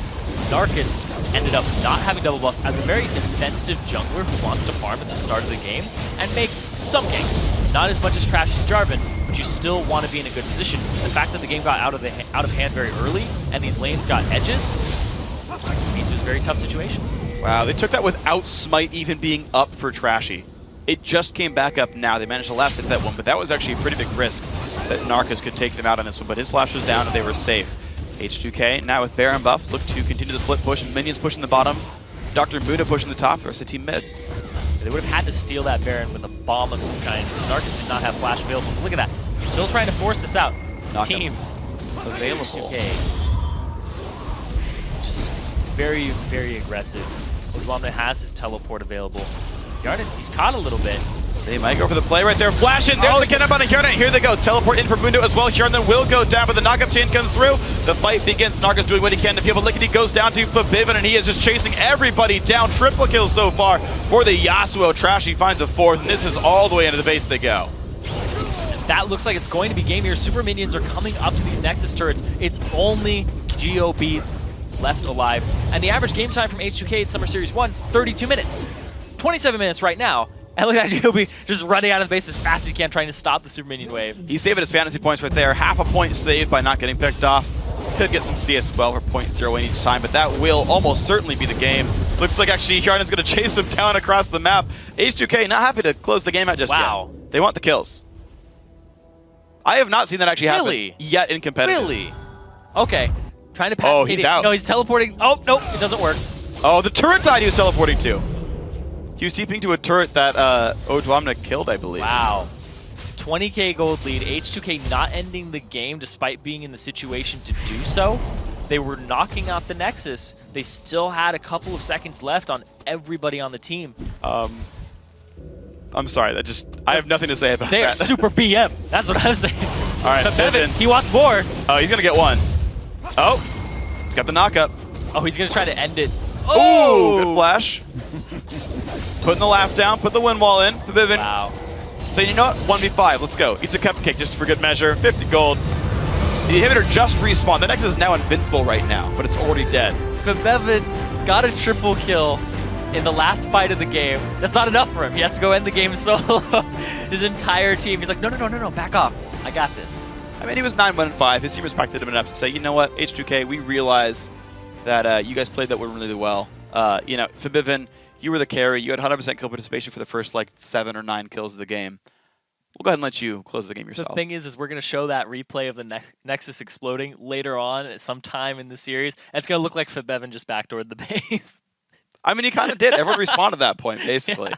He's got in there. So, I mean, honestly, a fairly one-sided game. H2K looked great from the very start. Initiated a lane swap, played the lane swap better. They stopped the Dragon attempt. It's one of the very few times I've seen that done successfully. And then just found kills in jungle invades. They started the game out like 9-0 in kills. They gave up 3 deaths the entire game. They're just a way stronger team in that game. Yeah, they looked much stronger. 15k gold on Fnatic. Vince, 7.7. Had double the gold of the other mid laner. 3 more levels. Was just playing him like a fiddle from the start. He 2v1'd, came up with a kill and almost killed Morgana too. It was huge plays there from Fnatic very early on in the game. So it wasn't the fact that he was fed, it's the fact that he was just outplaying around the mana pool of Ziggs. Yeah, I mean, everything really just went well. And the tier start for Vince, he was trying. He got the Seeker's Arm right afterwards, but he just never scaled up. And any matchup with like both champions being high damage dealers, right? Like maybe like not Muda Renekton, but like Yasuo Ziggs, for example, that gold lead is incredibly big. Like it was a level lead as well at some point, or at the end of the game. Fnatic was up 3 levels as well as this, 7,500 gold lead, and that's kind of how that matchup's going to work. Is you can just push your opponent down, you can push them around, and you just get to pick up kills kind of whenever you want. And I mean that's an earned gold lead. That's Fnatic making that happen, to be completely fair. But I mean at a certain point it's no longer Vince's fault. And to go 0-3-3 despite that start's actually about the best you can hope for. Yeah, against Fnatic, who's one of the top challenger players, top 10 for sure on the EU West ladder, coming in on a team that was one of the top teams and took first, dropping only 1 game to Lublin Shore. It's no surprise that happened. Going into game 2, though, you got to have a pretty good mentality in terms of bouncing back if you're Call Nash. You have to sit there and think, you know what? They just got us from that jungle invade. We played the dragon wrong, played the 2v1 wrong. How do we fix it? How do we not do that again? But you have to play to win. You can't play to not lose. True. Especially against H2K, who are always going to play to win and just go at you over and over again. Even if they're behind, they're going to try to force something. Yeah, and that's the interesting thing is, and I do like the tenacity of H2K, that they're going to try to make these choices, make these plays, get themselves into this one. I think just the fact that we saw Call Nash hold up reasonably well in the mid game, despite a 10,000 gold lead, is a good sign for them. I think their champions were generally fine. I mean, they were obviously able to turtle with Ziggs and Caitlyn pretty successfully.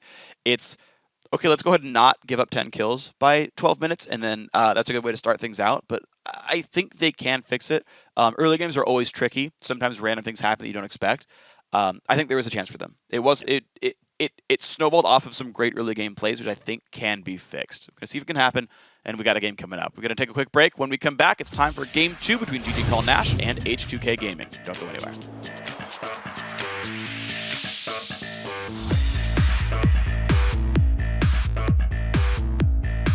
Auto attack, they get it. Double knockup, and the ulti comes in. I think he's, wow. Not going to follow up just yet, but they're going to keep on pushing forward. The kid, not going to do much for them either. Leaky D goes down as well. Trashy going to help claim the kill on another one. Very large advantage. The knockup not quite going to land on a combo. Oh! The kidnap! And the Cataclysm, not what he wanted this one at all.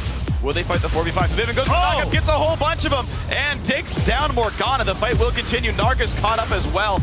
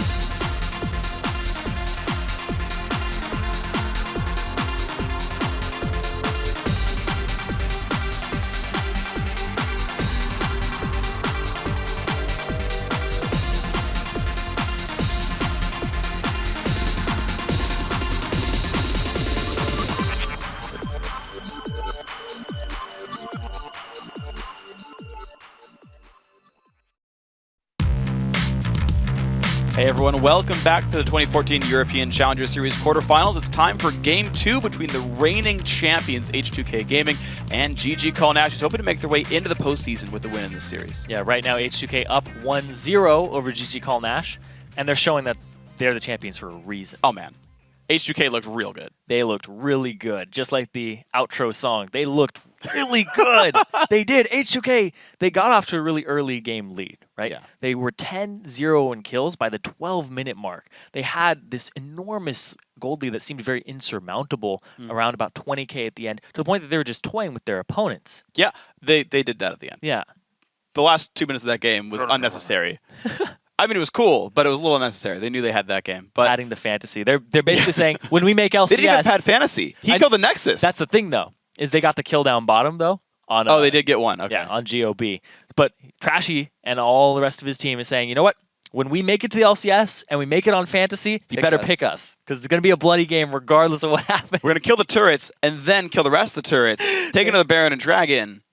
It's full. I mean, it's full EU style. You got to go 50 minutes. They're the type of team that you want in fantasy. Yeah. Because if you don't end the game and you're actually just milking the fantasy just blatantly, I feel like that'd be terrible. Oh man, I feel like we're gonna have to put a rule in for these guys.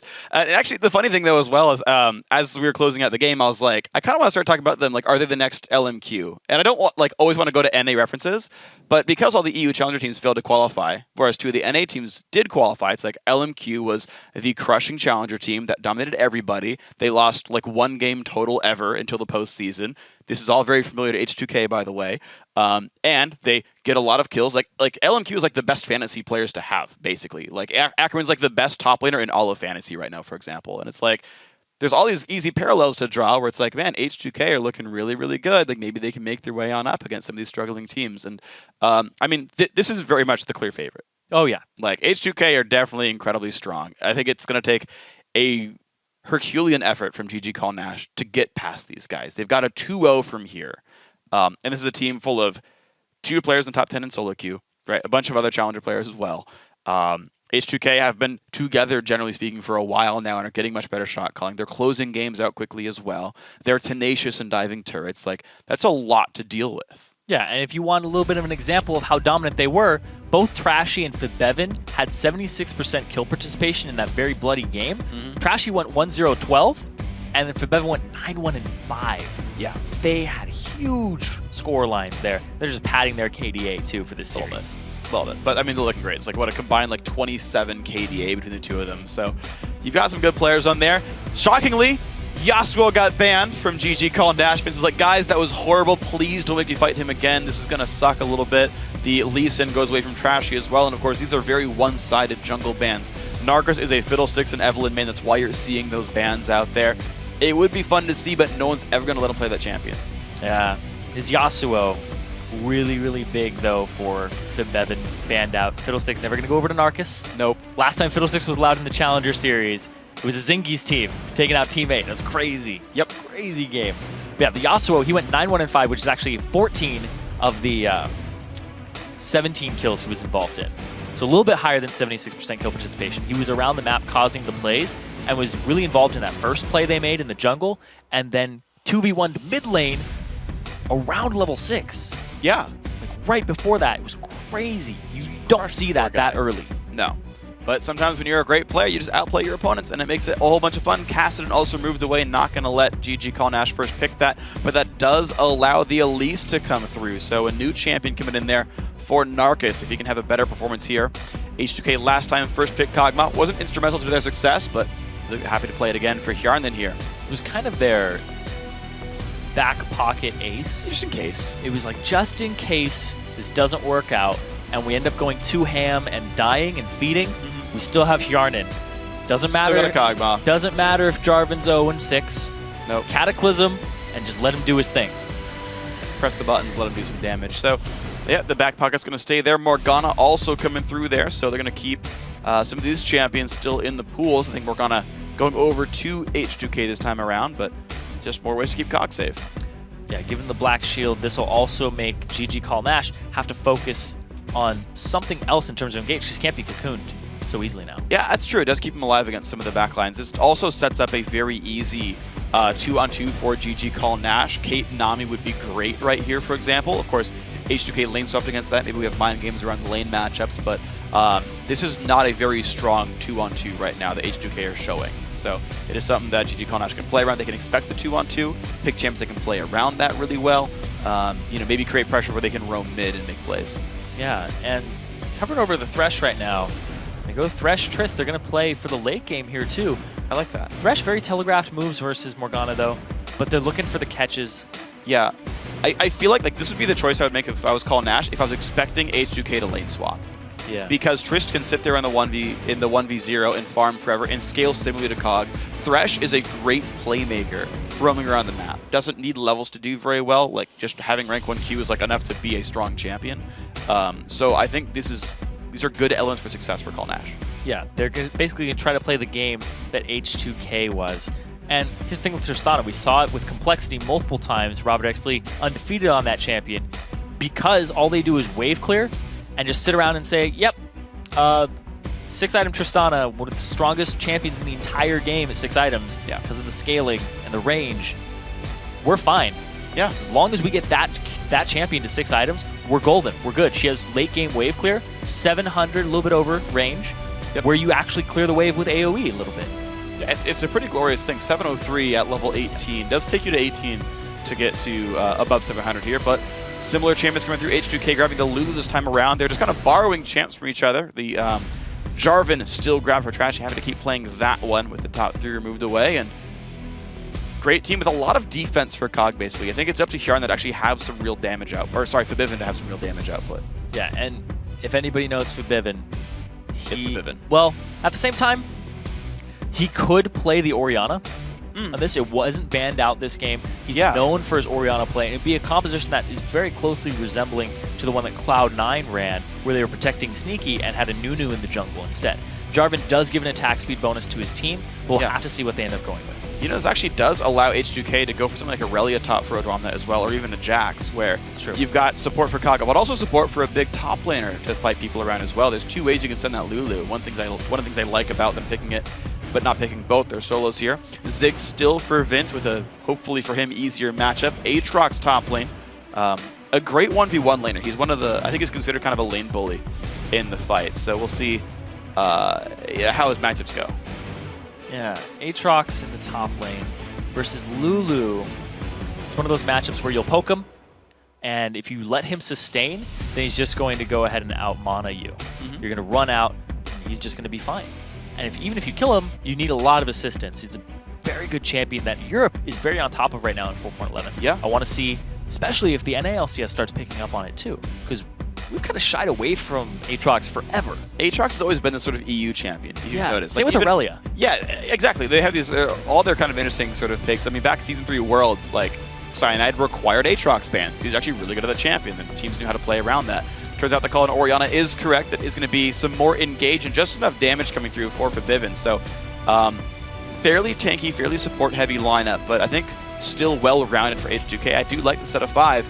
Call Nash really relying on the late-game stalling of Ziggs Tristana, and that could be enough for him. Yeah, right now, they could be like, we could cut our losses, lose a bunch of turrets, we'll wave clear with Ziggs, we'll wave clear with Tristana, we'll get gold, we'll end up trying to win like 1 or 2 team fights in the late game. Hopefully we didn't get too far behind before that. H2K's comp, we're going to AoE team fight you. Yeah. Have a lot of protection and shields here for Kog'Maw. If you ignore Hjarnan, you're going to die. But if you go on Hjarnan, you're probably going to die. Yeah, you're probably not going to kill him either. Yeah. I do like this team. I think it's very well-rounded and synergistic as well for H2K. I find it very rare to see teams that feel really synergistic, like they've got this one clear goal, but also don't have the obvious weakness to pick apart as well. Really frustrating to play against a team composition like that. Yeah. When I go into a game and I face something along those lines, I think, man, what am I going to do? Yeah. How am I going to strategize this? Yeah. Because those lanes all do fairly well. The bottom lane, though, is the one you'd have to shut down in this in this composition. And it is shut downable. The problem with that, though, is Thresh, again, as you mentioned earlier, not great in a Morgana. And actually, even Tristana's not great against Morg because the reason her laning's any good is because Explosive Shot does a lot of damage, which is black shieldable. Yes. Different cooldowns, to be fair, and if that's down, you can hook through, and so there's all these weird mind games with the spells, but by and large, not the best dual lane you could go for to shut down Cog Morgana. So we'll have to see where the matchups end up going. how they end up playing it. There's always a chance. Again, GG Call Nash, they've got 2-0 from here. They've got to win this game and the next one to make it happen. And the team's going to leave the base. And this composition from H2K looks very well rounded in the defensive and offensive department, as well as utility. And tankiness. They will eventually get tanky just because of the utility that they have. And the thing is Trashy going to go for another offensive second item, or is he going to start building defensive right off the bat after the Lizard Elder? Well, he's probably going to build offense. He's probably it's Trashy. It's Trashy. He's going to do that. Let's be real. That's a big thing, though, because if they end up in a 3-on-3 down bottom in that mid game, Tristana will be a little bit weak because she's at that spiky point where she takes a little bit of a dive. But, oh, man, they snuck past Trashy. And they're going to get the ward. Ooh, that ward gets spotted. Trashy, abandon that side of the jungle. All right, well, these guys know they're looking for the lane matchups there. Call Nash goes back on the way through. They're looking for the 2-on-1.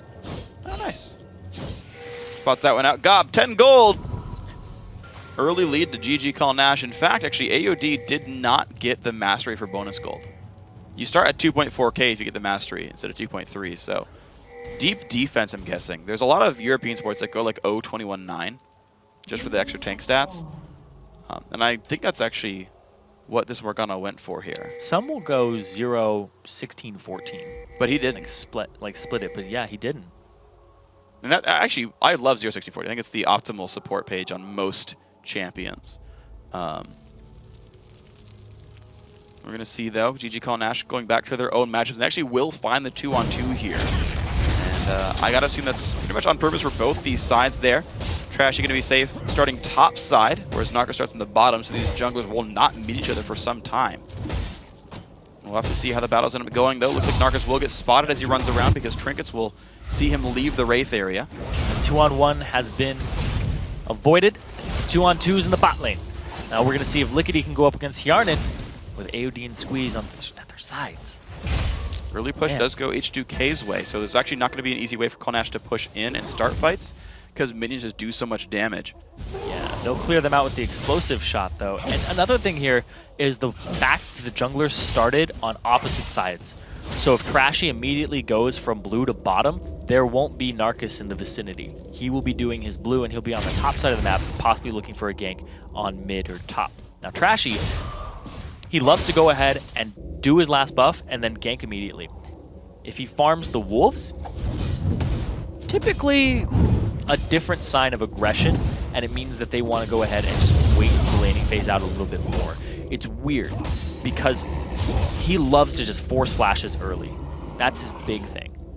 Not going to be the case this time, though. Yeah, he's going to go white and stay on that side, so he's attentive to the bottom. Nice attempt. Oh, Hook's going to miss just barely as well. Both these guys just missing their Qs in the enemy champions. Squeeze, how good is he at last-hitting cannons with Thresh? It's always a difficulty. Got him. All right. All is well. Oh! Man, these are very near misses, though. Yeah. So Trashy's just going to continue to farm his jungle and let this bottom lane continue to push. If it gets pushed up, though, to this tier 1 turret, or if he sees that Elise is top, who's currently sitting in that bush up there, trying to get a gank onto Odwamna. It's pushed up. It's very hard to force something like this, but it is Aatrox. Dive. He's going to farm. But you'll have to get... You'll blow the passive, but you'll have to land the cocoon. I think he's just looking for the counter gank right now. Let's see, the lane's going to push out. This is the chance now to take down Odwamna. Does he know Elise is snuck in? He's on the correct side of the lane there. He's putting the minions between himself and Elise, so no cocoons can land. Gob, can he get in? Actually, the fact that he's not level 4 should tell Odwamna that there's an Elise right there. Cocoon, good flash. Stay safe. Yep, first flash of the game, blown by Odwamna in the top lane. And now Trashy continuing to farm. There's actually a little different style from him.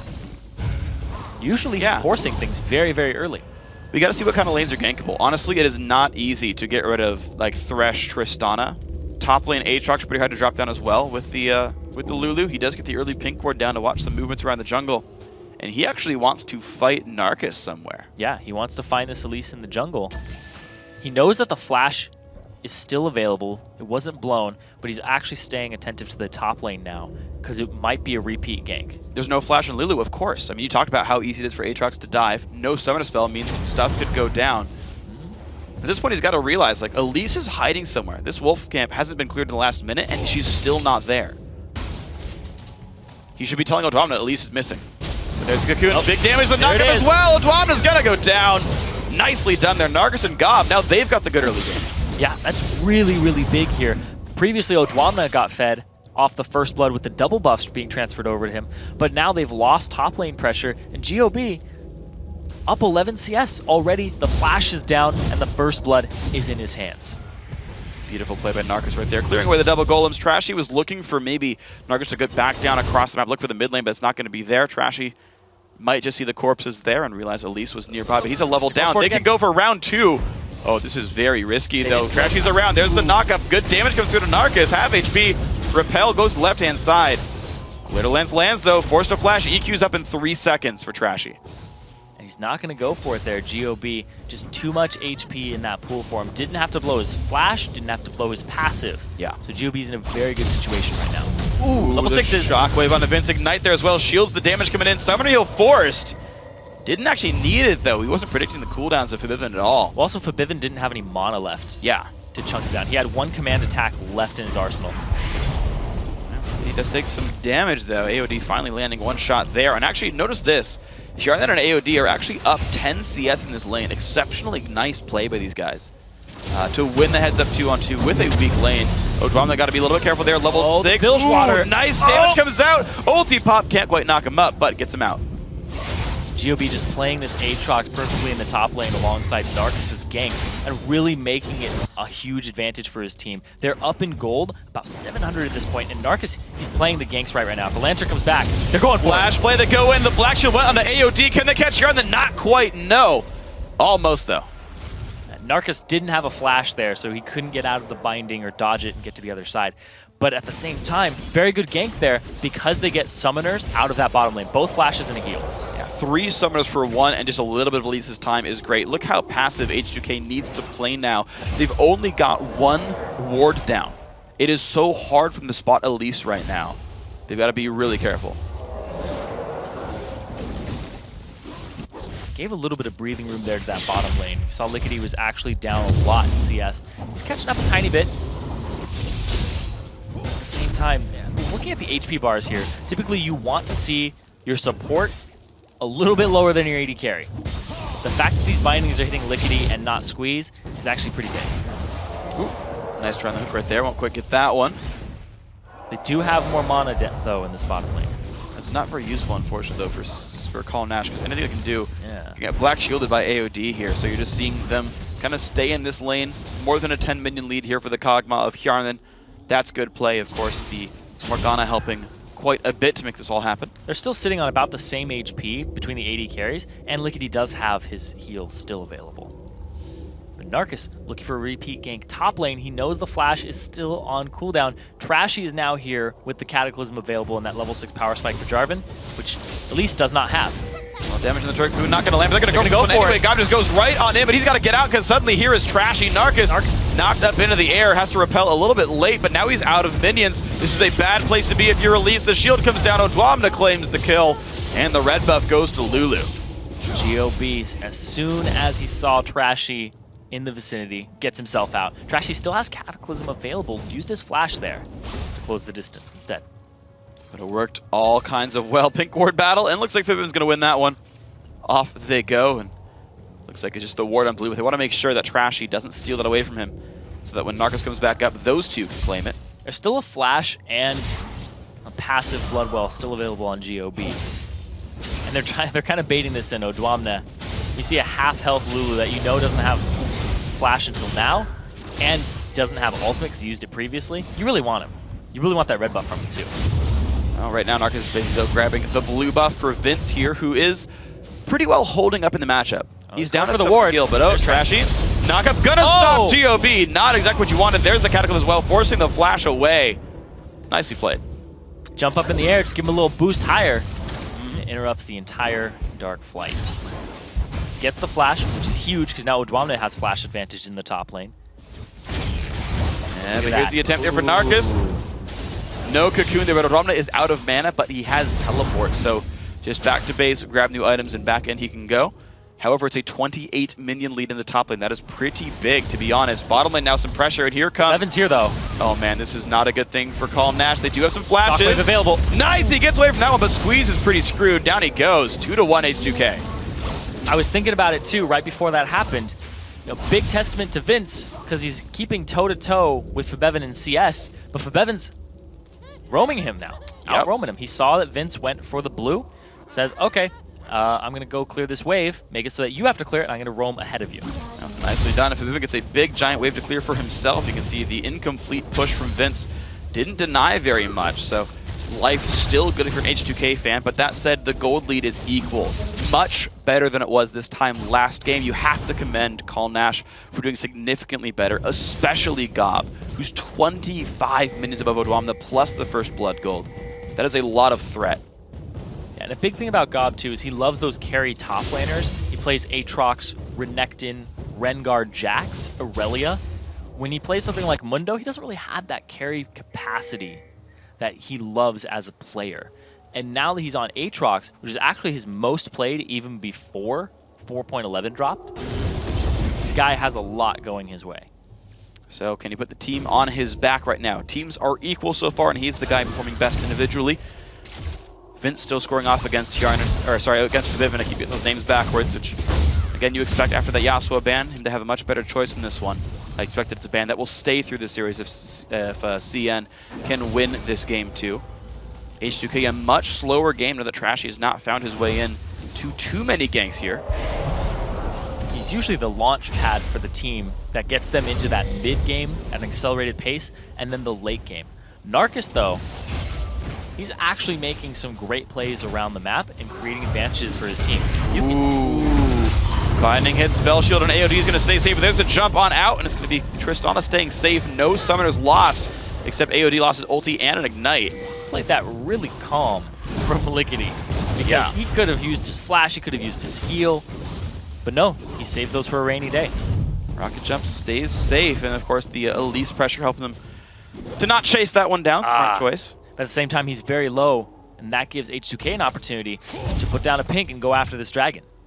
It's a pretty big risk, and there's everyone else coming up as well. Low-ish health bar, and there's the attack started. Narcus gonna realize this is happening.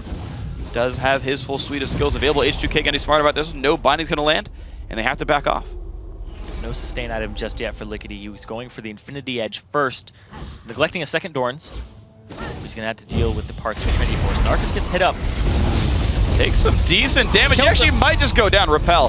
Can he get the lantern? No, he cannot. Nicely done, H2K. They get the pickup.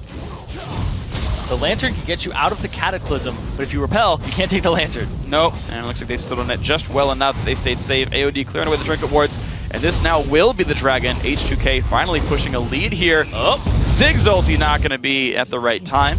Nicely claimed by Trashy. Another big thing, too, though, is I can't really hate on him for using the repel, because it stopped the damage from the Cataclysm. Oh, yeah, of course. Because the Cataclysm would have killed him anyway. I said he's dead, but he was alive in the air. Then he died. Then he dead.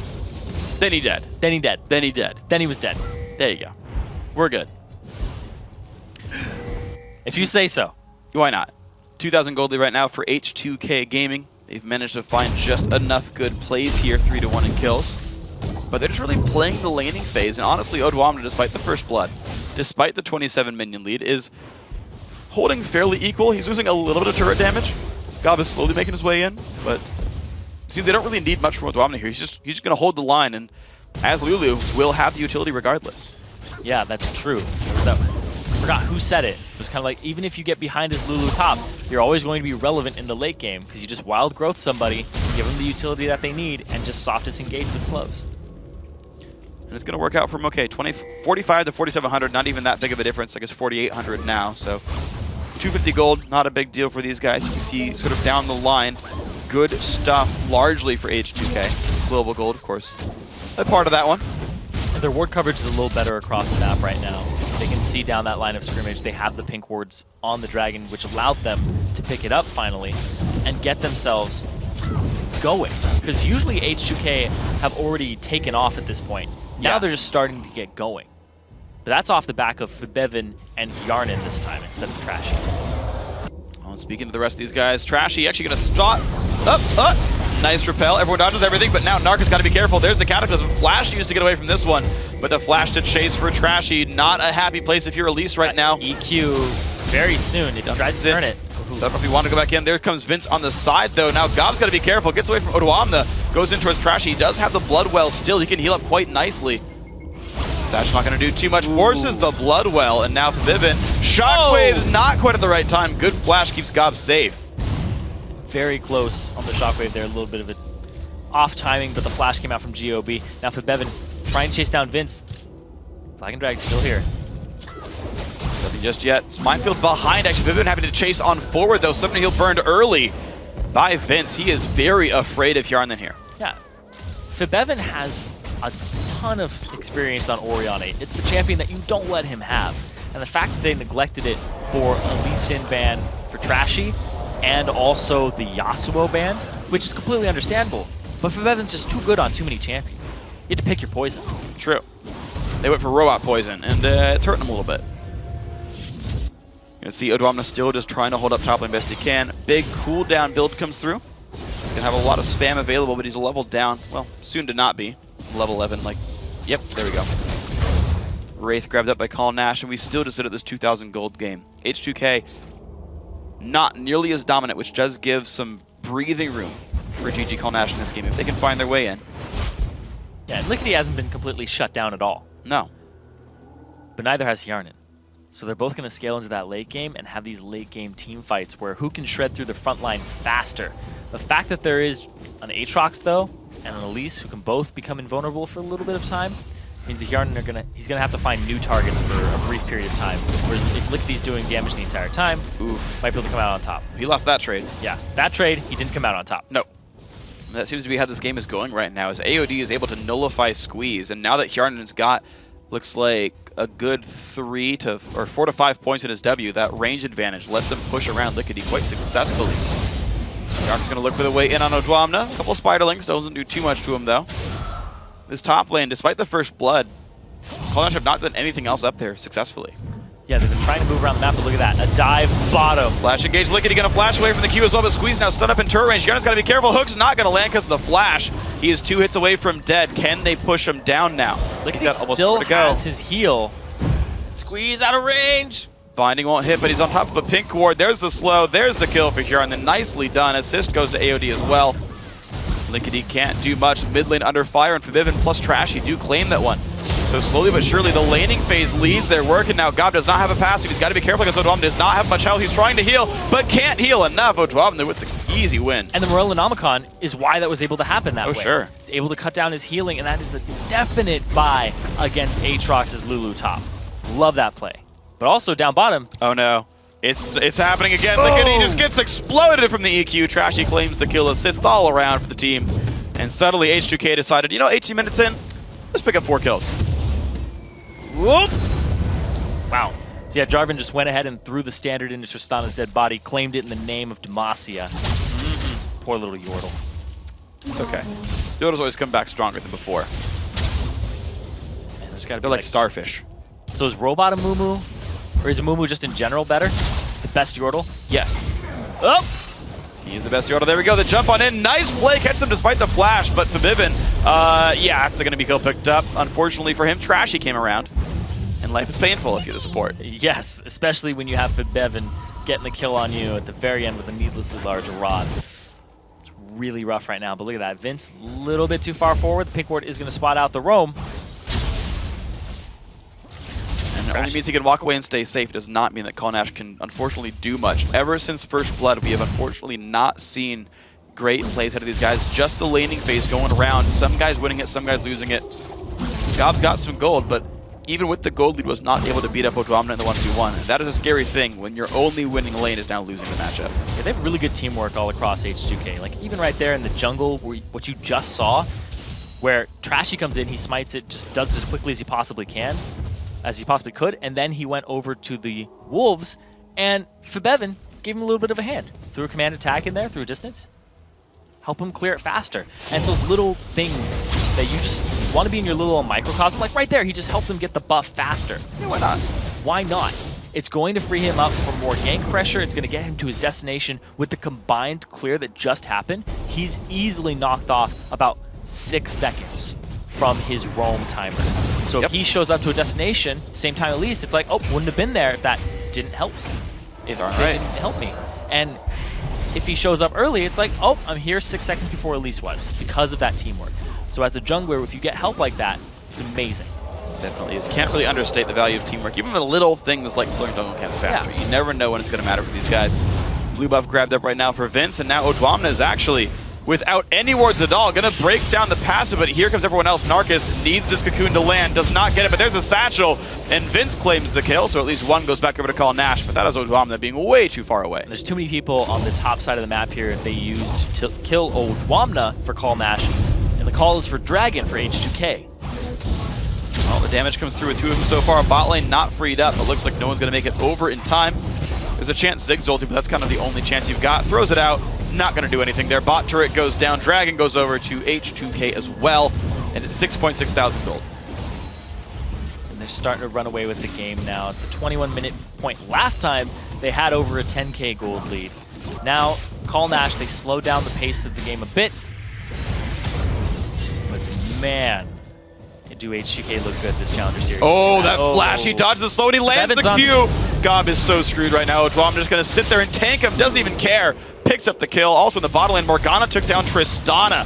So Licky D falls, Squeeze also going to drop down. H2K is exploding this game. They just came out of the gate a little slow, but now they're off to just their full sprint right now, not letting up. I gotta say it again, the Morellonomicon from Odwamna. He keeps poking down GOB, and then eventually getting to the point where he can't sustain anymore. And AOD, just so much aggression there alongside Yarn in the bottom lane. This combination is fantastic. You know, they've had a little while to synergize now, and they're definitely on their way to being one of the best bot lanes in Europe. They're looking pretty good. Trashy forced to run away from Narcus right now, though.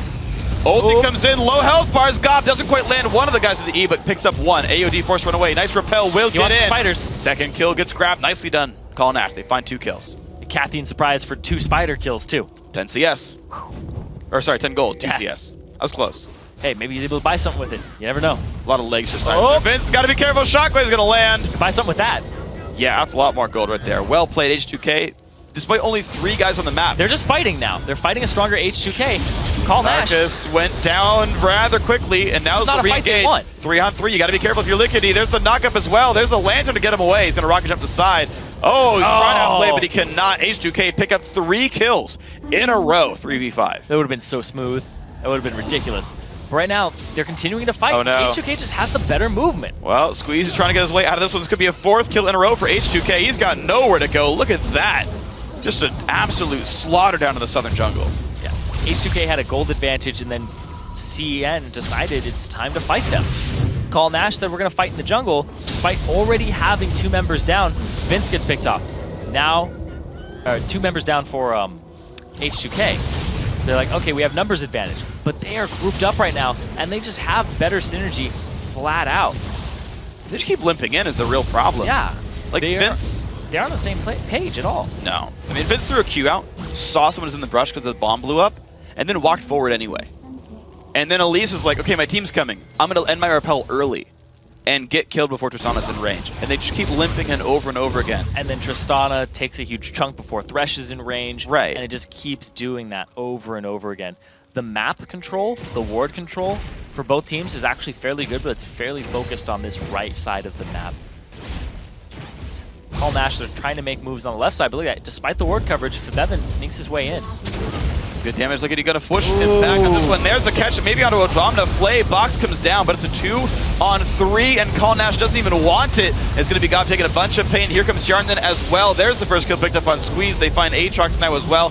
Narcus also to drop down. 3-0 again, H2K. They end up taking that fight without Fnatic, who was the MVP last game, hands down. But look at this. Trashy, despite not having a fantastic early game, is now showing really big success right now. Well, not so much success there. Woo! Take that one out. What? Because why not? Taunting his teammates, H2K. Let's be fair, they know they're up 11,000. All right, new MVP, Yarnden. New MVP, Baron Nashor. I mean, I'm just saying, GG, Call Nash. Okay. And I guess Kog'Maw kind of looks like a Baron spawn. Like if Baron had a kid, it'd be Kog'Maw. Maybe. They look really close. The resemblance is pretty uncanny. If he was purple. I feel like you need to like crossbreed Nasus in there though to get like the Nasus? the dog effects. It's not a gender. It's like breeding Pokemon. It's not about like. Oh, okay. You just want to get the traits combined. Okay, I gotcha. Wow. So Domina gets caught out here. Yeah, This is the initial fight. Great caught out there, but it ended up being a Look how afraid Gob is. He Look at can't even auto attack. Like literally once. He starts smacking Trashy right there, but Squeeze is already caught with a Dark Binding and picked off, and now Narcus gets destroyed at the very end. So they get a 3 for 0, 3 for 1, but he's executed by Baron. That is his only death this game. Trashy didn't die last game either. Yarnen's a wonderful person. This team of H2K are just lovely human beings who don't taunt their enemies or dance on their or own on their teammates' corpses. Bodies, or stall games out when they clearly are going to win. They're just lovely people. Hey man, their opponents are hard to kill. Start to think of what H2K stands for. Thing is, a lot of teams, and I feel bad for not knowing this though, but oh, hold on. Trashy. All right, he's got to run away. Flag toss. He's safe. A lot of teams actually remove the meaning from the names. Like SK used to mean Schrotzkommando.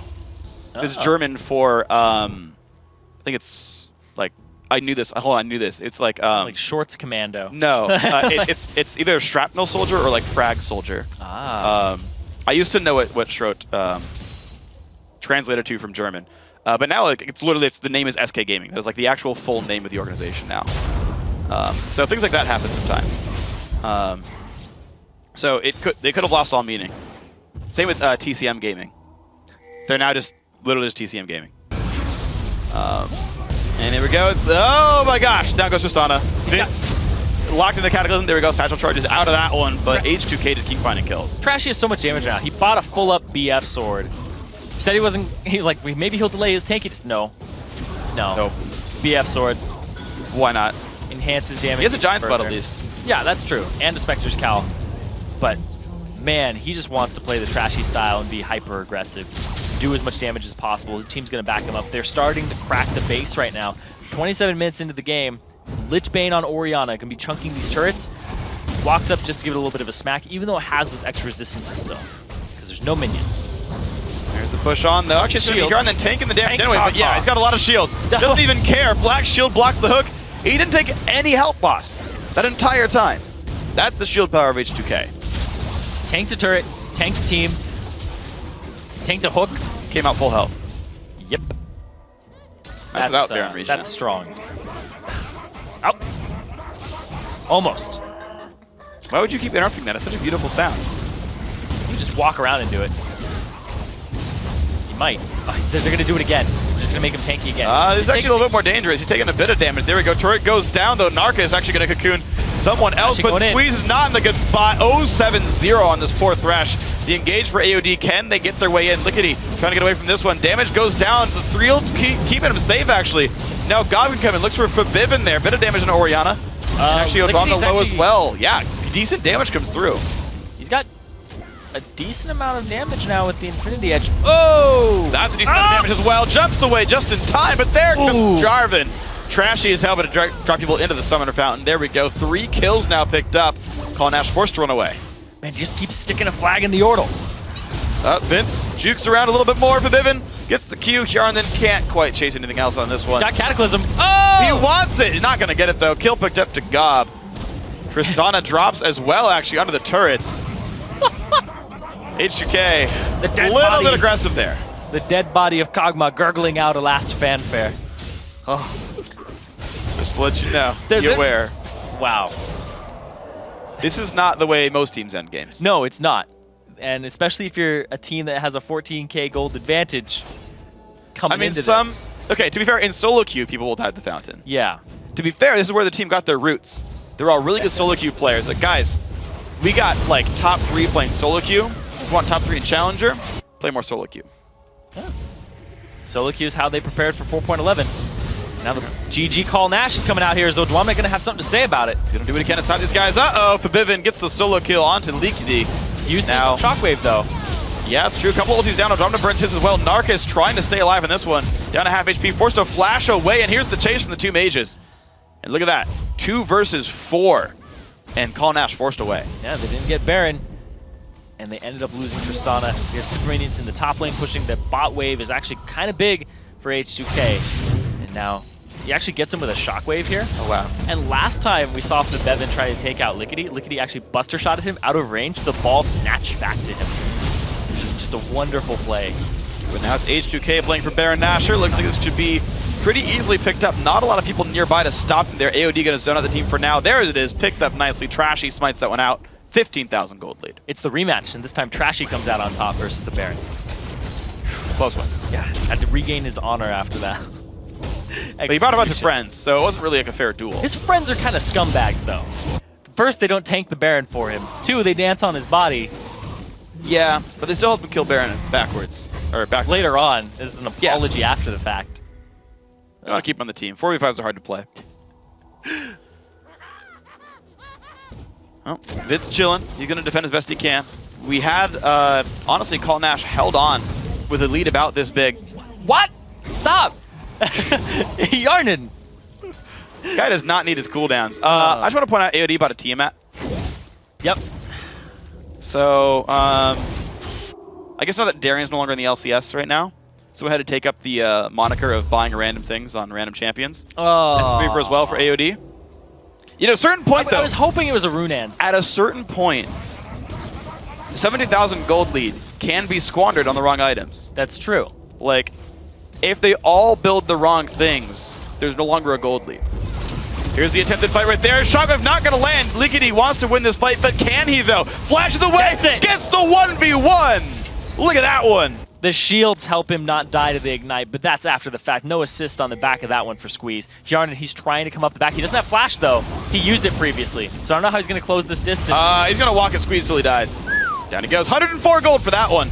Trashy versus Lickety. Doesn't even deal any damage. He has the Cataclysm and doesn't want to attack. He wants to just run. EQ. To freedom. Lickety. Uh-oh. Yeah, he got the kill credit anyway. Wow. Yep. Just a little bit of a slow in the past. Made it happen. And I was hoping that Tiamat, if he was going to buy something like that, it'd be Runans. So you could just get more off the Essence Weaver. A little bit more synergy with Runans than Tiamat on Morgana. Also, I've never seen a Morgana buy Runans, so it would just be multiple. I don't think I have either. Styles. I haven't seen Tiamat either. There's no reason to. I mean, in both cases. Try to force this H2K. Bottom turret's going to be going down. There we go. That's turret number, looks like 8 so far. H2K now on their second inhibitor kill as well.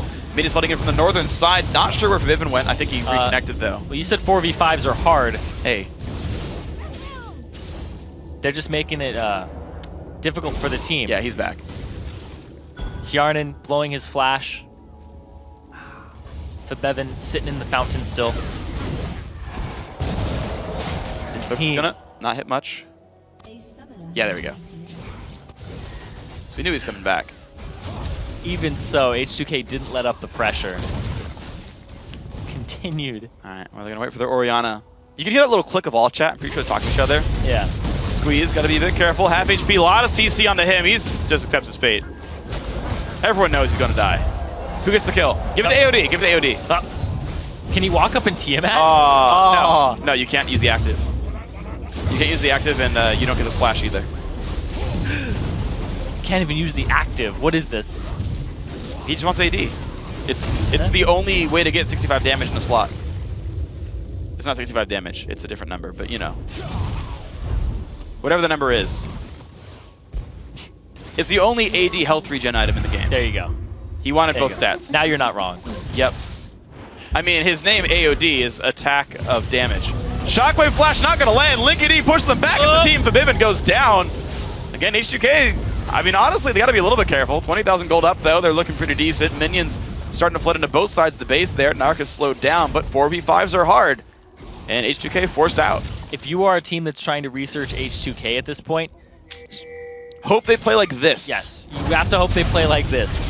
But at the same time, this might be just completely useless for you to look at because, man, Well, Kieran picks up Narcus, though. The trying to pick up kills not going to work out. Dwamna also takes down that poor Tristana. Liquidy does go down. Squeeze slowed as well. Udam's got a whole bunch of ping coming out in there. Ziggs ulti comes by, but not going to do much. Squeeze, one hit from Dead, and Yarn then picks up another one. 7, 2, and 9 now on Kog'Maw, and in the go towards Nexus turret number 1. It looks like they're going to end this game and end the series. Or will they? Oh, God. You're right. You're right. You're right. I shouldn't have said anything. Got being chased down. Damage coming through. He's going to teleport out. He's going to stay safe. Trashy knows better than that one. Chase down on towards Vince. Dwamna trying to win the fight with the ulti. Satchel charge in towards the fountain. Stays safe for now, but Dwamna's got to be careful. That is the Nexus going down, though. Hjarnan did want to close out the game in 35 minutes. H2K makes it 2-0. His voice getting a little tired from singing and his legs a little tired from dancing. He had enough of that series, so they take it 2-0. Pretty well played by the team overall, making it longer than it needed to be, but took him just over an hour of gameplay time. And H2K now broke the curse.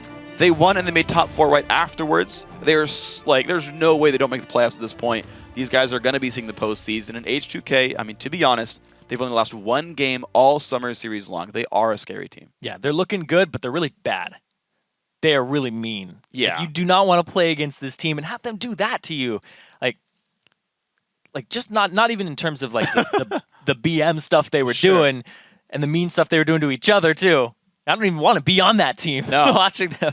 They're very, very good players, but that lead that they got in the first game was huge. The second game, it didn't take off until about the 10-minute mark. It took them like around that area because Trashy was actually getting out-rotated by Narcus early. Then Narcus didn't do anything for the rest of the game except die 6 times. Yeah, and that is one thing to keep in mind is realistically, H2K Gaming are a significantly stronger team on paper. Yes. Again, you've got 2 guys in the top 10 of Challenger. Like, good luck beating them 1v1. Yeah. And you saw that in Game 1. You saw how rough Bivin handled Vince. Game 2, much, much, much closer. And there are even better players waiting farther down in the Challenger Series. So H2K looked great, let's be fair. But Game 2 was not nearly as convincing. That was, we're going to sit in the laning phase and hope we're better than you in 1v1s. That was even the case in every single lane. Like, there are weaknesses here to exploit that if you're looking at these games, you can take notes and say, here's things to abuse. Yeah, H2K, there are some flaws in what they do, especially if they play it like that. Still, because that game was kind of just, they were messing around in that second half, which is not very sportsmanship-like. But they did made it entertaining. I mean, they got they got first place in the last Challenger Series. They've come back. They seem in full force from start to finish. Game 1, completely in control of it to the point that they gave themselves that window to mess around. In Game 2, they're like, okay, we got to serious it up a little bit by this mid game, and then they're like, okay, we're gonna go have some fun again. Yeah, I do want to give some credit to GG Call Nash though. They held on from a deficit pretty well in Game 1 for a while, but okay, eventually they got closed out. Game 2, they held up in lanes, held a gold lead for a while as well. So definitely no slouches, but hopefully we see them next year in spring, and maybe they'll step up a little bit more. But at least they made top 8. They got a couple of points, and maybe we'll see them again later. But guys, after today's matchup, let's see how the Summer Series 2 bracket shapes up. With that victory, H2K Gaming advances to the semifinals to await either Forever Zenzig or SK Gaming Prime. And the other end of the bracket will start tomorrow, and it'll start to shape up when Ninjas in Pajamas take on Unicorns of Love in a best-of-3 match. Tomorrow's winners will face either Ocelots Gamers 2 or Playing Ducks. But before then, there's more EU LCS action on the way tomorrow when Alliance takes on Rockat, and then Gambit Gaming goes head-to-head with Super Hot Crew. Then the Copenhagen Wolves take on Millennium, and Fnatic goes up against SK Gaming. It all starts at 5 p.m., 6 p.m. Central European Summer Time, 9 a.m. Pacific Daylight Time. Pretty sure on that one. And so with that, we've reached the end of our time together tonight. Before we go, I want to say thanks again to our friends at Coca-Cola. Now for myself, Zyrene, and the entire live broadcast crew, thanks for watching, good night, and GG. Dwamna is actually, without any wards at all, going to break down the passive, but here comes everyone else. Narcus needs this cocoon to land, does not get it, but there's a satchel. Do H2K look good this Challenger Series? Oh, that flash, he dodges the slow, and he lands the Q. Gob is so screwed right now. Dwamna is going to sit there and tank him, doesn't even care. It's going to be Gob taking a bunch of pain. Here comes Yarnden as well. There's the first kill picked up on Squeeze. They find Aatrox now as well. Narcus also to drop down. Here's the attempted fight right there. Shockwave not going to land. Liquidy wants to win this fight, but can he though? Flash of the way, gets the 1v1. Look at that one. Is now showing really big success right now. Well, not so much success there. Woo! Take that one out. What?